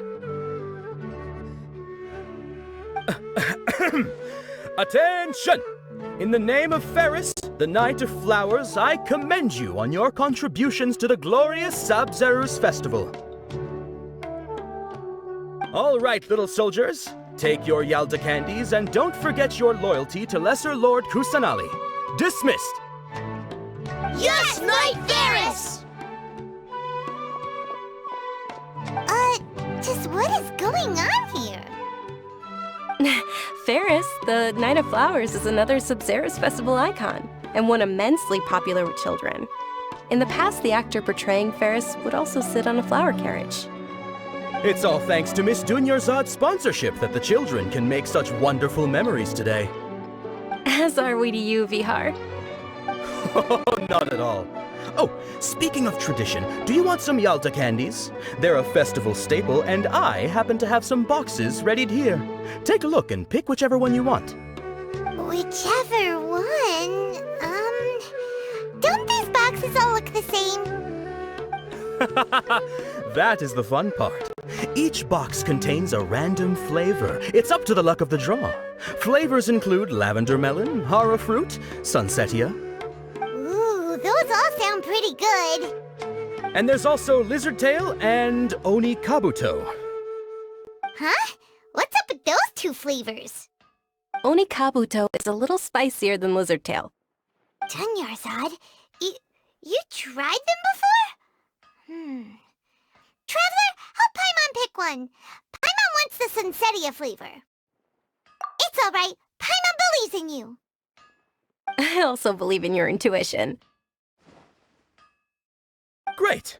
These boxes of candy are numbered 1 to 5 from left to right. Which one do you want?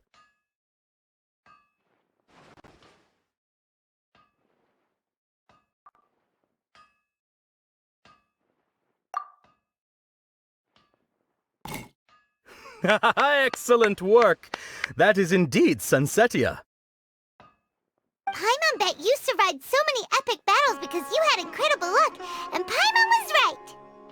Attention! Here's your sunsetia-flavored candy. Thanks a lot, Knight of Candies.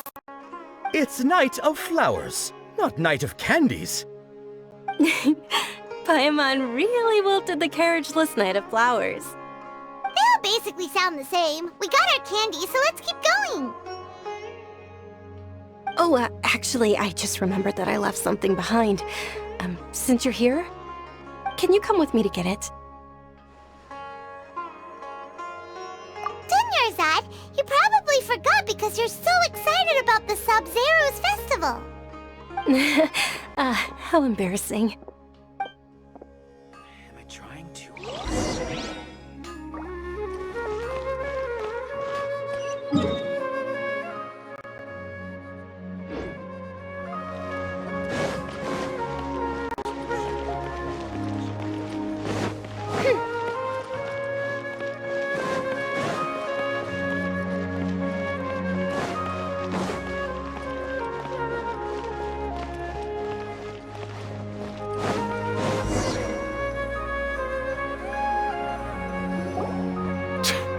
We're too late.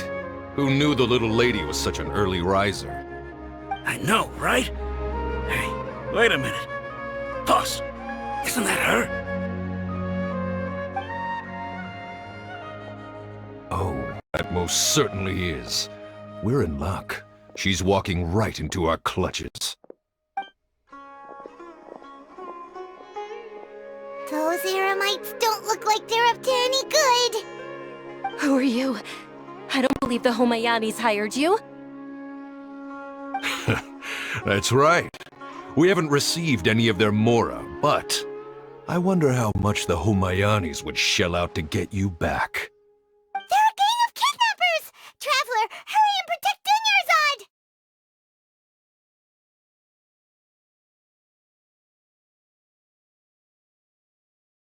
Hey, did you scumbags even consider that the Homayanis might have hired a merc that outclasses you?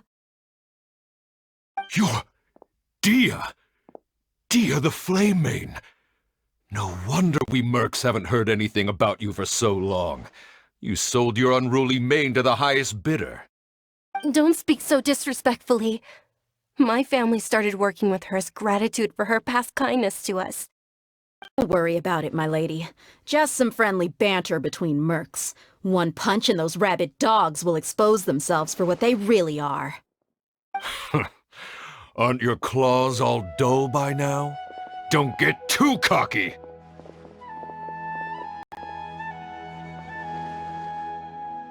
Traveler, take Miss Dunyarzad to a safe location.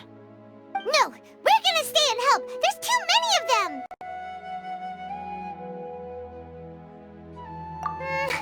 You're right. All right, fine. Please be careful, Dia. Don't waste your time worrying about me. This is my job. Look out for yourself. After I've wiped the floor with them, I'll go find you all.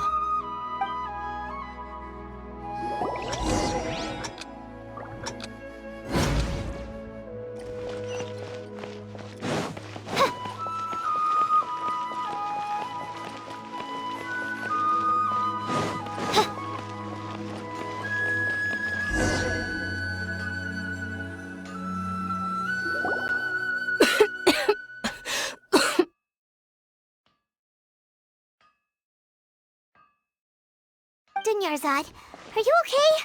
You look a little pale. Are you in shock? I'm fine. My body always reacts like this whenever I exert myself too much. You sure you're okay? I'll be fine after some rest. I'm more worried about Dia. After all, none of this would have happened if I hadn't insisted on coming out today. Yeah, don't worry.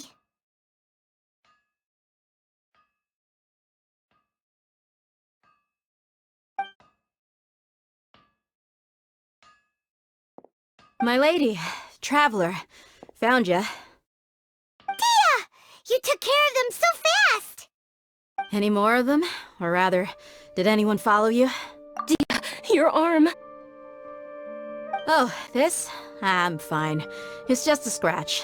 Normally they wouldn't have been able to land a hit on me at all, but I'm still getting used to this new greatsword. Please, let me take a closer look. Come on, it's nothing. Us mercs aren't as fragile as you think. Hold on, you said something about a new greatsword. What happened to the one you were using before? About that. Well, I sold it, because I was low on Mora. Stuff like this happens every now and then. It can't be. The anonymous donation that was used for the venue's final round of preparations?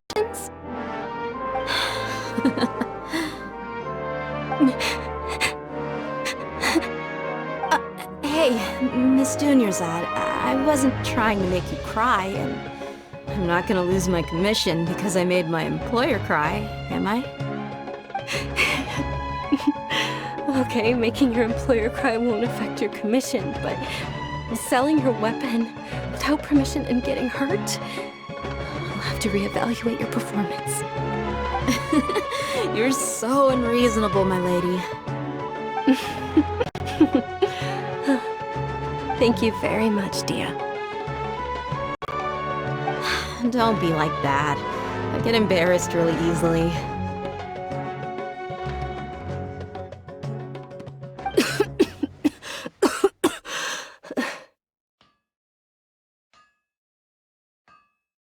Are you feeling unwell again, Dunyarzad?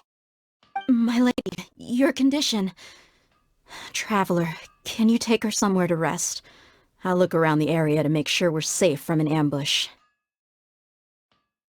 Truly, I'm sorry for the trouble, everyone.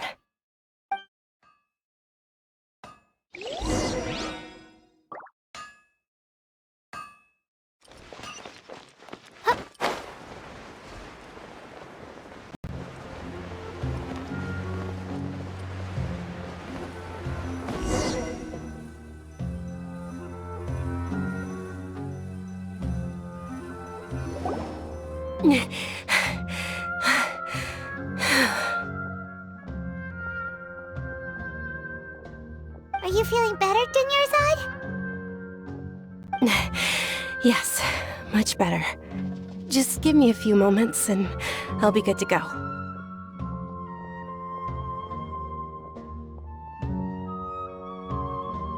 I didn't realize you were concerned about it. I guess I shouldn't continue to keep it a secret. I was actually born with Elazar. It's terminal now. Can't believe it's Elazar! Oh, you've already heard of Elazar. In that case, you probably know about its severity. Sumeru's current medical advancements still haven't been able to find a cure. The disease's progression can only be delayed through environmental therapy. Dunyarzad. There's no need to be sad. I've always lived with Elazar and I came to terms with it a long time ago. Compared to the simple fact that I'm afflicted with this, its effects on my life have been much more painful. I know that my family loves me dearly. They've done all they can to provide the best environment for me so that I can live for that much longer. However, I know I will one day succumb to this. Did you know? Before I ran away from home this time, the world outside of my home didn't even know that I existed.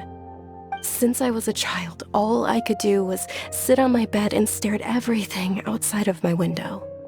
I'm sure my family's worried and disappointed in me for running away, but I just didn't want to have any regrets. I wanted to meet other people. To me, there's nothing more beautiful than being able to meet and speak with others. Not to mention the incredible time spent preparing for the festival, the joy on everyone's faces here, and all the support I've received from friends like Dia. This way, when my final day does arrive, it will be less sorrowful. At the very least, many people will remember that I once existed in this world, right?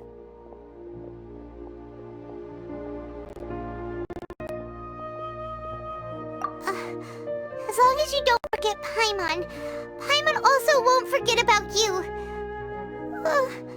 No, even if you forget Paimon, Paimon will still remember you. Thank you two so much. I apologize for the depressing conversation. This is out of character for me. To be honest, Lesser Lord Kusanali gave me the courage to do all of this. If it weren't for her encouragement, I wouldn't have taken that first step.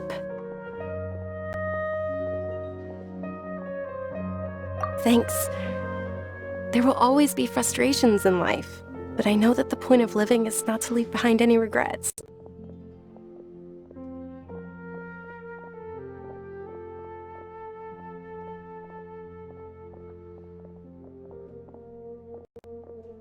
All right. Isn't it almost time? Huh? Almost time for what? Isn't the Dance of Sub-Zeros about to begin?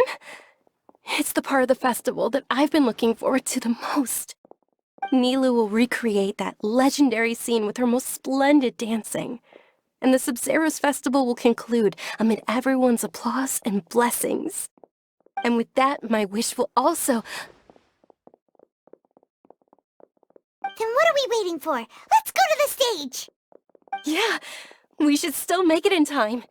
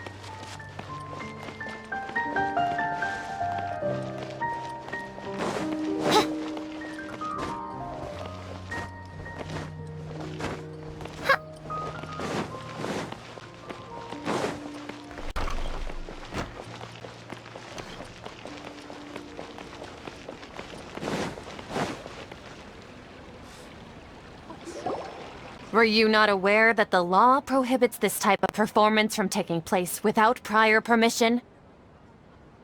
Over there! Someone's yelling at Nilu!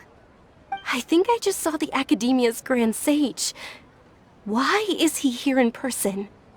But the Dance of Sub-Zerus is one of the key parts of the Sub-Zerus Festival. If we can't perform it... The Sub-Zerus Festival. The law also prohibits the private hosting of large-scale religious festivals. Only the Academia can host such an event. If you continue to resist, we will have to order an investigation into every single event organizer. The Grand Sage has already granted you much leniency. I advise that you exercise tact. How did things turn out like this? The Academia was originally responsible for the Sub-Zerus Festival, but they failed this responsibility for many years. I need to speak with them. This is a hard pill to swallow, but you're right. Things would only get worse. Art, dance. Aren't you ashamed of pursuing such frivolous and meaningless activities in this land of knowledge and reason? Our Archon created the utopia that is Sumeru City for all scholars who sought validity, verity, and truth, while people like you wish to defile it. No. I believe that our Archon never rejected the arts. Even the Goddess of Flowers dedicated a dance to her. With your lack of intellectual credentials, I do not believe you are qualified to debate with me. What you should be doing is finding workers to tear down this ridiculous eyesore.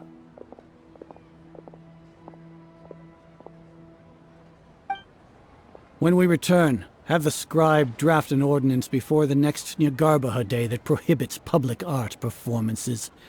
We will announce it to the public later via the Akasha. Understood. I will inform him when I return.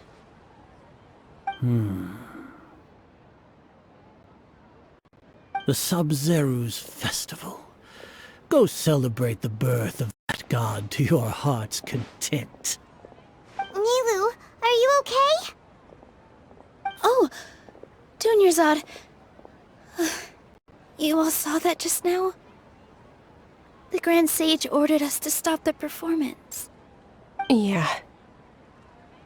Let's go somewhere the Academia can't find us and perform there. But how do we let everyone know? And what about the atmosphere on the stage? Or we could get people to block them off so they can't interrupt the performance. No. They just threatened to investigate the organizers. If we were caught... Nilu, it's all right. Don't worry about it. But you've been looking forward to the Dance of Sub-Zero so much, and I know how important this festival is to you. I don't want you to have any regrets. It's okay. Seeing you care this much about my feelings is more than enough. It would be too risky to continue the Sub-Zero's festival at this point. I don't want to get everyone in trouble. If you say so. But you can sneak out for the next Sub-Zero's festival, right? We'll make sure the next one is a smashing success. The next one. Yes, okay, it's a promise. It will be a smashing success. Paimon can't believe this is how things turned out. Those heartless geezers. It really is okay. There's nothing we can do about it. Still, I'd be lying if I said I had no regrets. I would have loved to see Milu's dance.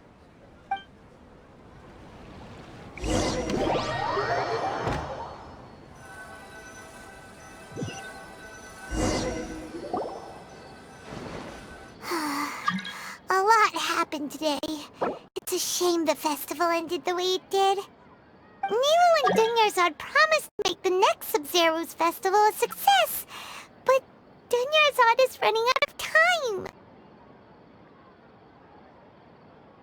Yeah.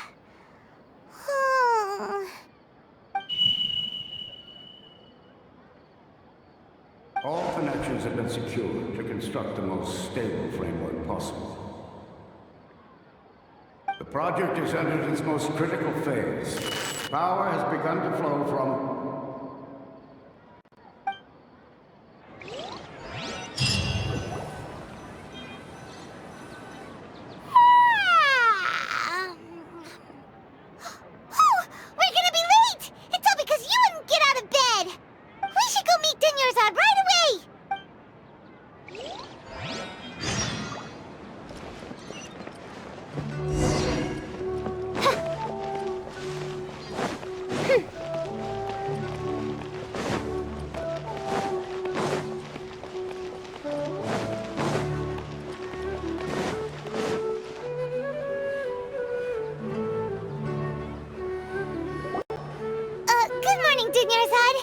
Sorry we're late.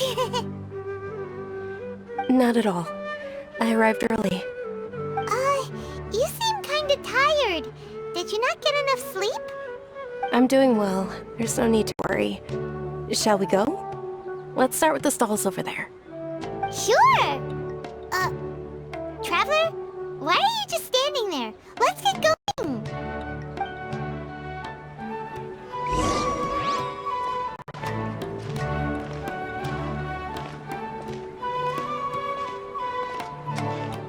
Ooh, they're selling food over that way! Let's go take a look!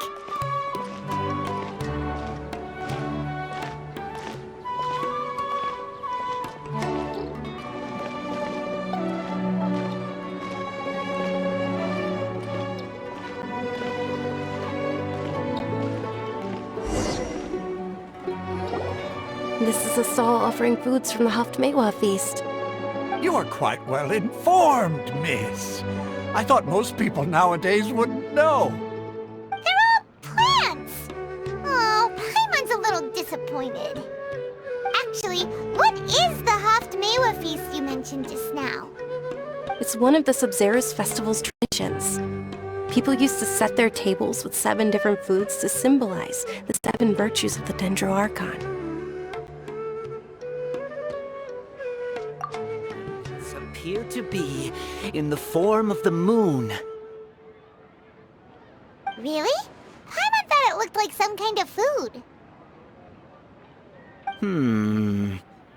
The moon signifies... It's escaping me for now. Wait a moment. Is he really looking it up in a book? Oh, right. It means illusions and lies. But if you trust your intuition and overcome your fears, the sun will surely rise. Understood. I'll keep that in mind. Oh, it's nothing. I'm just learning as I go. Guess that was still pretty interesting. Okay, on to the next stall.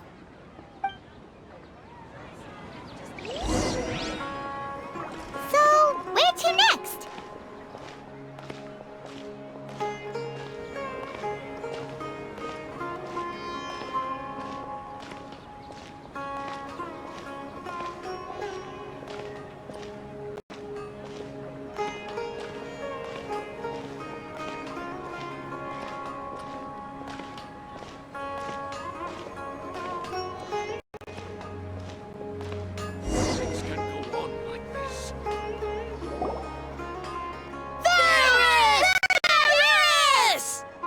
All right, soldiers. Now that you have your Yalta candies, don't forget your loyalty to Lesser Lord Kusanali.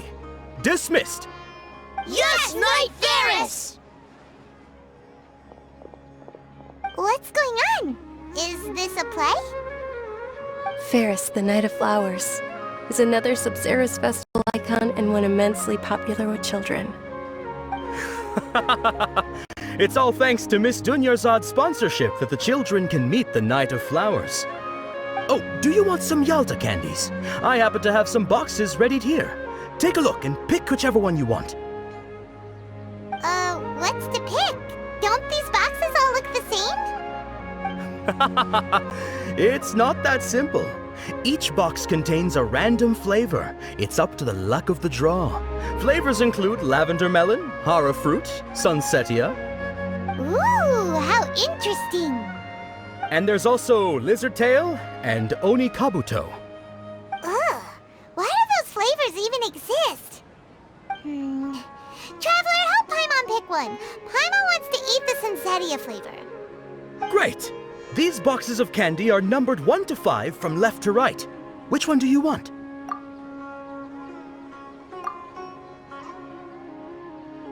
Ah, excellently chosen. Number 4 is indeed sunsetia. Ha-ha! Paimon bet you had incredible luck, and Paimon was right!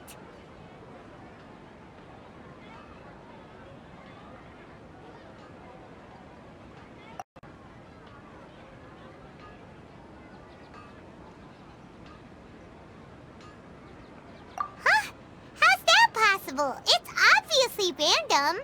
Maybe we didn't sleep very well last night. Or maybe we slept too much.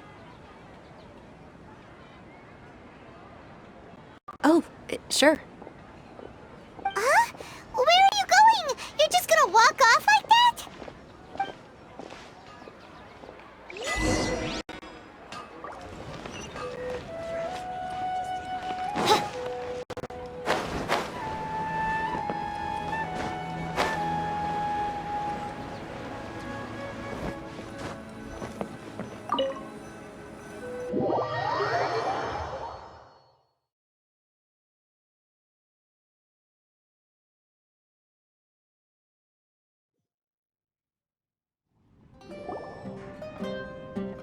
A feeling of deja vu? Oh, Paimon knows what that is. It's when you feel like you've already experienced whatever is going on. In that case, Paimon also felt something like that today. But that's just our brains playing tricks on us, isn't it? So why'd you run here in such a hurry? So that's it! You're intentionally doing things you usually wouldn't and seeing if you still get that same feeling of deja vu. Welcome, you two! Are you here for lunch? What would you like to eat? Got it! You don't look like you're from these parts, but I gotta say, you've got good taste. I'll give this order to the kitchen. Coconut charcoal cake? Isn't it that burned thing that didn't look tasty at all? Oh, Paimon understands what you're trying to do now. You'd never normally order something like this.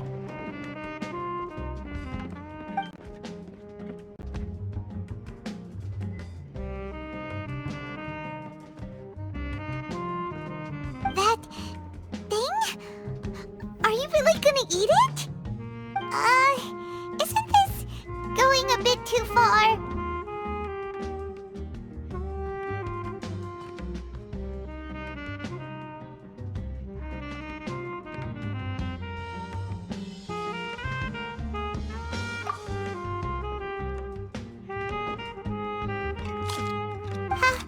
How was it?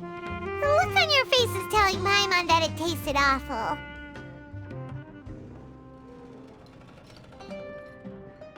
Then, you mean... That's impossible! We were just talking about how gross it looked!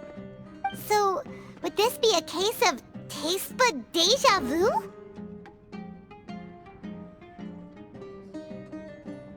Paimon also gets the impression that we've been here many times, even though we aren't regulars.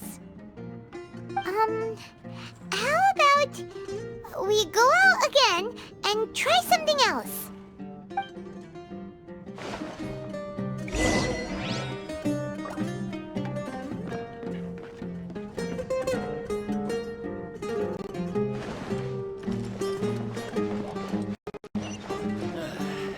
Just can't beat the atmosphere.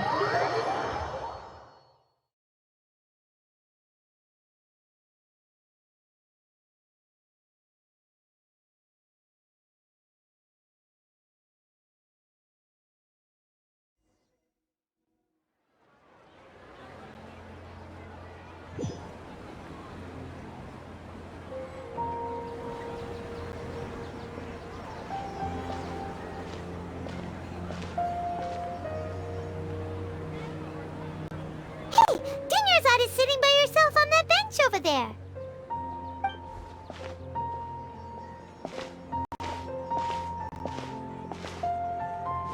What a coincidence, Dunyarzad! We meet again!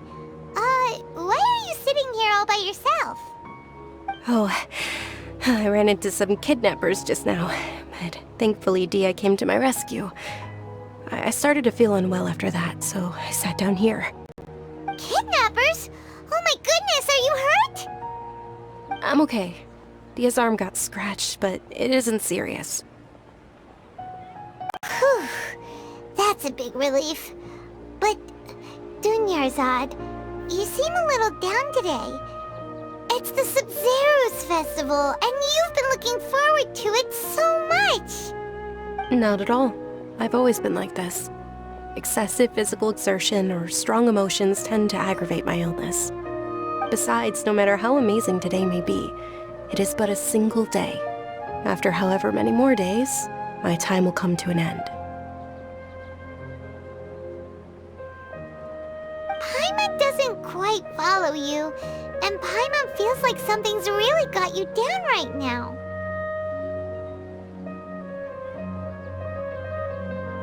It really is fine. I don't mind. Huh? Did something happen? Dunyarzad, have you ever felt deja vu? You know, like when you've already experienced something that's happening right now? Deja vu? No. But my days have been the same for years now. Even if I were feeling deja vu, I suppose I would already be used to it. Oh, Paimon sees. Then, is it only the two of us? It's almost time. Huh? Time for what? Nilou's Dance of Sub-Zeros is about to begin. Let's go.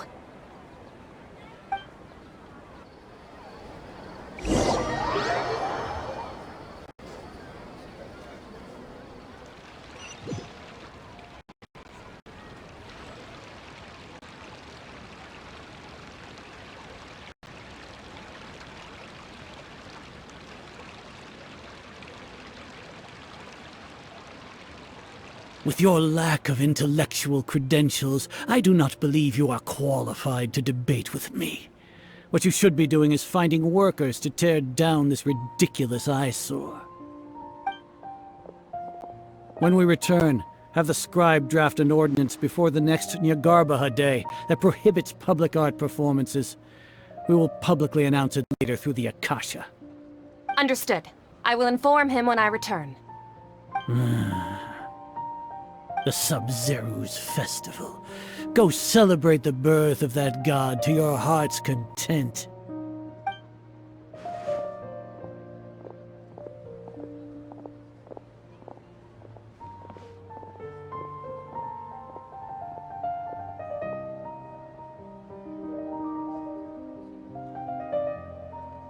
Milu, are you okay?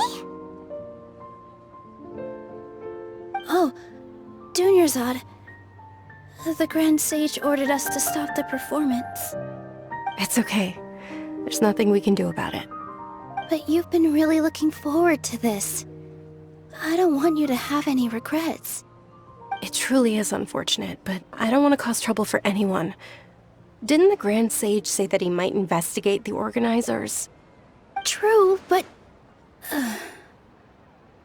Well, okay. I'll just have to try again next year. The next festival. I probably won't be around by then. Wait, what did you just say? No, nothing. I'll be heading back to rest. Thank you for your help, everyone. Paimon can't believe what those heartless geezers did!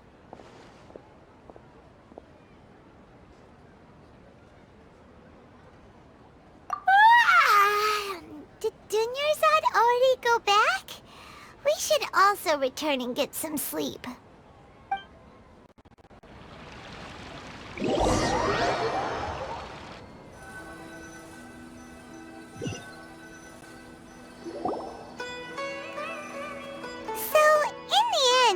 You still couldn't figure out what that deja vu feeling was all about? Maybe it really was because of exhaustion.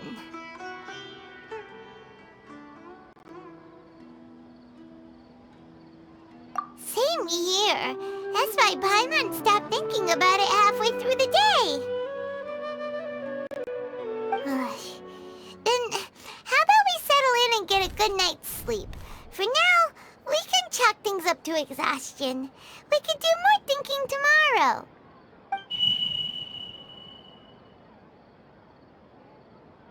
Observing a modest drop in the output of Jnana energy, but values still remain within normal parameters.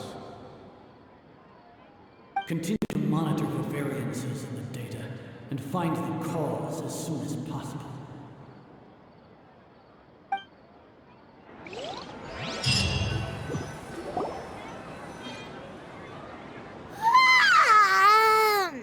Why does Paimon feel so tired after so much sleep? Anyway, we should go meet Dunyarzad right away.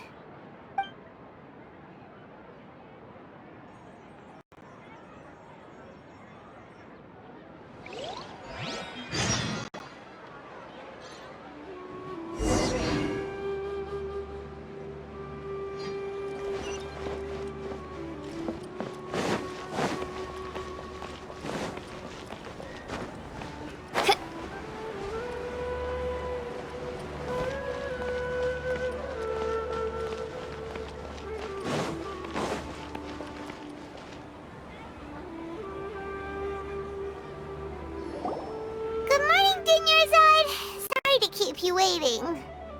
Not at all. I arrived early. Huh?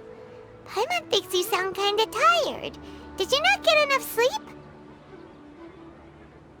I'm doing well. There's no need to worry. Shall we go? Let's start with the stalls over there. Great idea! Let's get going! Traveler?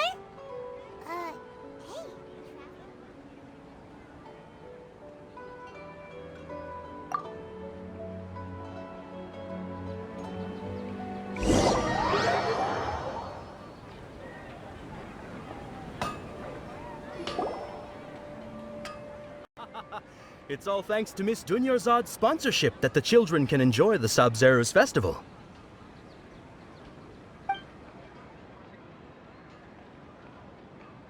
Oh, are you interested in Yalda candies? I have some boxes of candy here. Pick whichever one you want. Not much of a choice. All these boxes look the same. It's not that simple. Each box contains a random flavor. It's up to the luck of the draw. Flavors include lavender melon, hara fruit, sunsetia. They all sound pretty tasty. And there's also lizard tail and oni kabuto. Huh? What were those last two? She'll help me choose. Paimon wants to eat the sunsetia flavor. No problem. These boxes of candy are numbered 1 to 5 from left to right. Which one do you want?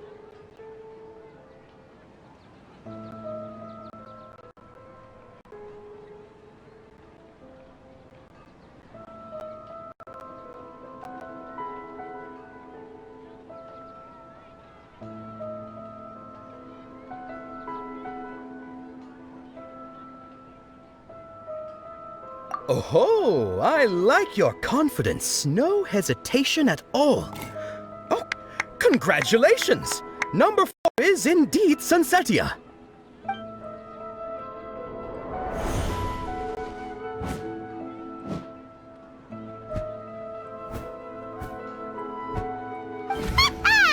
Paimon knew she always had incredible luck.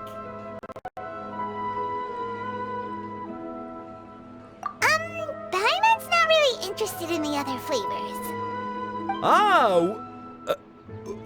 Wait. How did you know? Don't tell me that you already knew which flavor was in each box. What? She was right about all of them? That couldn't have been luck. How is this possible? I packed all those boxes this morning and they've been sealed ever since. You couldn't have known beforehand. Mind reading? X-ray vision? Or some kind of magic trick? This is way too freaky. Tell us what's going on! Since when did you get superpowers? Traveler?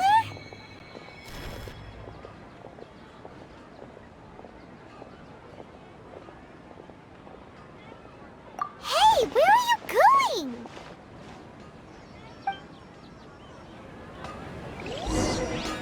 What's going on? Did you see something? Us leaving Dunyarzad without letting her know is kinda rude, you know.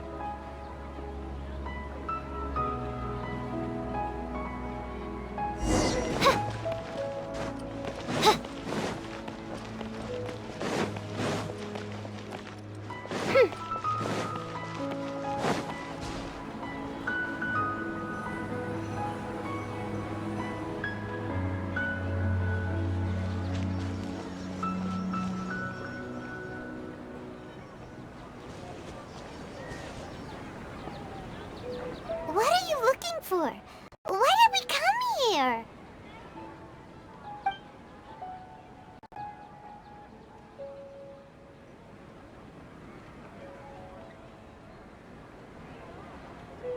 Traveler?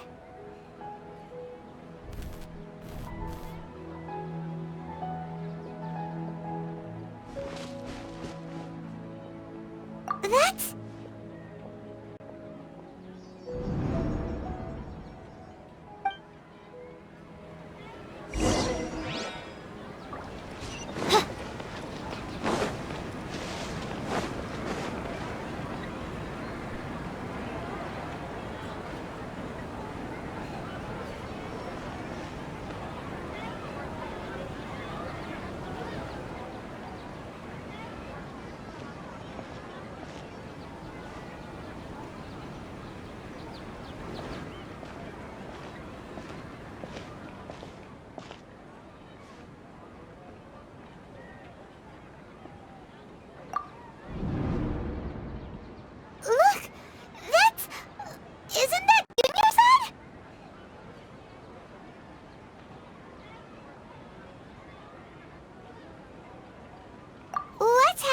here?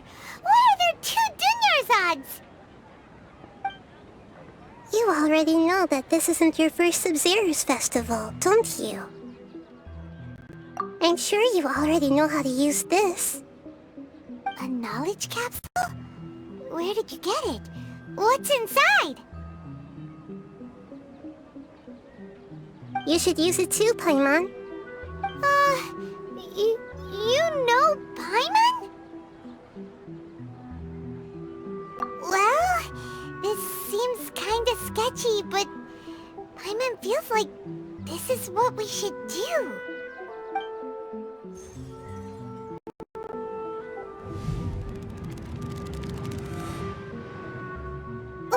What the?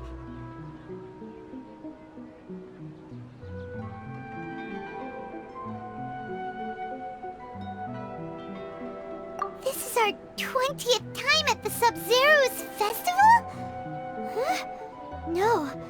The 30th? 40th? Just how many times have we been to the Sub-Zero's festival? Have we been trapped in a single day?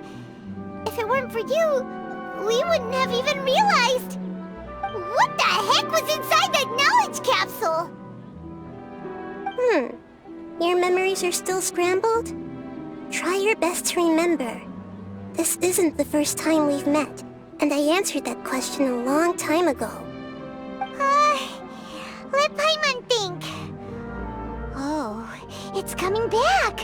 Meeting you was the real catalyst for restoring our memories, and the knowledge capsule was just your means of showing our minds the way.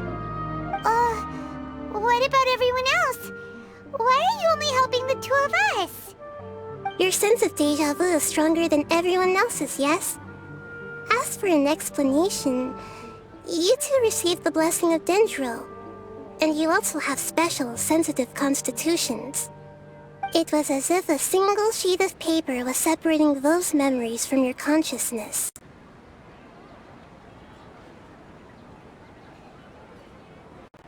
A familiar question. I think this is the 7th time you asked that. As you can see, she isn't doing well. You probably sensed it too. The Dunyarzad you were just with is different from the first Dunyarzad you met. That first Dunyarzad is in front of you right now, and she doesn't have a lot of time left.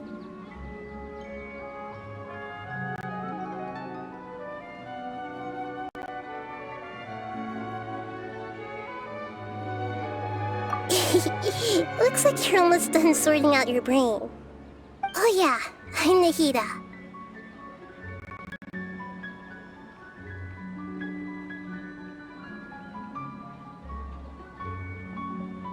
Good, you passed the test. What's happening?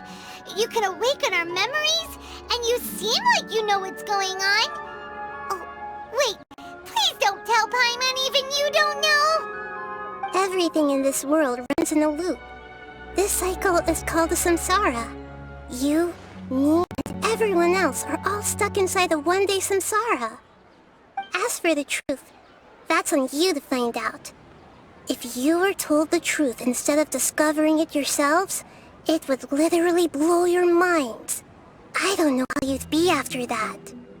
I can only give you surface-level help, like bits of information and subtle hints. For the rest of the time, I'll be doing all I can to slow down Dunyarzad's illness. She looks like she isn't doing well at all. Her illness gets worse after each Sub-Zero's festival. If we can break out of the samsara, I might be able to save her. But as things are right now, she's just a small bird in the sky that's about to lose its last feathers. All I can do is raise a gale to delay her fall. You sure love to use weird analogies.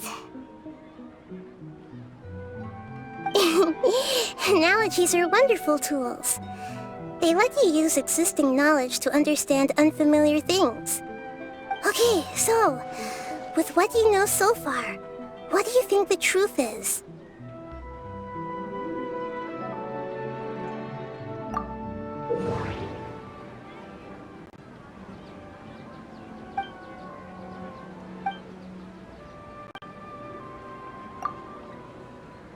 We've already experienced the Sub-Zeru's festival many times, and the day of the festival seems to be in a perpetual samsara.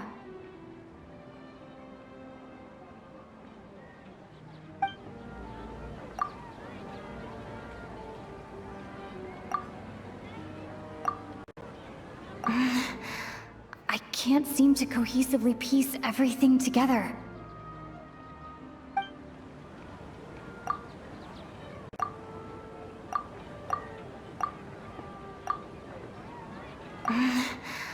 I can't seem to cohesively piece everything together.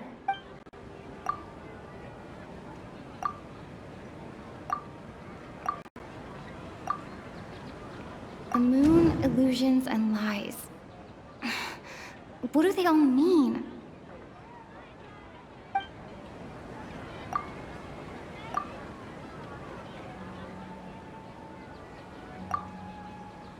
Grand Sage said, "Go celebrate the birth of that god to your heart's content." Did he mean something more?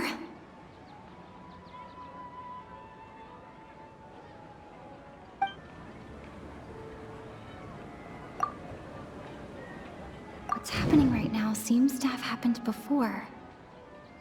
This feeling has been getting stronger and stronger.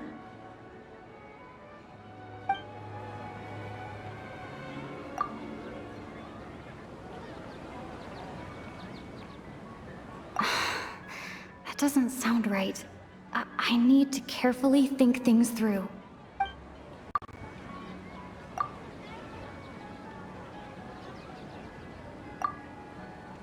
I can't seem to cohesively piece everything together.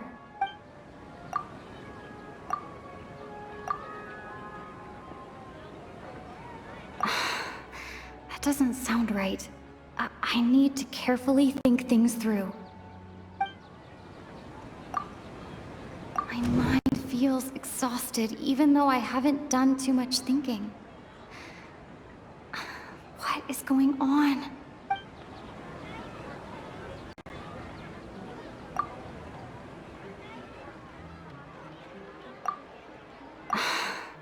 That doesn't sound right.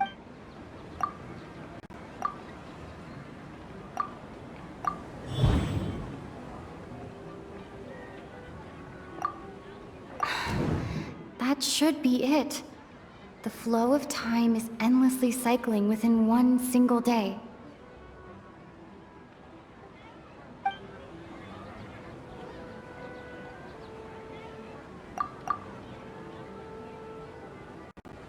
Grand Sage said, "Go celebrate the birth of that god to your heart's content."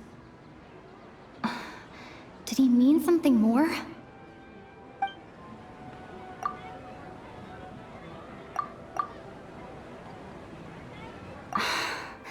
That doesn't...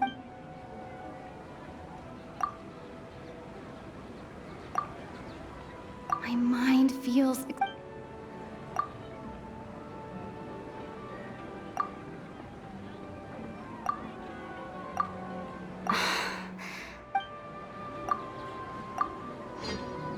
A time loop. You've given similarly wrong answers in the past. A pity. Still the wrong answer? Paimon thought that made a lot of sense. It feels like time's just repeating itself. A simple time loop can't explain some of the phenomena. You two are still missing a lot of information. Unfortunately, I can't give you any more hints.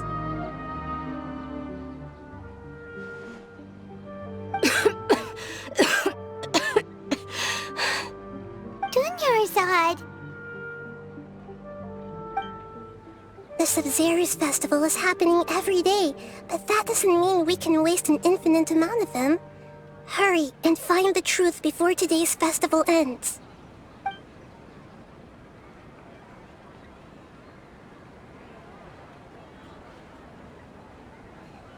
Let's think about our current situation. To save Dunyarzad, we have to escape the samsara of the Sub-Zeru's festival. And to do that, we need to figure out what's happening. The truth. Nahida rejected the idea of a time loop, so we must have missed something, right? Paimon's memories say that we've already done this many times, but let's go talk to people again. It's more productive than sitting here and scratching our heads. Why don't we start with those stall owners?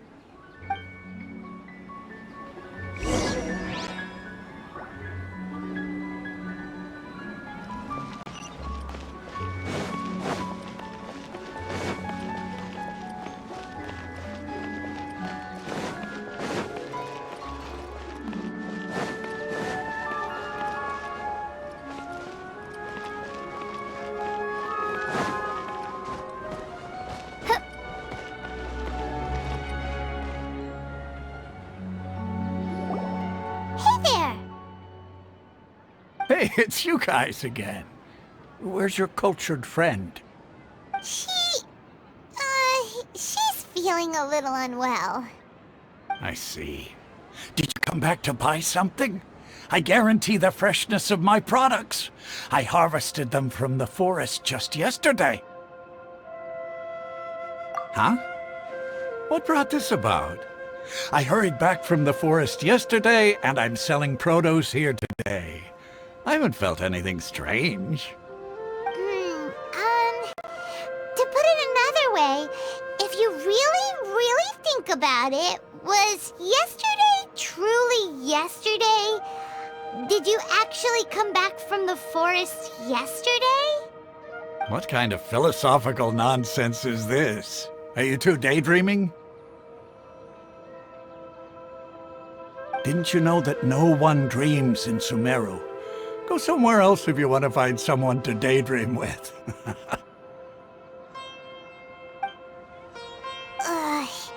He actually has a point. Is this a dream? Is everyone dreaming? True. It's so weird that people here don't dream. Why is that? Anyway, if this all really were just a dream, we would have woken up a long time ago. Let's keep asking around.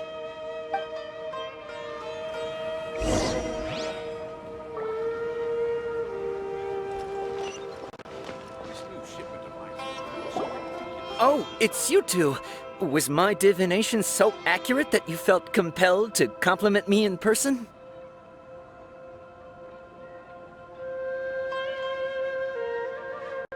Ooh, I knew it! I told you, the god's divination is highly accurate. You just hadn't fully understood its significance yet. You're really excited about this, huh? That's exactly why we came back. Help us better understand it. Help you better understand it? Well, that isn't exactly what I excel at. So, you're admitting that you don't have a clue? Anyway, what kind of situation did you get into?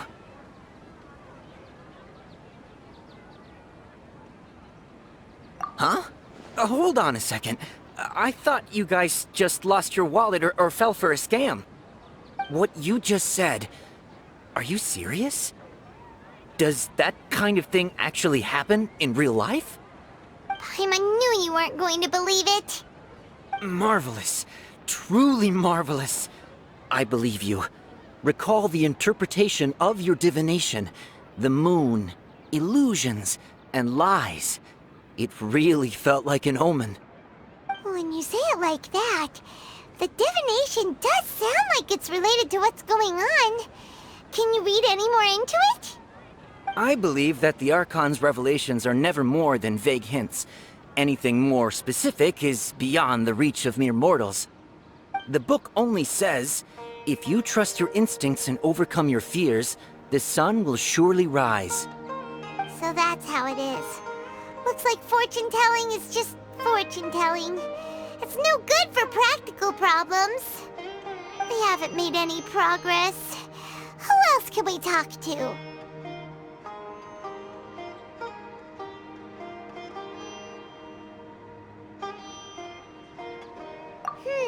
Paimon remembers that we tried talking to her a couple of times, but She always thinks we're playing pranks on her.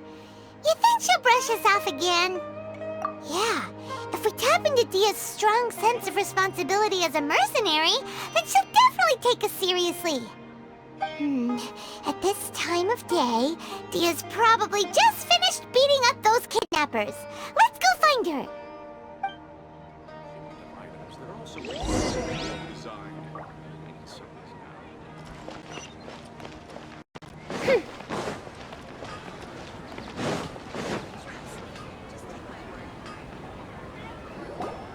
I'm fine, my lady. It's just a scratch.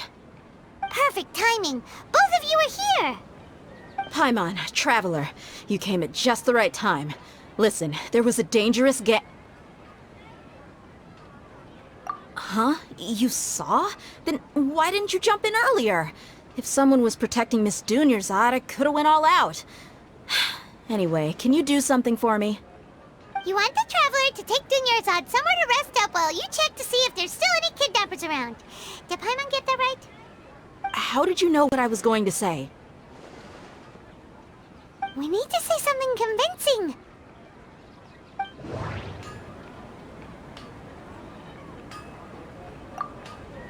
Dia sold her greatsword to raise additional funds. And then she was injured because she wasn't used to her new weapon.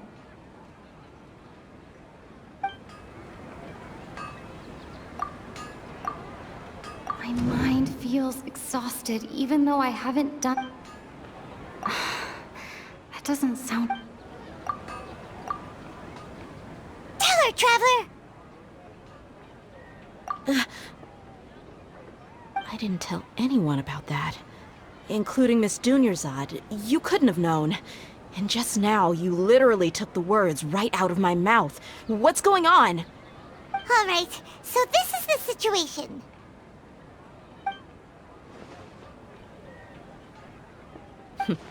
It's kinda hard to believe what you just told me. First, let me make something clear. Most of us desert dwellers might not be the scholarly type, but we do have basic common sense. She's quieter than usual. Uninterested in anything and really gloomy. Yeah, she isn't the same as before, but her parents said that this is how she was like at first. Huh? At first? I don't quite understand what you're all talking about.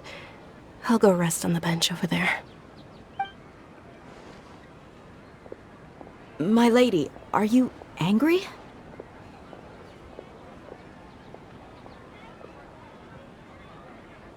All right, I'll give you the benefit of the doubt since you knew about my greatsword.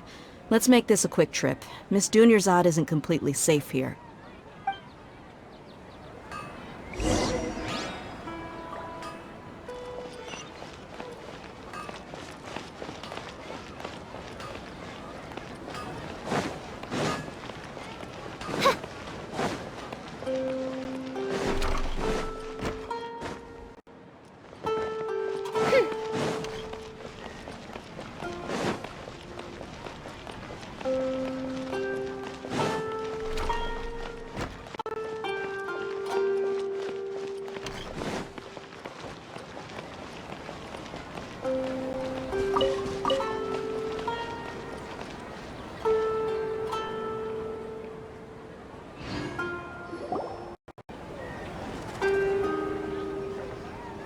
Nahida! We brought a friend! Are you busy? I thought I told you that it won't help to bring anyone here. We just wanted her to see the real Dunyarzad's condition. The real Dunyarzad? Where and who are you talking to? Huh? I told you that you two are special. Other people can't see me or Miss Dunyarzad here.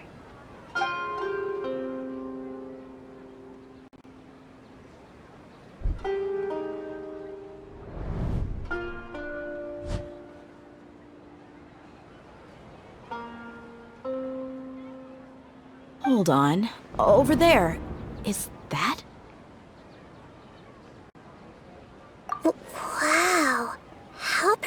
Detective. Does she have invisible antennae?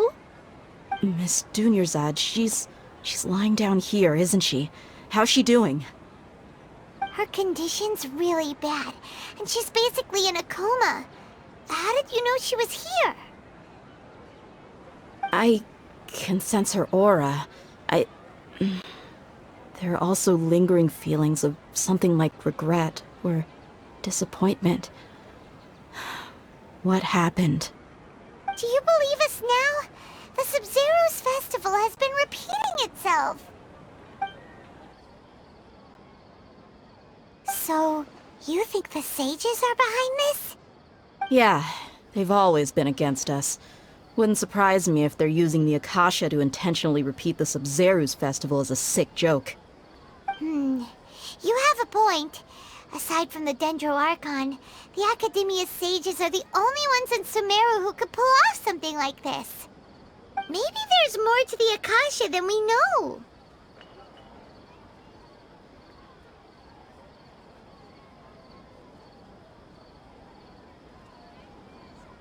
Right! Didn't you awaken our memories using something that looked like a knowledge capsule? That means you must know something about the Akasha! The Akasha relies on the power of a gnosis to operate, as it is the manifestation of the God of Wisdom's power. It compiles the wisdom of the entire populace, and it grants knowledge to the people. A gnosis could do that? No wonder the Akasha is so magical. It's being powered by the gnosis of Sumeru's Archon. So, this Nahida you mentioned, what did she say? She said, and Paimon quotes, "The Akasha relies on the power of a gnosis to operate, as it is the manifestation of the God of Wisdom's power. It compiles the wisdom of the entire populace and it grants knowledge to the people." Compiles the wisdom of the entire populace and grants knowledge to the people. Wait. I get the grants knowledge part. That's what people have always used the Akasha for. But compiling the entire populace's wisdom? How does that work? Did she mean that the sages enter new knowledge into the Akasha?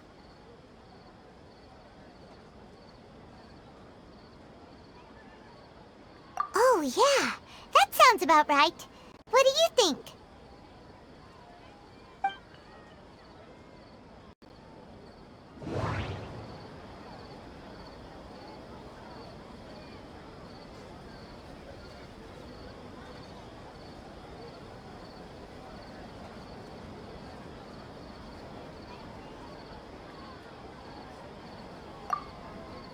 My mind feels exhausted, even though I haven't done too much thinking. What is going on?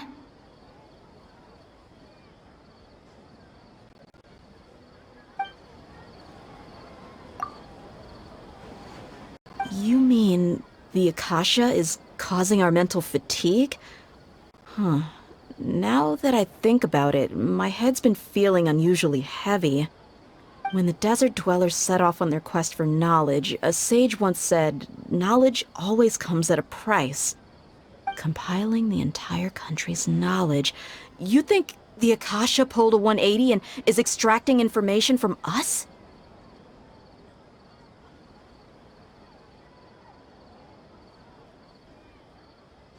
Who knows? The Akasha can put knowledge into our heads, so who's to say that it can't also poke around in there? We don't know any specifics. What's the point of doing something like that? Just think about it. If you could combine the knowledge of every single person in Sumeru, then you can basically turn Sumeru City into a single massive brain. This hive mind could make breakthroughs in problems that even the smartest geniuses can't crack. An excellent deduction. And the analogy comparing Sumeru City to a massive brain? I love it. In that case, we should take off our Akasha terminals right away. Maybe that'll solve this problem.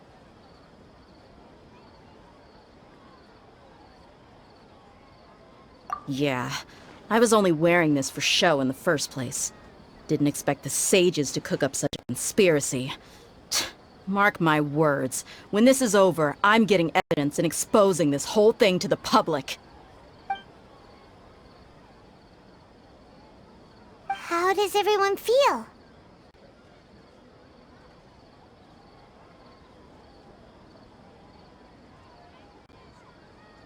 Huh? What is it? Oh, that! Paimon knows what you're talking about. It's a single soft beep that sounds like it's coming from the Akasha terminal. The sound of a beep. Could it be a prompt tone for when the Akasha is operating?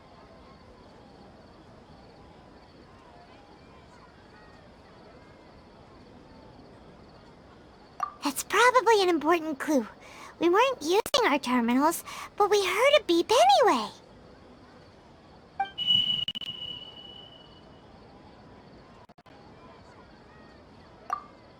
Traveler, did you hear that?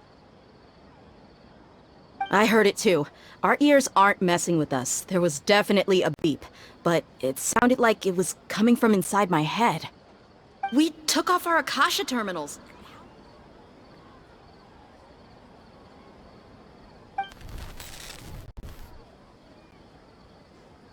Phase runtime has exceeded its expected length. At this rate, there may be casualties. But we cannot lose all of our progress.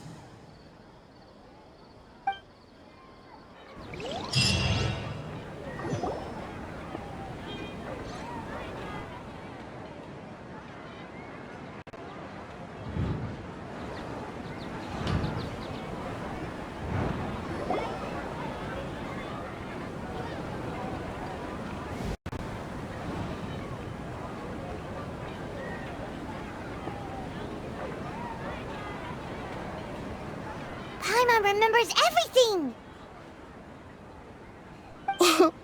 Good. You adapted quickly this time.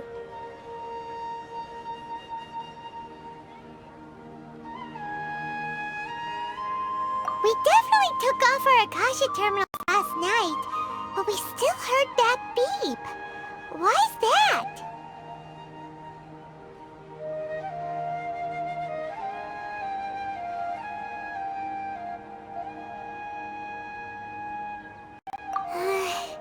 But now we can at least confirm one thing.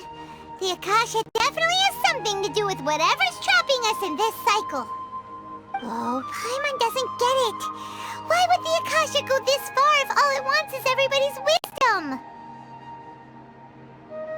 It's extremely difficult for lab rats in an experiment to understand why they're being treated the way they are. If we're lab rats, then what are you? Nahida, you've never told us anything about yourself. I guess I'm the moon. The moon? Wasn't that the result of our divination? Anyway, knowing who I am won't help you get closer to the truth, so you should focus on other things. Don't get distracted and miss any clues. Okay then. Dia helped us a lot yesterday, so let's go find her. If Paimon's reading the time correctly, those kidnappers should be showing up soon.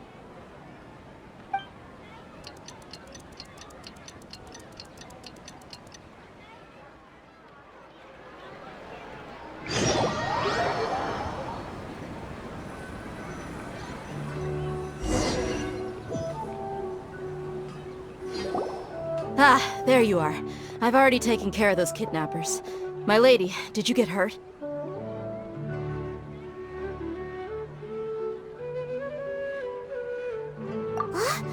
Dia? What's wrong? Why are you both gawking at me like that? You didn't get hurt this time.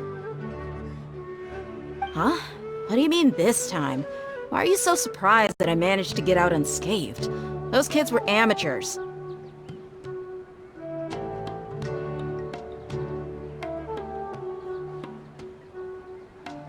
Shh!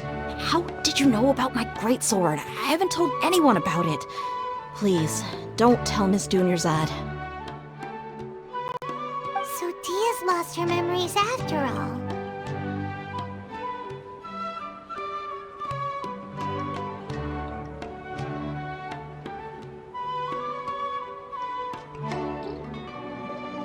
Anything strange? You already know that I got a new greatsword. If I had to say something, it's weird how such a new weapon could feel so familiar. It's as if I've already used it to fight a countless number of battles. You're saying that although you don't remember using it, your body feels like it does? That's right. Both mercenaries and warriors heavily rely on muscle memory. Only knowing the theory of battle won't get you anywhere. Traveler, what do you think?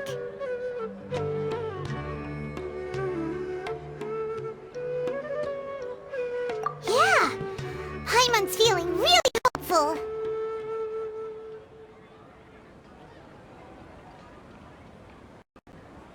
Oh, you're right! Earlier in the Samsara, something like this would have never happened!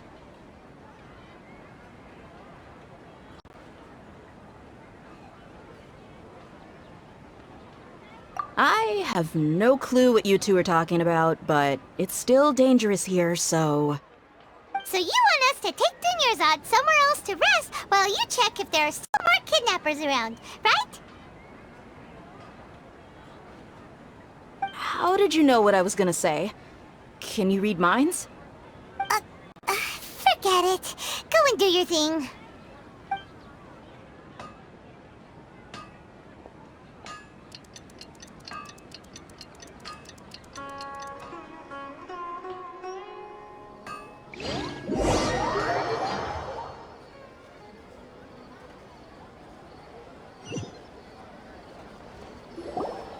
Whew.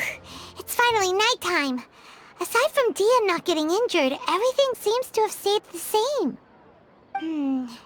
Listen, Nahida, we found out that Dia got out just fine today, even though she got injured every other time she fought the kidnappers. Do you think the Samsara has been broken? Have we saved Dunyarzad? Really? Good job on all that progress. Get some good sleep tonight. Hey, what kind of an answer is that?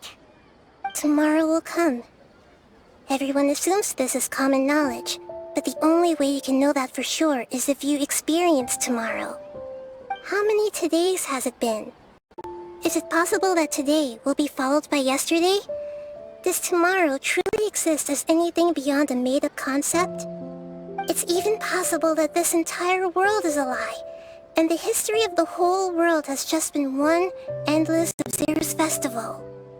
Okay, no more! Paimon's brain is already shut down. That's why it makes no sense to waste your energy thinking about things you will learn tomorrow. Get some good rest. You know, use the bathroom and flush your anxiety dookie away. Huh? Hold on, what did you just say? Did Paimon hear you correctly? Huh? People always say they feel a sense of relief after they take a duk-duk. That's why I suggested you could try that. Is that so strange? It's so strange and so against common sense that Paimon's at a loss for words. You were sounding kind of smart just a minute ago. Yeah, even though it's happy and lively at the Sub-Zero's festival every day, it feels like it's been a long time since we've really gotten to relax. Let's go back to our room.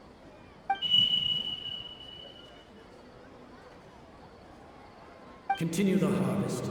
Compared to what we stand to achieve, these sacrifices are trivial.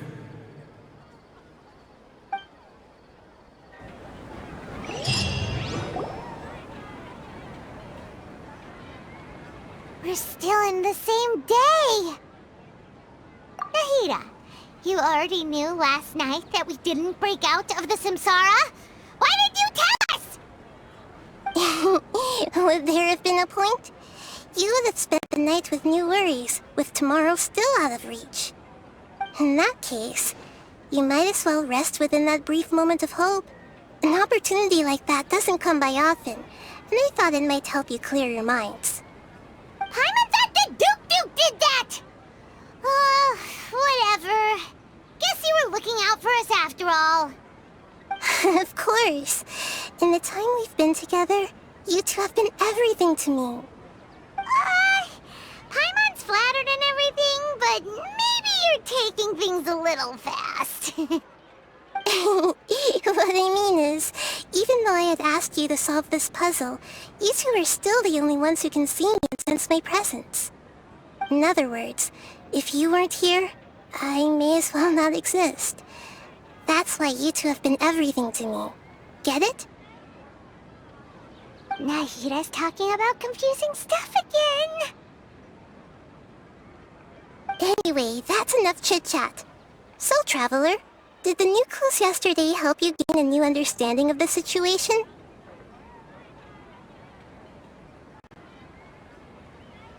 Huh? Why are you scrapping your previous theory?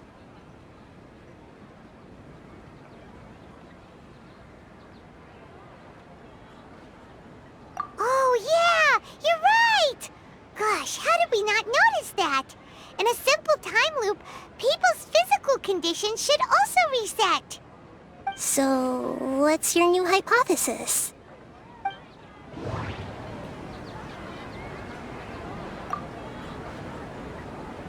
Okay, Nahida said, the Akasha relies on the power of a gnosis to operate, as it is the manifestation of the God of Wisdom's power. It compiles the wisdom of the entire populace, and it grants knowledge to the people.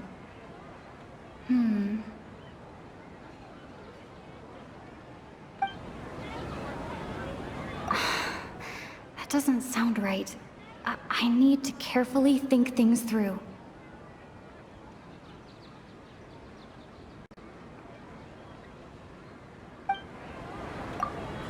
We've already experienced the Sub-Zeru's festival many times, and the day of the festival seems to be in a perpetual samsara.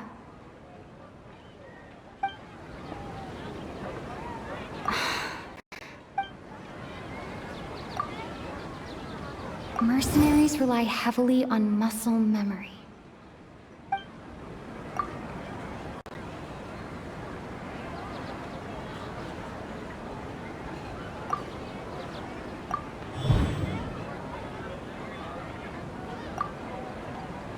If all our memories of a day are erased at the end of that day, then we would unwittingly relive that same day again and again.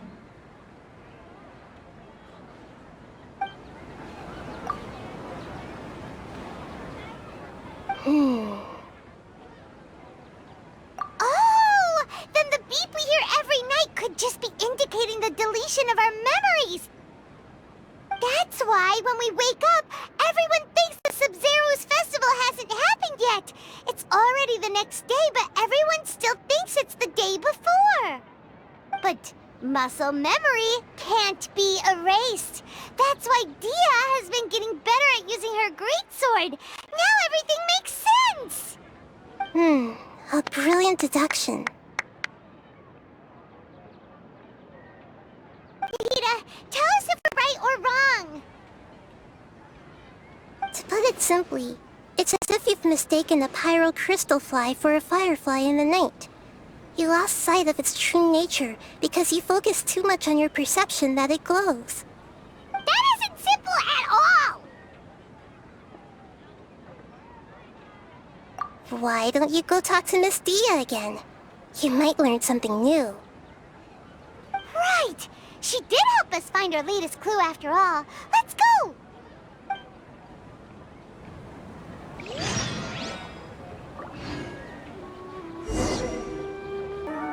There you are.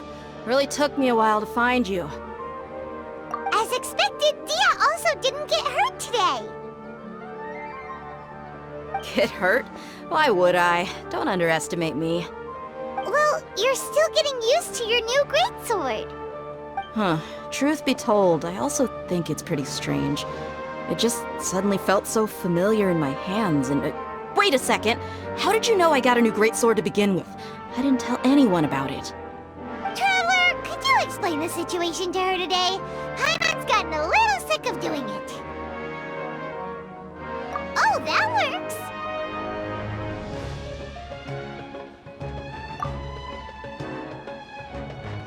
What happened to you guys while I was gone? Did you get brainwashed by some cult? Don't think too hard about it. Just take what we're saying at face value.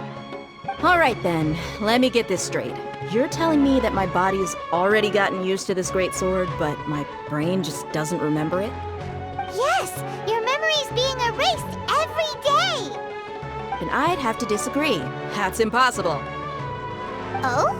Why do you think that? If we've actually been reliving the Sumeru's festival day after day, then what happened to the things we used, the money we spent, the food we ate? Common sense says my wallet should have emptied itself a long time ago. There's no way I wouldn't have noticed that.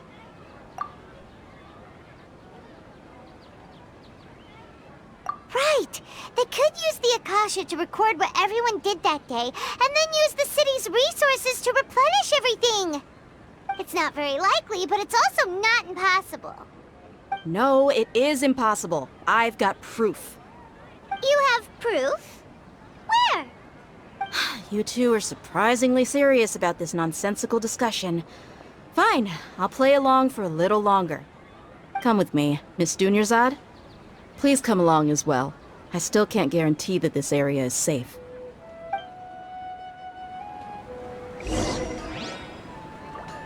Paimon can't believe it's Dia who wants to show us something this time. 2 days ago, we were the ones taking her to see Dunyarzad.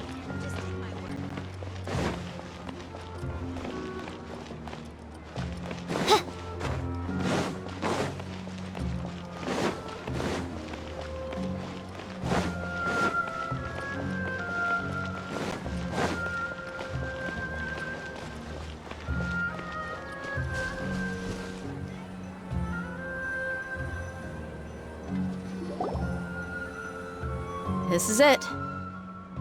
Huh? This is a wooden training dummy. What about it? See those marks on the dummy? Those are the result of several days' worth of practice. Let's say the sages didn't replace it every day. Shouldn't it be hacked to pieces by now? That's true, but what if they did? Then the sages would have had to reproduce every mark I left during previous training sessions. I'm a professional fighter. My martial school has always emphasized the importance of refined control. The force, angle, and entry point of each strike is calculated and deliberate.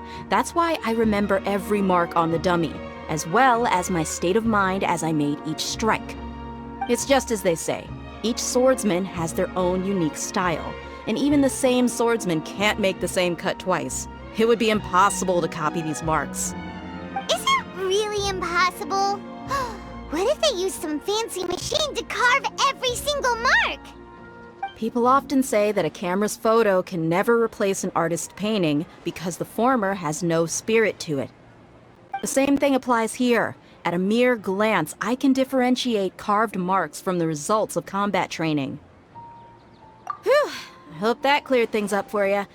Hey, is this that new brain exercise game that's been super popular with the scholars lately? It's surprisingly fun. Anyway, it's getting late. I should escort Miss Dunyarzad to Nilu's stage. See you later. Well, back to square one. Is our memory deletion theory also wrong? But at least we've reached some other conclusions in the meantime.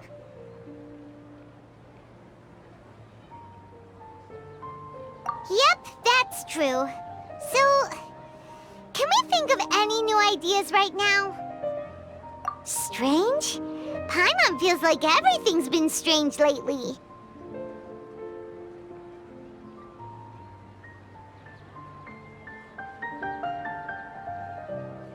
Huh? Leaving the city? You're right! It's really strange how we never thought of such a simple solution! Many things should become clear if we can confirm the flow of time outside of the city. Paimon can't believe it! Did we miss this because we're tunnel visioning too hard on our other theories? Or because we're just too tired? How about we go back and ask Nahida? Maybe we've forgotten something about leaving the city.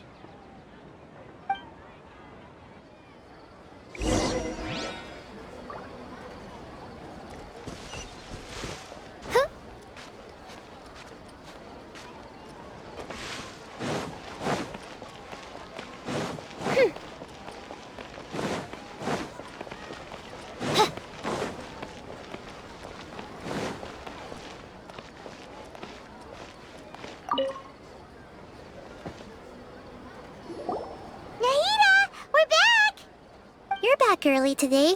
Did you find something new? Sort of. We're mostly sure now that we're not in a time loop. And we also aren't in the real world. But leaving the city.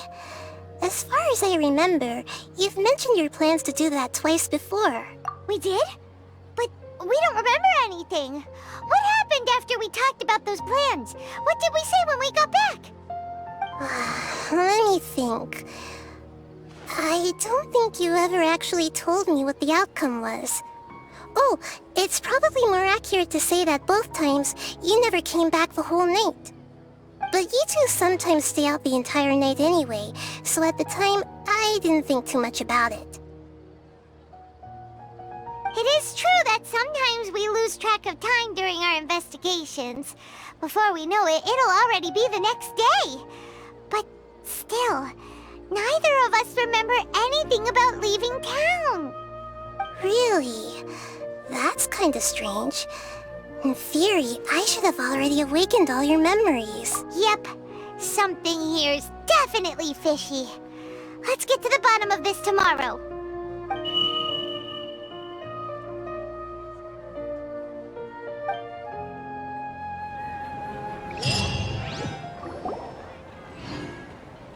Our memories are back! About that... Well, where should Paimon begin? Traveler, aside from your memories that were just restored, I have another message for you. Listen to it and you'll understand. Can't go back. There are countless spaces here. Our Sub-Zero's festival in Sumeru City is just one of them. Traveler, you should be missing 2 days' worth of memories. Paimon will fill you in. It's time to carry out our plan from yesterday. Okay, let's go!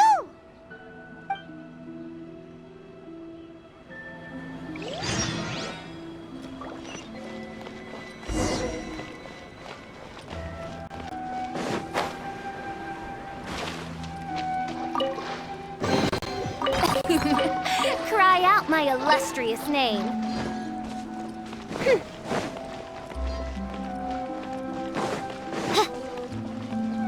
By royal decree.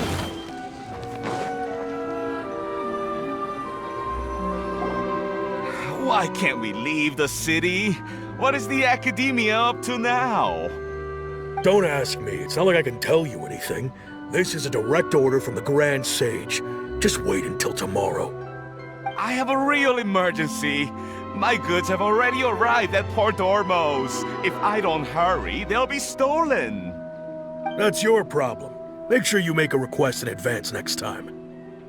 But it's not like you can just predict business matters in advance. It looks like the Academia already announced a lockdown for Sumeru City today. How completely unsurprising. Let's go and question them. Hello, sir. Why can't we leave the city today? Here we go again. Don't ask me. I don't know either. We just received an order that no one is allowed to enter or exit Sumeru today. They didn't tell us anything else. Angering me won't get you anywhere. If I had that kind of insider info, I would have left this stupid post long ago. It looks like he really doesn't know. If we can't get anything out of him, let's take matters into our own hands. Why don't we climb over the walls? Those guards can't be everywhere at once. This is a good spot, and the guard hasn't noticed us at all. Let's hurry! Huh? Why? Are you going to leave Paimon behind? But what if things get really weird out there and you get into some trouble? Then Paimon won't be able to help you. Oh, Paimon knows that Paimon can't do much, but we've always been together. Okay. Paimon will wait for you. Promise Paimon that you'll come back as soon as possible. Just a quick look. And please, careful.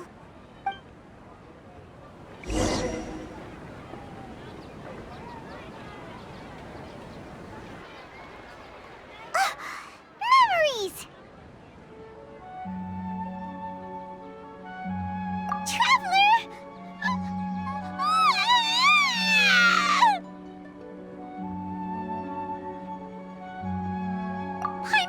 Paimon would never see you again! You just disappeared! Paimon waited for you for hours and hours at the city wall and you never came back! You promised Paimon that you were only taking a quick look! Paimon, calm down. She's here now. I don't think she understood what you were saying. Paimon doesn't care! Paimon wanted to go look for you, but you also said that Paimon should stay! Paimon was so worried and so scared the entire day!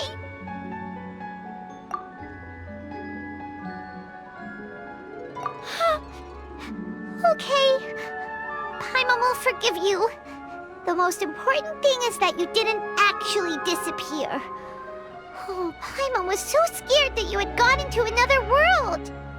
Okay, Paimon, can you tell us your perspective of what really happened yesterday? I see.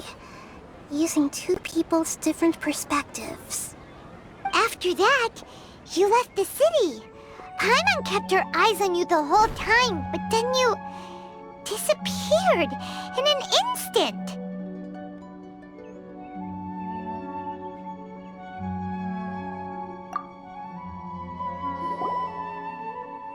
No way! Paimon was watching you with the fullest attention. What's your perspective, Traveler?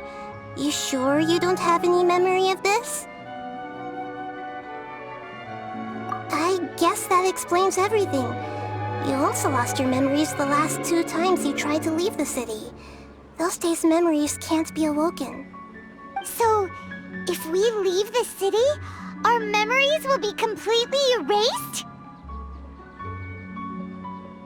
It really sounds like something big outside of the city is being hidden on purpose. But this way, we'll also never discover what's outside.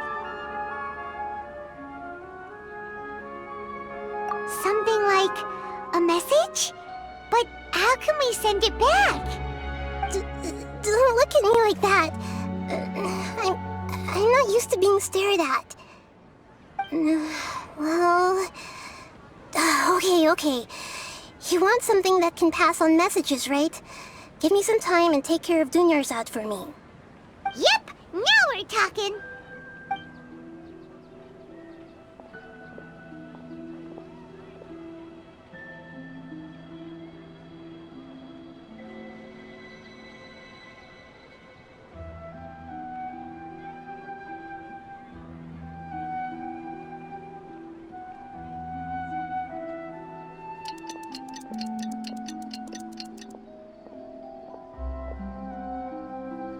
I'm done. Here you go. What? Isn't this just an Akasha terminal? I made some little changes. Akasha terminals are already capable of sending messages. I just tweaked it so that it could connect to any node. To make something like this? Nahida, you really know the Akasha like the back of your hand. Anyway, we can use this now to record a message, right? Yep. I'll help you save the messages. It should be pretty easy to use. I just can't guarantee the user's status and signal coverage when they're outside the city. We'll never know until we try. At least we're taking the initiative now. Let's go then! Let's expose those sages!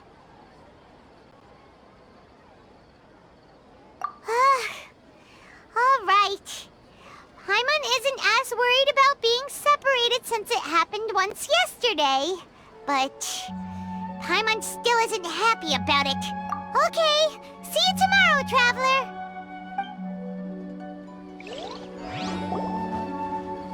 That covers everything that's happened so far. Yes. Although the signal was choppy and had some interference, we still managed to receive 2 messages from you when you were outside. Okay, now that you understand what's going on, let's hear the messages together.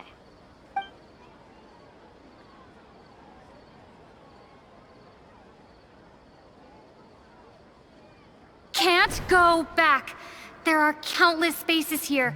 Our Sub-Zero's festival in Sumeru City is just one of them. I've entered another space.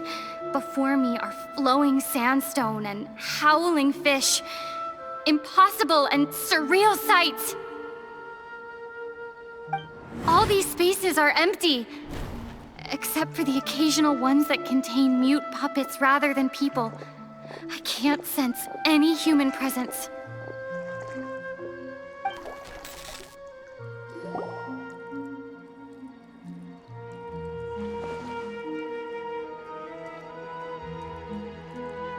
That's one heck of an info dump.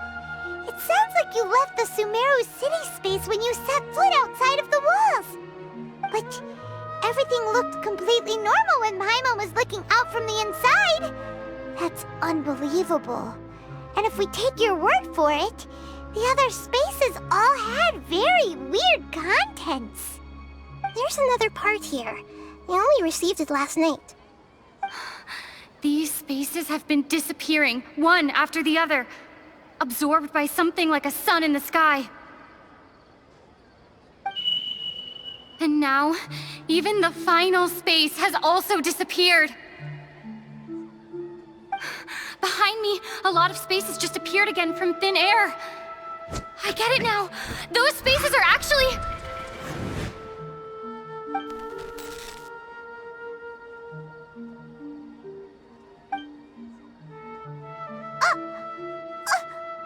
Why did the message end right there?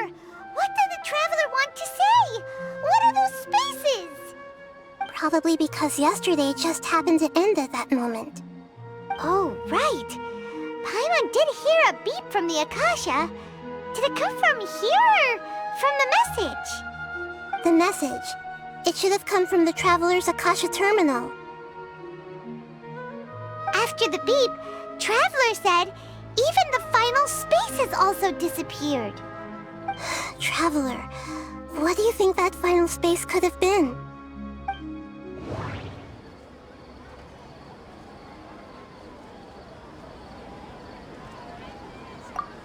My impression is that each day in this samsara only ends at the sound of that beep from the Akasha.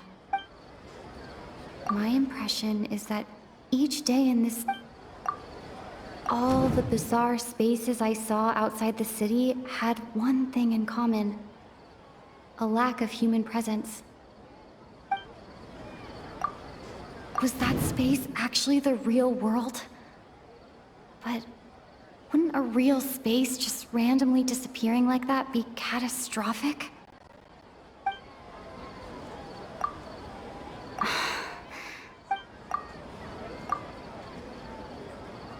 Oh, so that's what it is! After the sound of the beep, the final space, the Sub-Zero's festival, also disappears, and we're taken to the next day. Later on, Traveler also mentioned a bunch of new spaces materializing behind them. Do lots of new spaces appear every day? Paimon's head is spinning. Just what are these spaces anyhow? Well, consider this.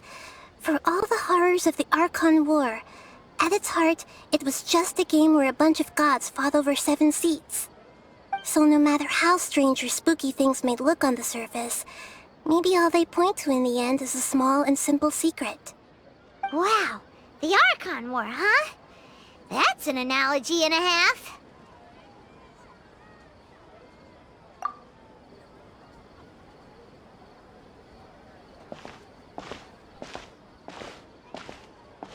Hey, where are you going?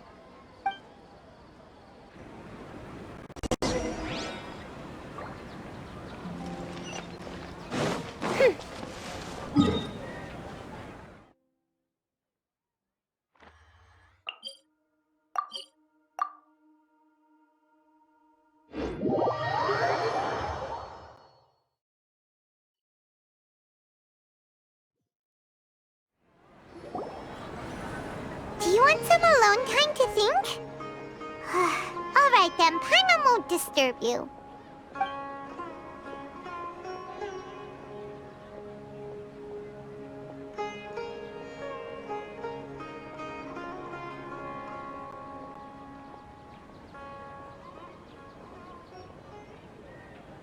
The dance of Sub-Zeros is about to begin. I'm going to go watch it. Okay. Why don't you go ahead, Dunyarzad? We still have some other stuff to do first. Okay then. See you later. Have you figured it out yet, Traveler? Time is ticking away!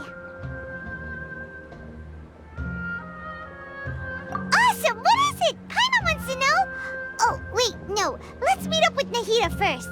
You can tell us both together. This time, we're gonna get to the truth!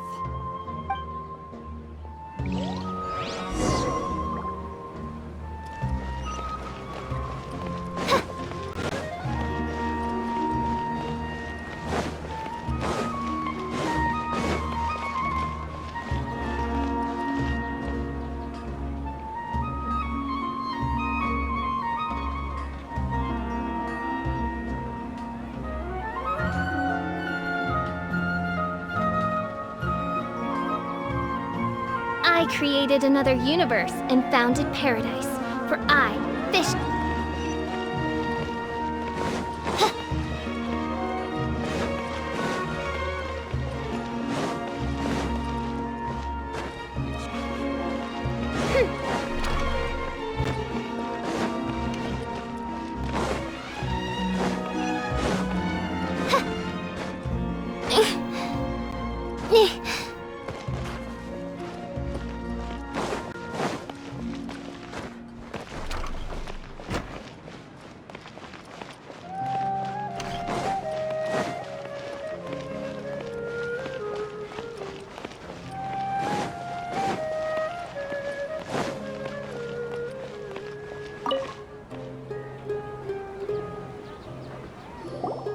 You're back!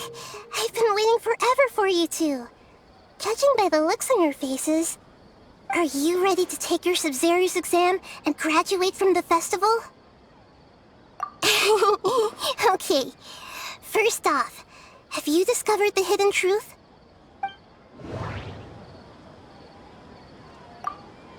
All the bizarre spaces I saw outside the city had one thing in common. A lack of human presence.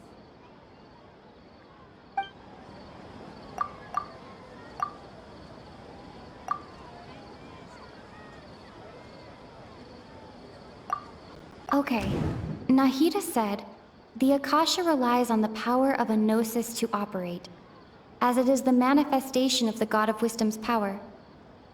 It compiles the wisdom of the entire populace, and it grants knowledge to the people.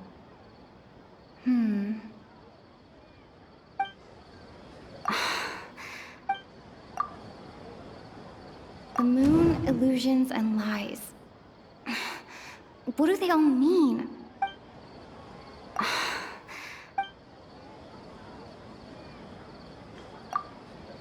We've already experienced the Sub-Zero's festival many times, and the day of the festival seems to be in a perpetual samsara.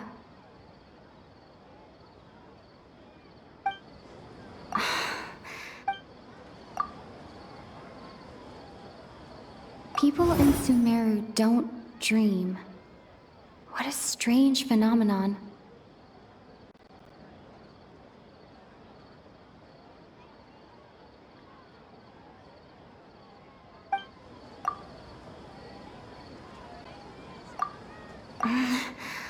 I can't see...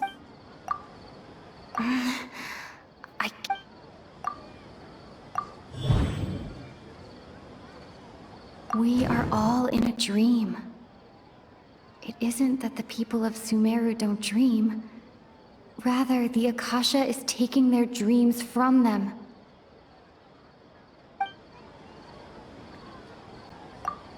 People think they don't dream. But the truth is, the Akasha steals their dreams without them knowing it. And those spaces with no human presence are stolen dreams without their host. That would explain why they sounded so weird when she was trying to describe them. Huh. So people in Sumeru do dream after all. In fact, we're all in one big dream together right now. Correct answer. Now, how did you conclude that the Akasha is capable of this?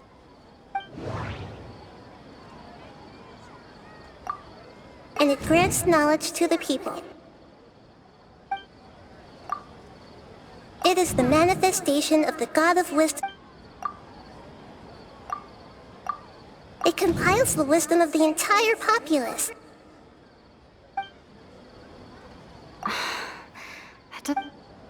It compiles the wisdom of the Akasha relies on the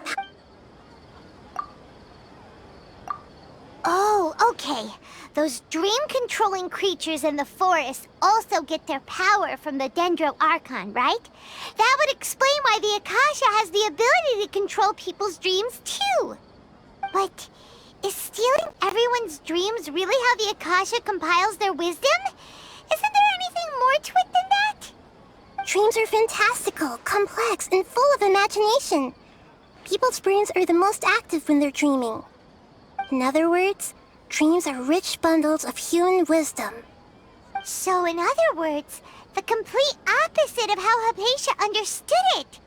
Paimon remembers her saying that the sages think dreams are foolish delusions, and the fact that no one dreams is a blessing from Greater Lord Rukkhadevata. So it was all a dirty trick? The real story is that the sages from the Academia are using the Akasha to steal people's dreams for their own use, huh?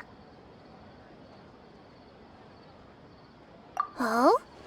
By the sounds of it, you understand the current situation pretty well.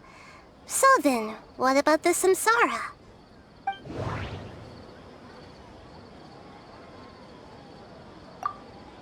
We've already experienced the Sub-Zeru's festival many times.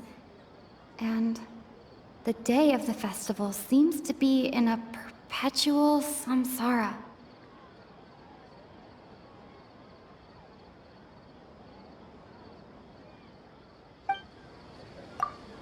That doesn't sound... Grand Sage said, go celebrate the birth of that god to your heart's content.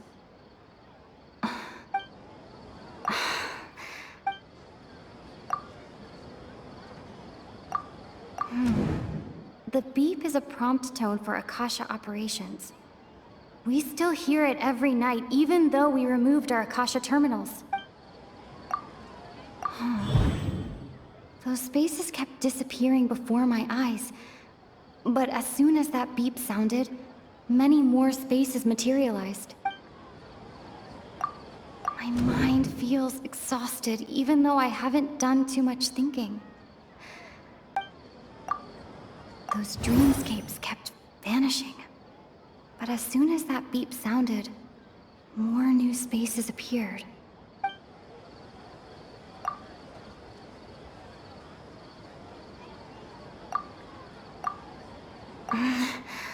I can't...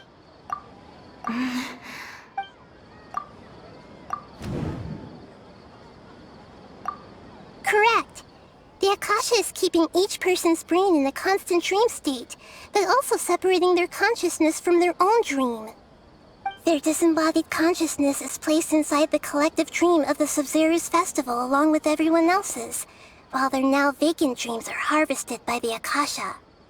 No one is any the wiser as another day passes in the dream, and so begins another samsara cycle. People wake up to yet another dream about the Sub-Zeru's festival. The dreams that belong to them are once again harvested by the Akasha, and so it continues. So, this is like a dream factory, and the Akasha is a dream harvesting machine. Did Paimon get that analogy right? Very good, Paimon. Using analogies well is an excellent habit to get into. Okay, so that beep we keep hearing is actually from our real-life Akasha. terminals. Taking off our terminals in this stream doesn't do anything. Alright, last question. Who am I?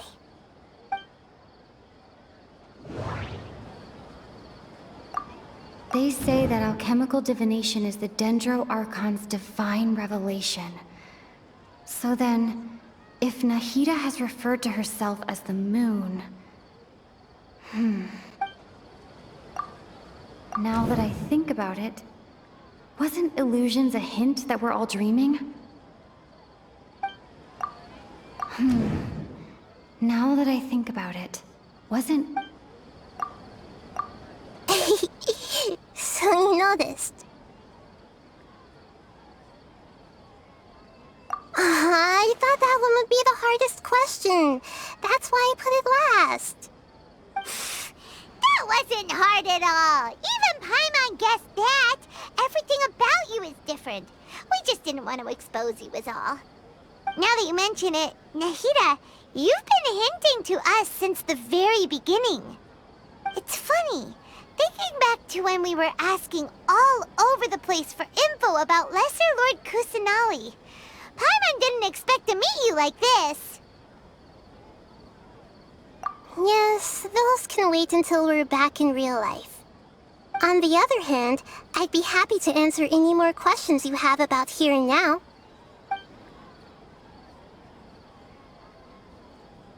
I know, right? Why did they have to base this dream on my birthday? Could it really just be a coincidence? Even you don't know the reason? Wow, now that's strange. The Academia sages are determined to harvest lots of dreams in a short time, no matter the cost. They have to be up to no good. Unfortunately, I don't know anything about it. Traveler, do you have any information?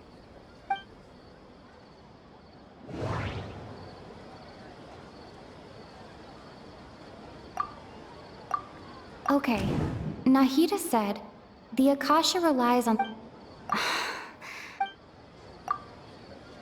Grand Sage said... Celebrate the birth of that god? Could it mean... You asked me this question before. My answer was, it would literally blow your minds. Now that you know this is all a dream, this answer should hopefully make more sense. Have you heard the saying, don't wake a sleepwalker? Likewise, if someone suddenly had told you all this instead of you learning it on your own, your notion of reality and dream would be thrown into irreversible confusion. I couldn't expose you to that kind of risk. That's why I could only give you very subtle hints and some suggestions. Long story short, I'm really sorry I had to keep you guessing.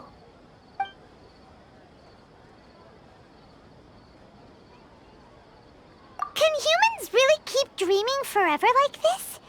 Will it ever end? And if so, when? You might say your mental fatigue has already answered this question.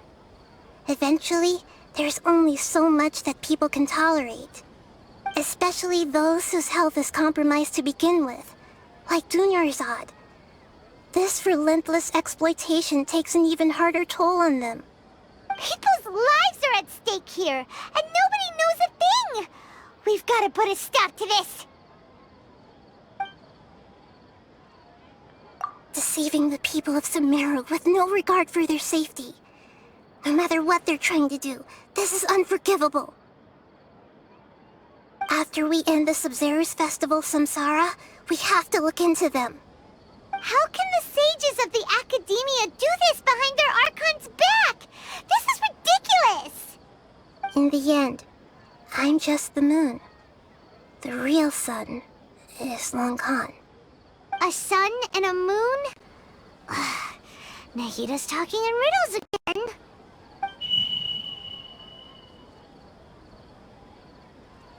Oh, we're out of time today! I'll tell you how to break free of the samsara tomorrow. See you then.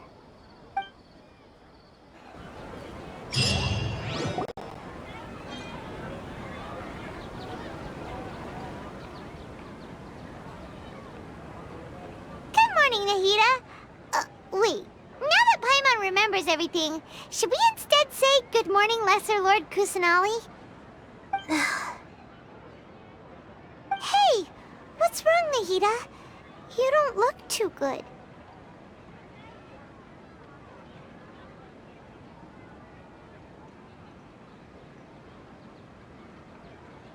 I'm afraid that what you're thinking right now is correct. Did Dunyarzad already disappear? No way! Are we too late? The real Dunyarzad's consciousness has indeed disappeared. It can no longer endure the constant dream harvesting.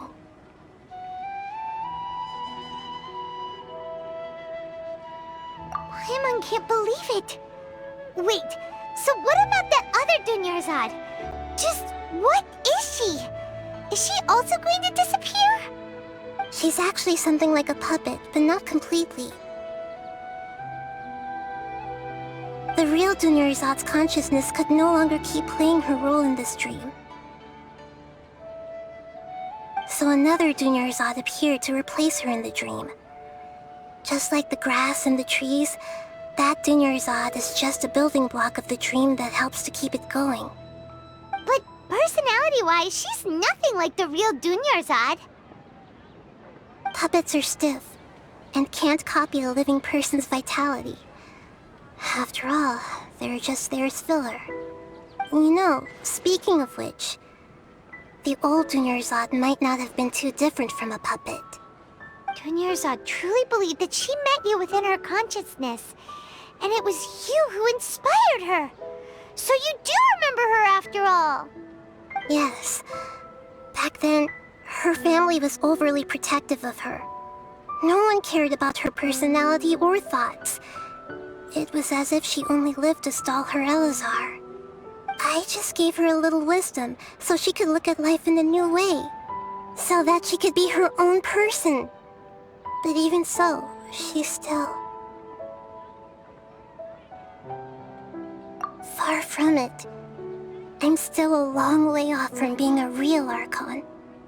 I couldn't even save her. If I were a competent Archon, I wouldn't have let my most faithful follower die at the Sumeru's festival with so many regrets. Please don't beat yourself up over it, Nahida. It's the sage's fault, and theirs alone. I'm not beating myself up. All I did was to rationally observe the distance between myself and a real Archon. Don't be like that, Nahida. Even real Archons are still allowed to be sad.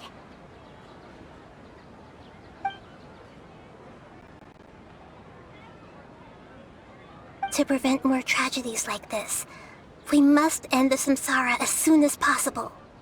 Great, but how do we do that? Although the Sumeru's festival dream is under the Akasha's control, only humans can dream. Even the Akasha is unable to create them. That means this dream belongs to a host who created it.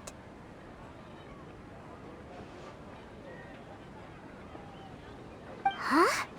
So, how should we find that person? Well, if this is someone's dream, then everything here must come from deep within their consciousness.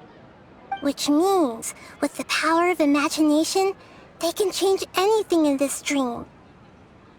Imagination? What do you mean by that? Imagination means breaking through what you perceive as normal.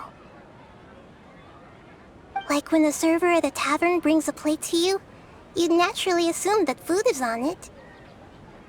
However, if you're the dream's host and you become aware that you're dreaming, when you imagine gold and more on the plate, the dream will respond in kind, and the server really will bring you gold and mora.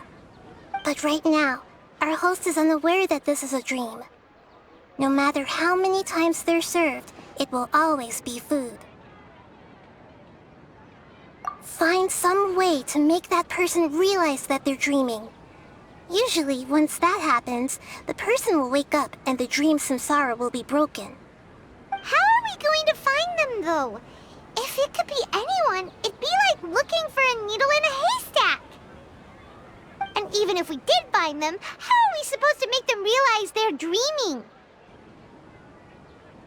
After all, like you said, don't wake a sleepwalker. It's extremely difficult, yes. But the only ones who can do it are you two. Remember, everything you've achieved up to this point has all been for the sake of finding the host and ending the samsara. As for me, during this time, I'll be out of town.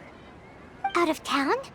Are you going to that place full of dreams where the Traveler went? Yes. I want to try something. There must still be a small wisp of possibility. Hurry and go. Dreams are supposed to be fantastical, romantic, and full of pleasant surprises. Unnecessary things like this samsara need to end. Paimon's still a little upset that we've come this far only for Dunyarzad to... She was such a good person, with such a simple wish. But yeah, saving Dunyarzad is what kept us going this whole time. But we mustn't lose hope, Traveler. Dunyarzad would definitely want to see us save everyone else. So let's break the samsara for her sake. Paimon's wondering, do you think the sages would get one of their own to be the host of this stream? Feels like it would be easier to control it that way, no?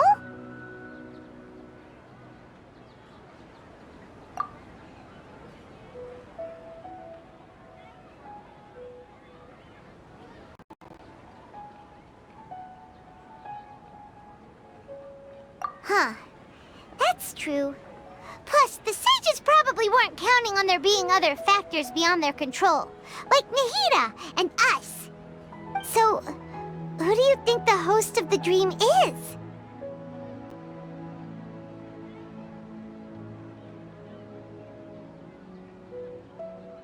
Oh, that would make sense!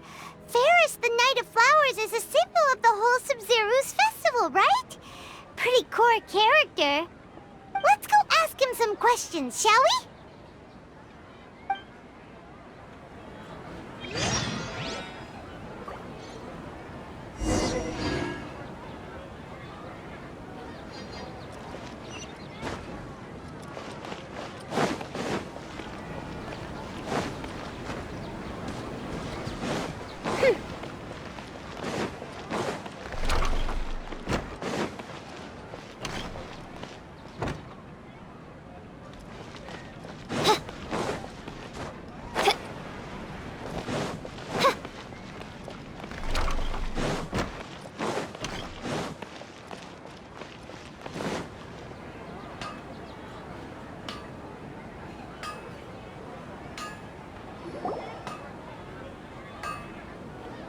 You're back. You left in a hurry last time. Is everything okay? Everything's fine, just... it's a little hard to explain. Would you mind taking part in a little experiment with us? An experiment? That came out of nowhere. I'm listening, though. What do you need me to do? Could you... make a wish?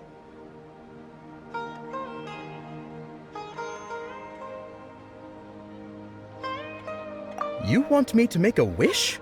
Is that a new Sub-Zero's festival tradition or something? Less questions, more wishing! Okay.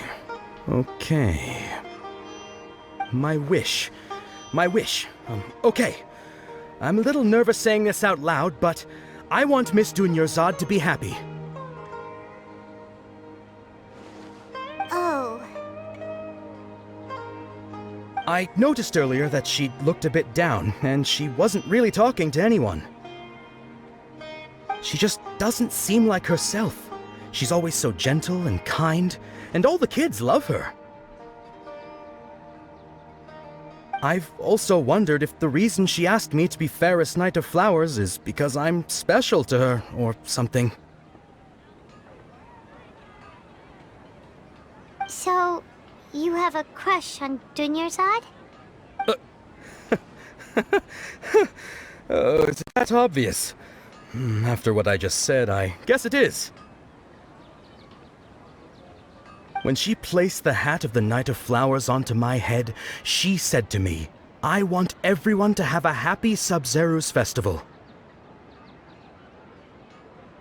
What she didn't realize was that I'm not that interested in how everyone else feels.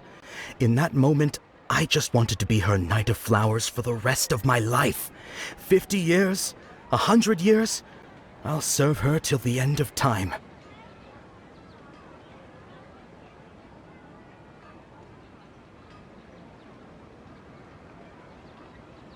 Okay, yeah, that was a bit much. Felt like the right moment to get it off my chest, but that was pretty embarrassing. Okay, I'm ready to make my wish. I would like Miss Dunyarzad to appear in front of me right now with a smile on her face.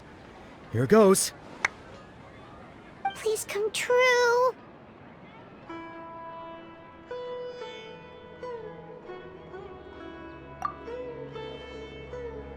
I'm gonna open my eyes.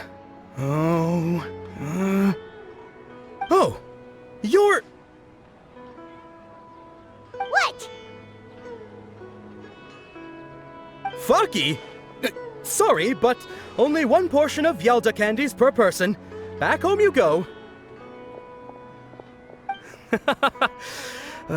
Nice try, you two.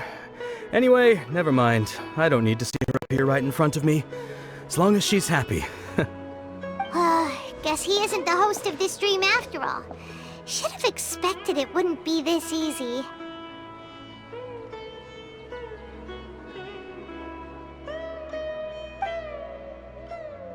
It seems like everyone who knows Dunyarzad loves her, but none of them has any idea that she...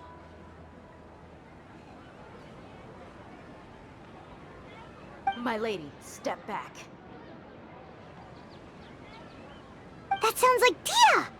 Oh, right. This is when Dunyarzad bumps into the kidnappers. Huh? But Dia can handle them. Hey, Traveler!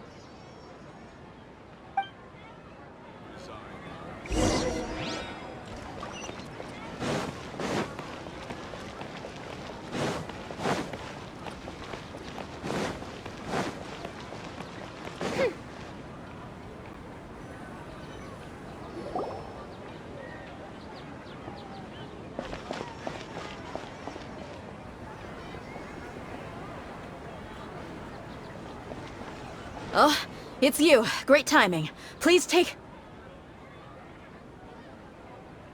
Hey, this is my job. The homie Yannis pay me, not you. Fine, alright. Knock yourself out. Why are you so worked up anyway? It's not like I don't trust your fighting skills. Anyway, watch yourself.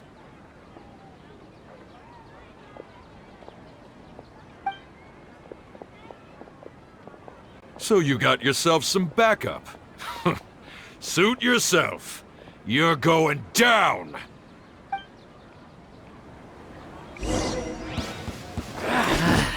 New punchy today. Into the wind. Neat. You want this one?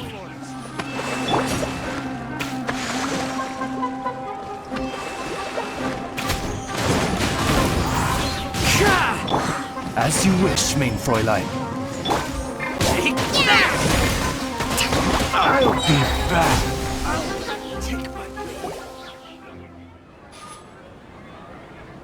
Traveler, were you just taking your anger out on those guys?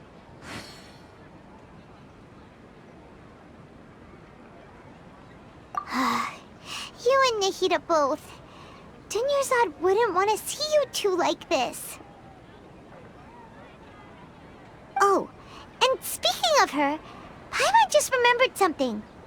Remember how during the first Sub-Zero's festival, before the Samsara started, we came here with Dunyarzad because she wanted to pick something up?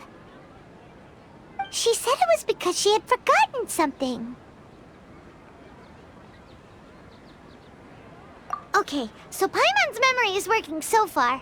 Anyway, Paimon also remembers that she is staying somewhere around here. She pointed it out to us the night before the Sumeru's festival.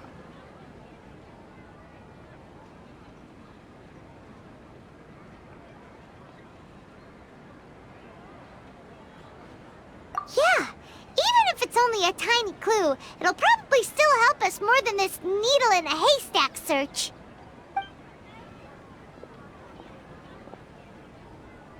This is the place! It's rude to enter other people's spaces without permission, but desperate times call for desperate measures! Hey! The windows are unlocked! Okay, Paimon's gonna take a peek inside.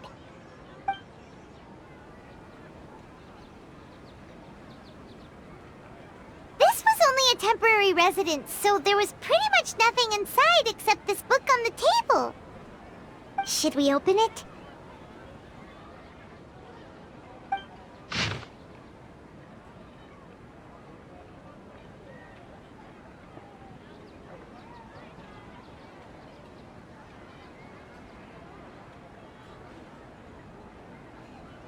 Wow.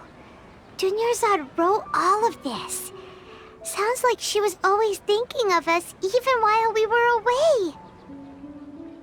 Even though she was also busy preparing for the Sumeru's festival and had all her health problems to worry about. She must have wanted to give this to us as a gift on the day of the Sumeru's festival, right?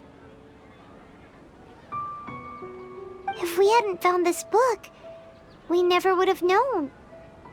But now that we know, we can't even thank her. Hey! Where are you off to now?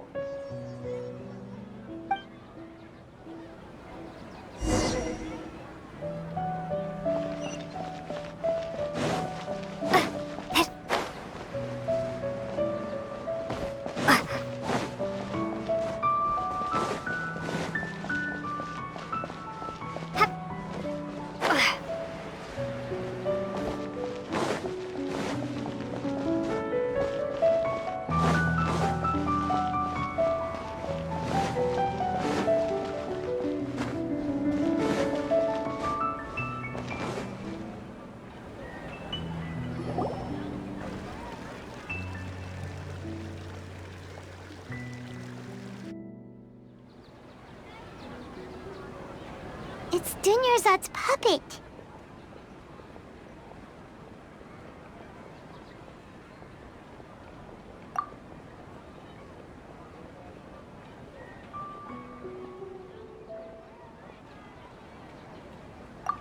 Traveler?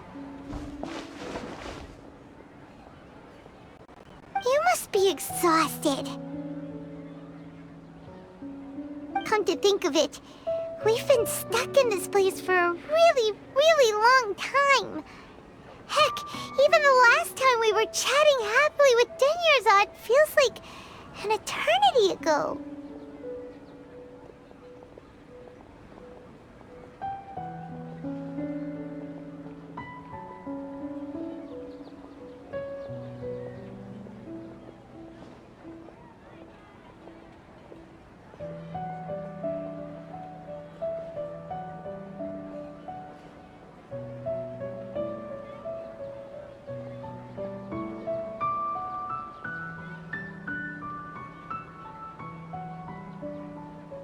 Paimon still remembers when we were sitting here, and the way her eyes sparkled when she talked about Nilu's dance of Sumerus.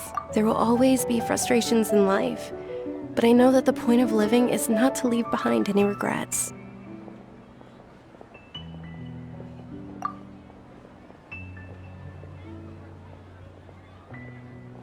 That was what the real Dunyarzad said, wasn't it? Does that mean...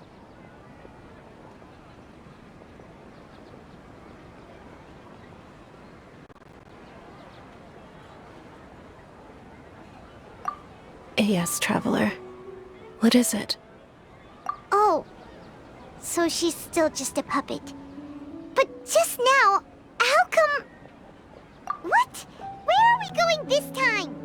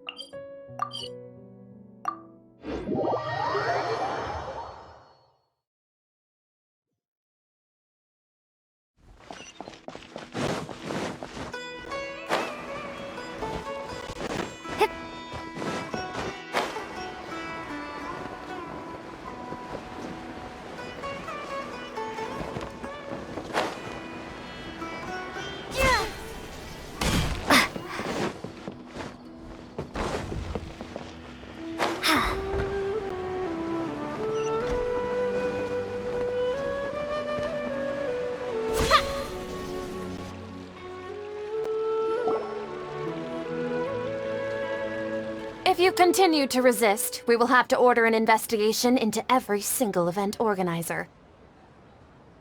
The Grand Sage has already granted you much leniency. I advise that you exercise tact. How did things turn out like this?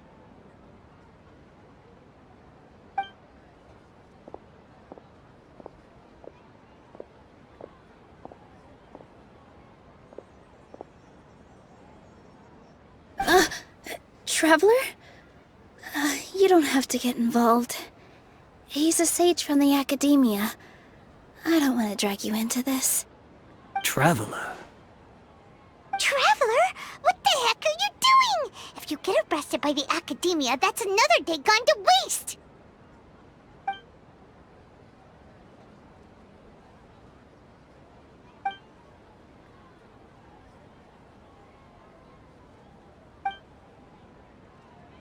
Wait, they're not reacting. Have they been scared stiff?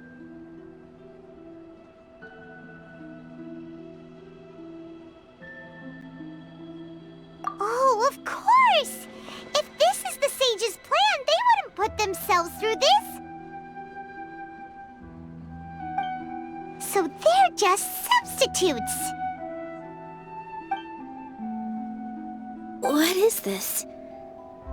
What happened to the Grand Sage and his entourage?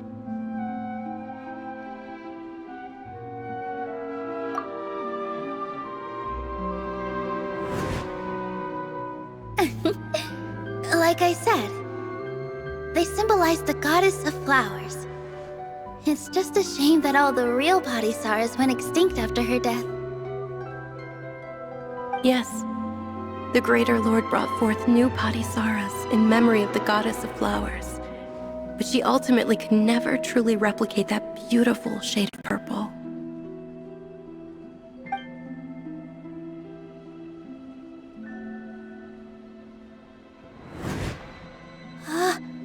That beautiful shade of purple. Aren't these flowers real Padisaras? Just like the ones from the legend? I didn't even notice! Dunyarzad, did you find these? But didn't you just say all the real flowers went extinct after the goddess of flowers passed away? So, how? Yeah. What's going on here?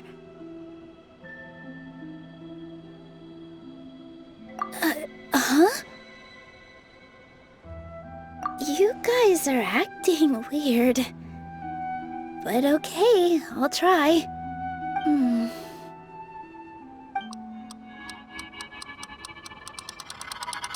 Hey!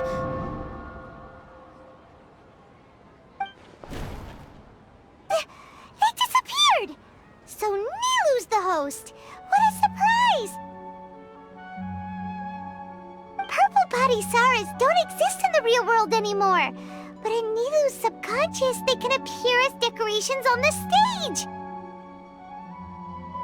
It's just like the example Nahida told us. People assumed there will be food on a plate, and Nilu assumed there would be real Padisaras in the flower pots. So when you saw the flowers, you instantly knew it was Nilu? But if we want to end the samsara, we need the host to become aware that they're dreaming. How should we make Nilu realize that? Am I dreaming? Huh? So I'm right. Is this Lesser Lord Kusanali responding to our celebration of the Sabzeruz festival? Wrong guess, but you aren't completely wrong either. The point is, what made you think this is a dream? As far as you know, people in Sumeru don't dream, right? Yeah, but have you heard the tale of the first sage? To prevent a calamity, he went on a journey to find the Dendro Archon. Ooh, sounds familiar. Dunyarzad told us a story like that when we first arrived in Sumeru City. So it was about the first sage, huh? Yep, but in the part you heard, he hadn't become the first sage yet. There's more to the story. His piety and wisdom were acknowledged by the Dendro Archon, and she finally gave her blessing to him. All kinds of spectacular scenes appeared in front of the first sage, as if all the knowledge in the world was being painted onto a canvas right before him. He was captivated. After who knows how long, he mastered all the knowledge he could comprehend. Afterward, he said to the Dendro Archon, "I miss my parents, my wife, and my children. I've been away from home for far too long. They must be worried." The Dendro Archon smiled. The next second, the sage found himself lying in his bed, as if he had just woken up from a dream. His wife, lying next to him, said, "You're off to search for the Dendro Archon today, aren't you? Have a safe journey, my love." In the end, the first sage took care of many disasters in Sumeru City, and founded the Academia. What a happy ending. So, the first sage was dreaming ever since the beginning of the story? He never went on his journey? Yes, but his faith and determination were conveyed to the Dendro Archon, so she blessed him in the form of a dream. Paimon understands where you're coming from now. That's a really interesting connection. But we really gotta wake up soon, like the sage in the story! I see. Well, it just so happens that today's Sub-Zero's festival is almost over too.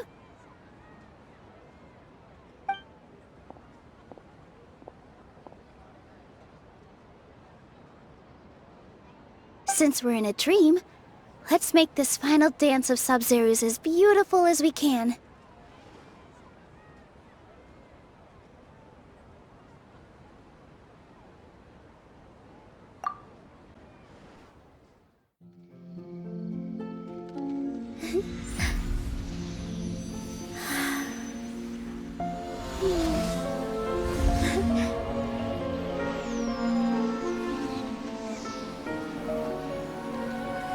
The wait is over, everyone.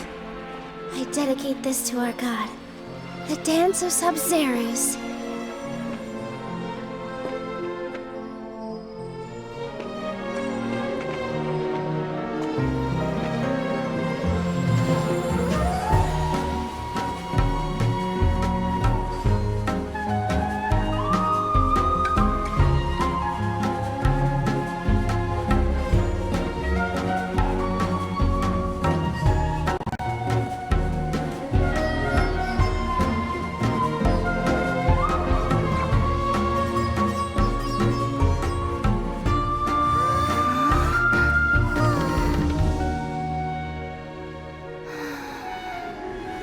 I'd be lying if I said I had no regrets.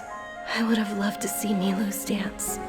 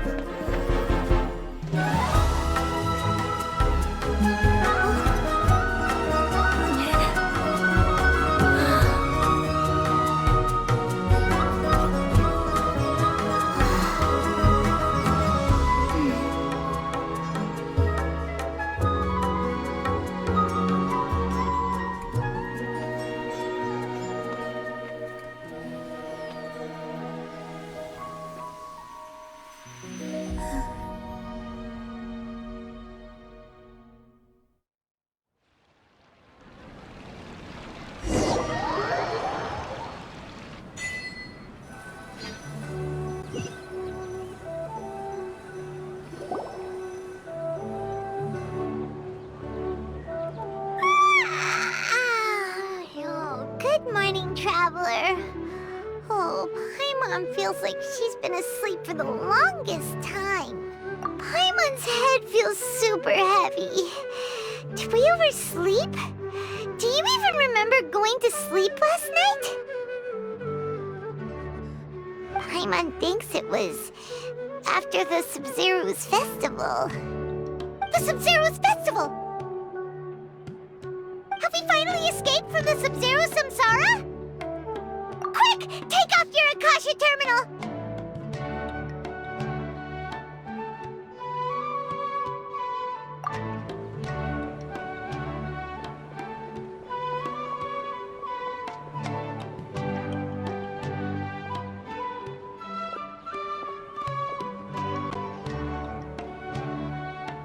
she's not in her room.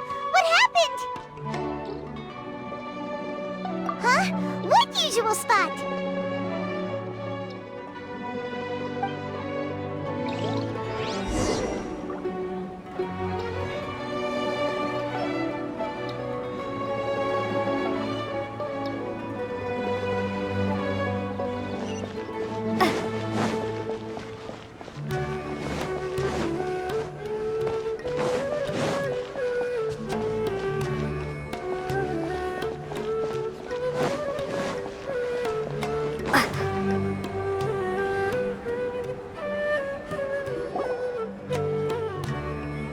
Well done, Traveler and Paimon.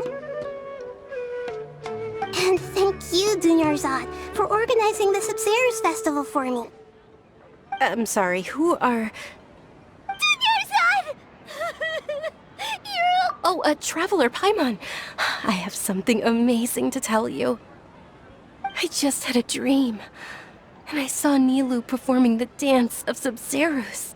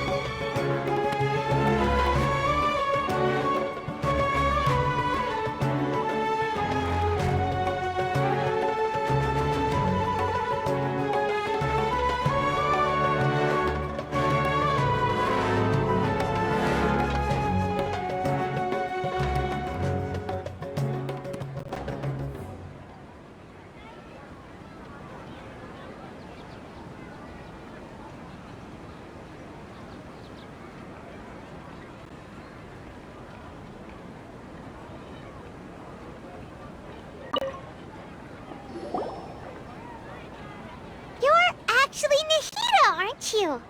Paimon felt like Catherine was acting weird when we met at the Sumeru's festival. And... Dunyarzad, did you save her? It's a really long story. We shouldn't disturb her. Her consciousness is still weakened. Let's chat somewhere else. How about by the Traveler's favorite bench?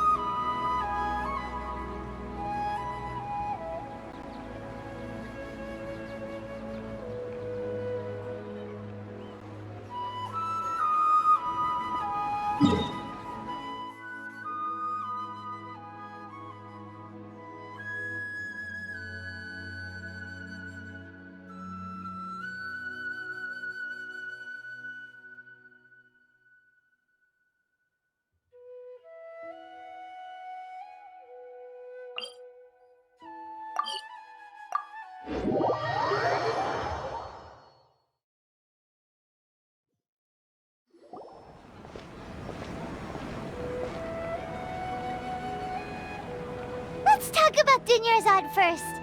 It's such a relief that she's all right. After we parted on the last day of the Sumeru's festival, I left the city and saw what the traveler had described. Among the countless dreams, I found one that was growing fainter and fainter. This proved my suspicion. Once Dunyarzad could no longer bear the Akasha harvesting her dreams, her consciousness began to dissipate.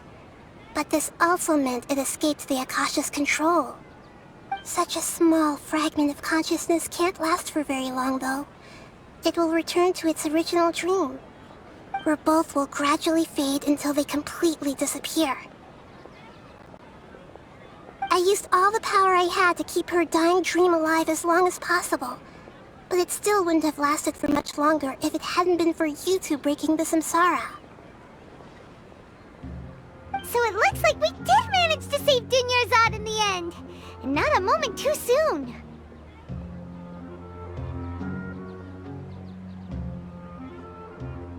Huh? Why are you two smiling so happily? I thought you'd be so moved that you'd start crying. I need to spend more time observing human emotions.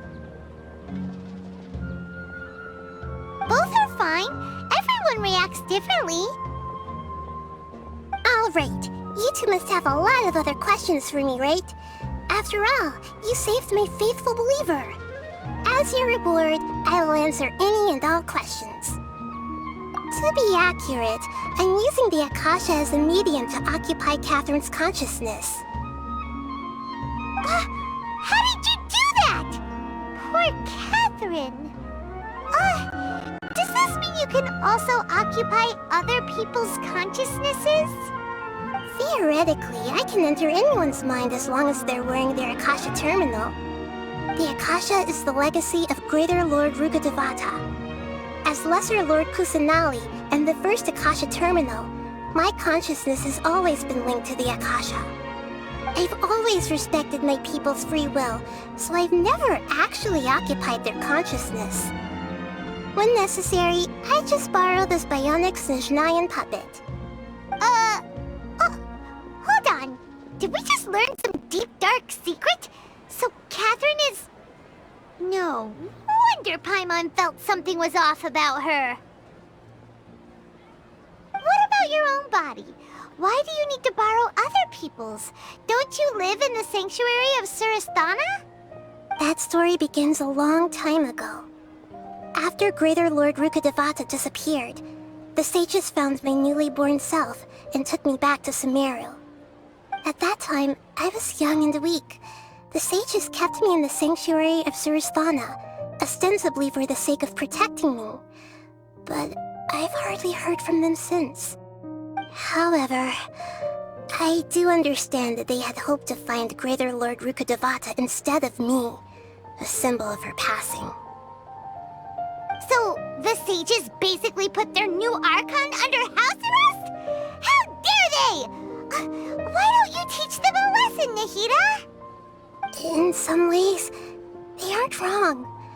Greater Lord Rukkhadevata was omniscient and omnipotent.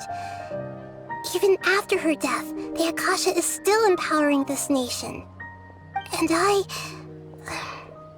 I'm still really far away from being able to call myself the God of Wisdom.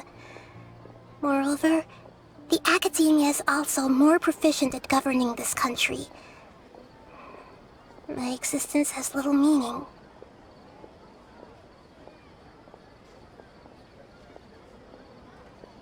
Yeah, you got a lot of believers. Just look at the Sumeru's festival. Everyone who showed up truly loves you. Thank you for the kind words. But I honestly don't need physical freedom as long as I can connect my consciousness to the Akasha. Trying to find a way to save Irminsul is my life's mission and top priority. I will work on that, and try to live up to being a deity in the meantime. Every once in a while, I will also take up the duties of the God of Wisdom and enlighten a lost soul here and there. Doing all that should be enough. You mean how the Akasha stops you from having dreams? Yeah, it's been such a long time. No one's noticed something's up? It's not that no one noticed. It's more like no one cared. Ultimately, it's all rooted in the sage's misdirection. Misdirection? The sages convinced everyone to believe that being unable to dream is a sign of rationality and wisdom. Not dreaming is a badge of honor in Sumeru. Even if the truth is that their dreams are being reaped by the Akasha. With their propaganda in place, the sages can maximize their use of the Akasha to facilitate their research. Besides, Greater Lord Rukkhadevata must have created the Akasha in the hopes that it could be used to its full potential. That's why I've never come out strongly against this. Anyway, the perspective advocated by the sages drowned out any voices of doubt. By now, even those who never use Akasha terminals find it too shameful and embarrassing to talk about their dreams. At the Avidia forest, there was this incense that made the traveler fall unconscious and dream of a huge tree and a red sky. You also heard someone's voice, right? It said world and forget me. Yeah, so you do know! We've been wanting to ask you what that was about, and if the red sky was related to Conria. It seems like the traveler established a connection to Irminsul. That was a message left by Greater Lord Rukkhadevata's residual consciousness in Irminsul. Perhaps her last memory before she died. As you two probably know, Greater Lord Rukkhadevata disappeared after the disaster in Conria. The timings of these events do line up, so your suspicions are reasonable. A message from Greater Lord Rukkhadevata? We thought it was from the Scarlet King. The Scarlet King? That god who died even longer ago? Some present-day desert dwellers still worship him. You probably just heard some of their conspiracies. Okay, so what does the message mean?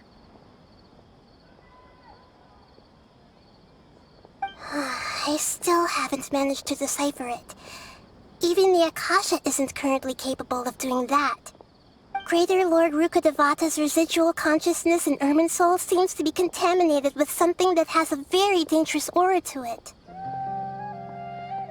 Many devoted scholars go mad as soon as they connect their consciousness. I've warned the Academia about this many times, but people still keep falling victim to it. But I believe this is the key to saving Irminsul. That's why I've kept trying to decipher it. So the tree in the vision was Irminsul? Oh, Tainari also said that Irminsul is sick! Is it because of the contaminated consciousness? But even if you can't figure out what that vision was all about, it seems like our search for you was all in vain. The Traveler wasn't affected after coming in contact with that consciousness. I've never seen anyone like that. With you here, we may have a chance at deciphering it. No, we must decipher its secrets. I've already eliminated all other factors that might affect Irminsul. This is the only one left. This puzzle has life and death at stake. It could determine Irminsul's fate, as well as Tevat's.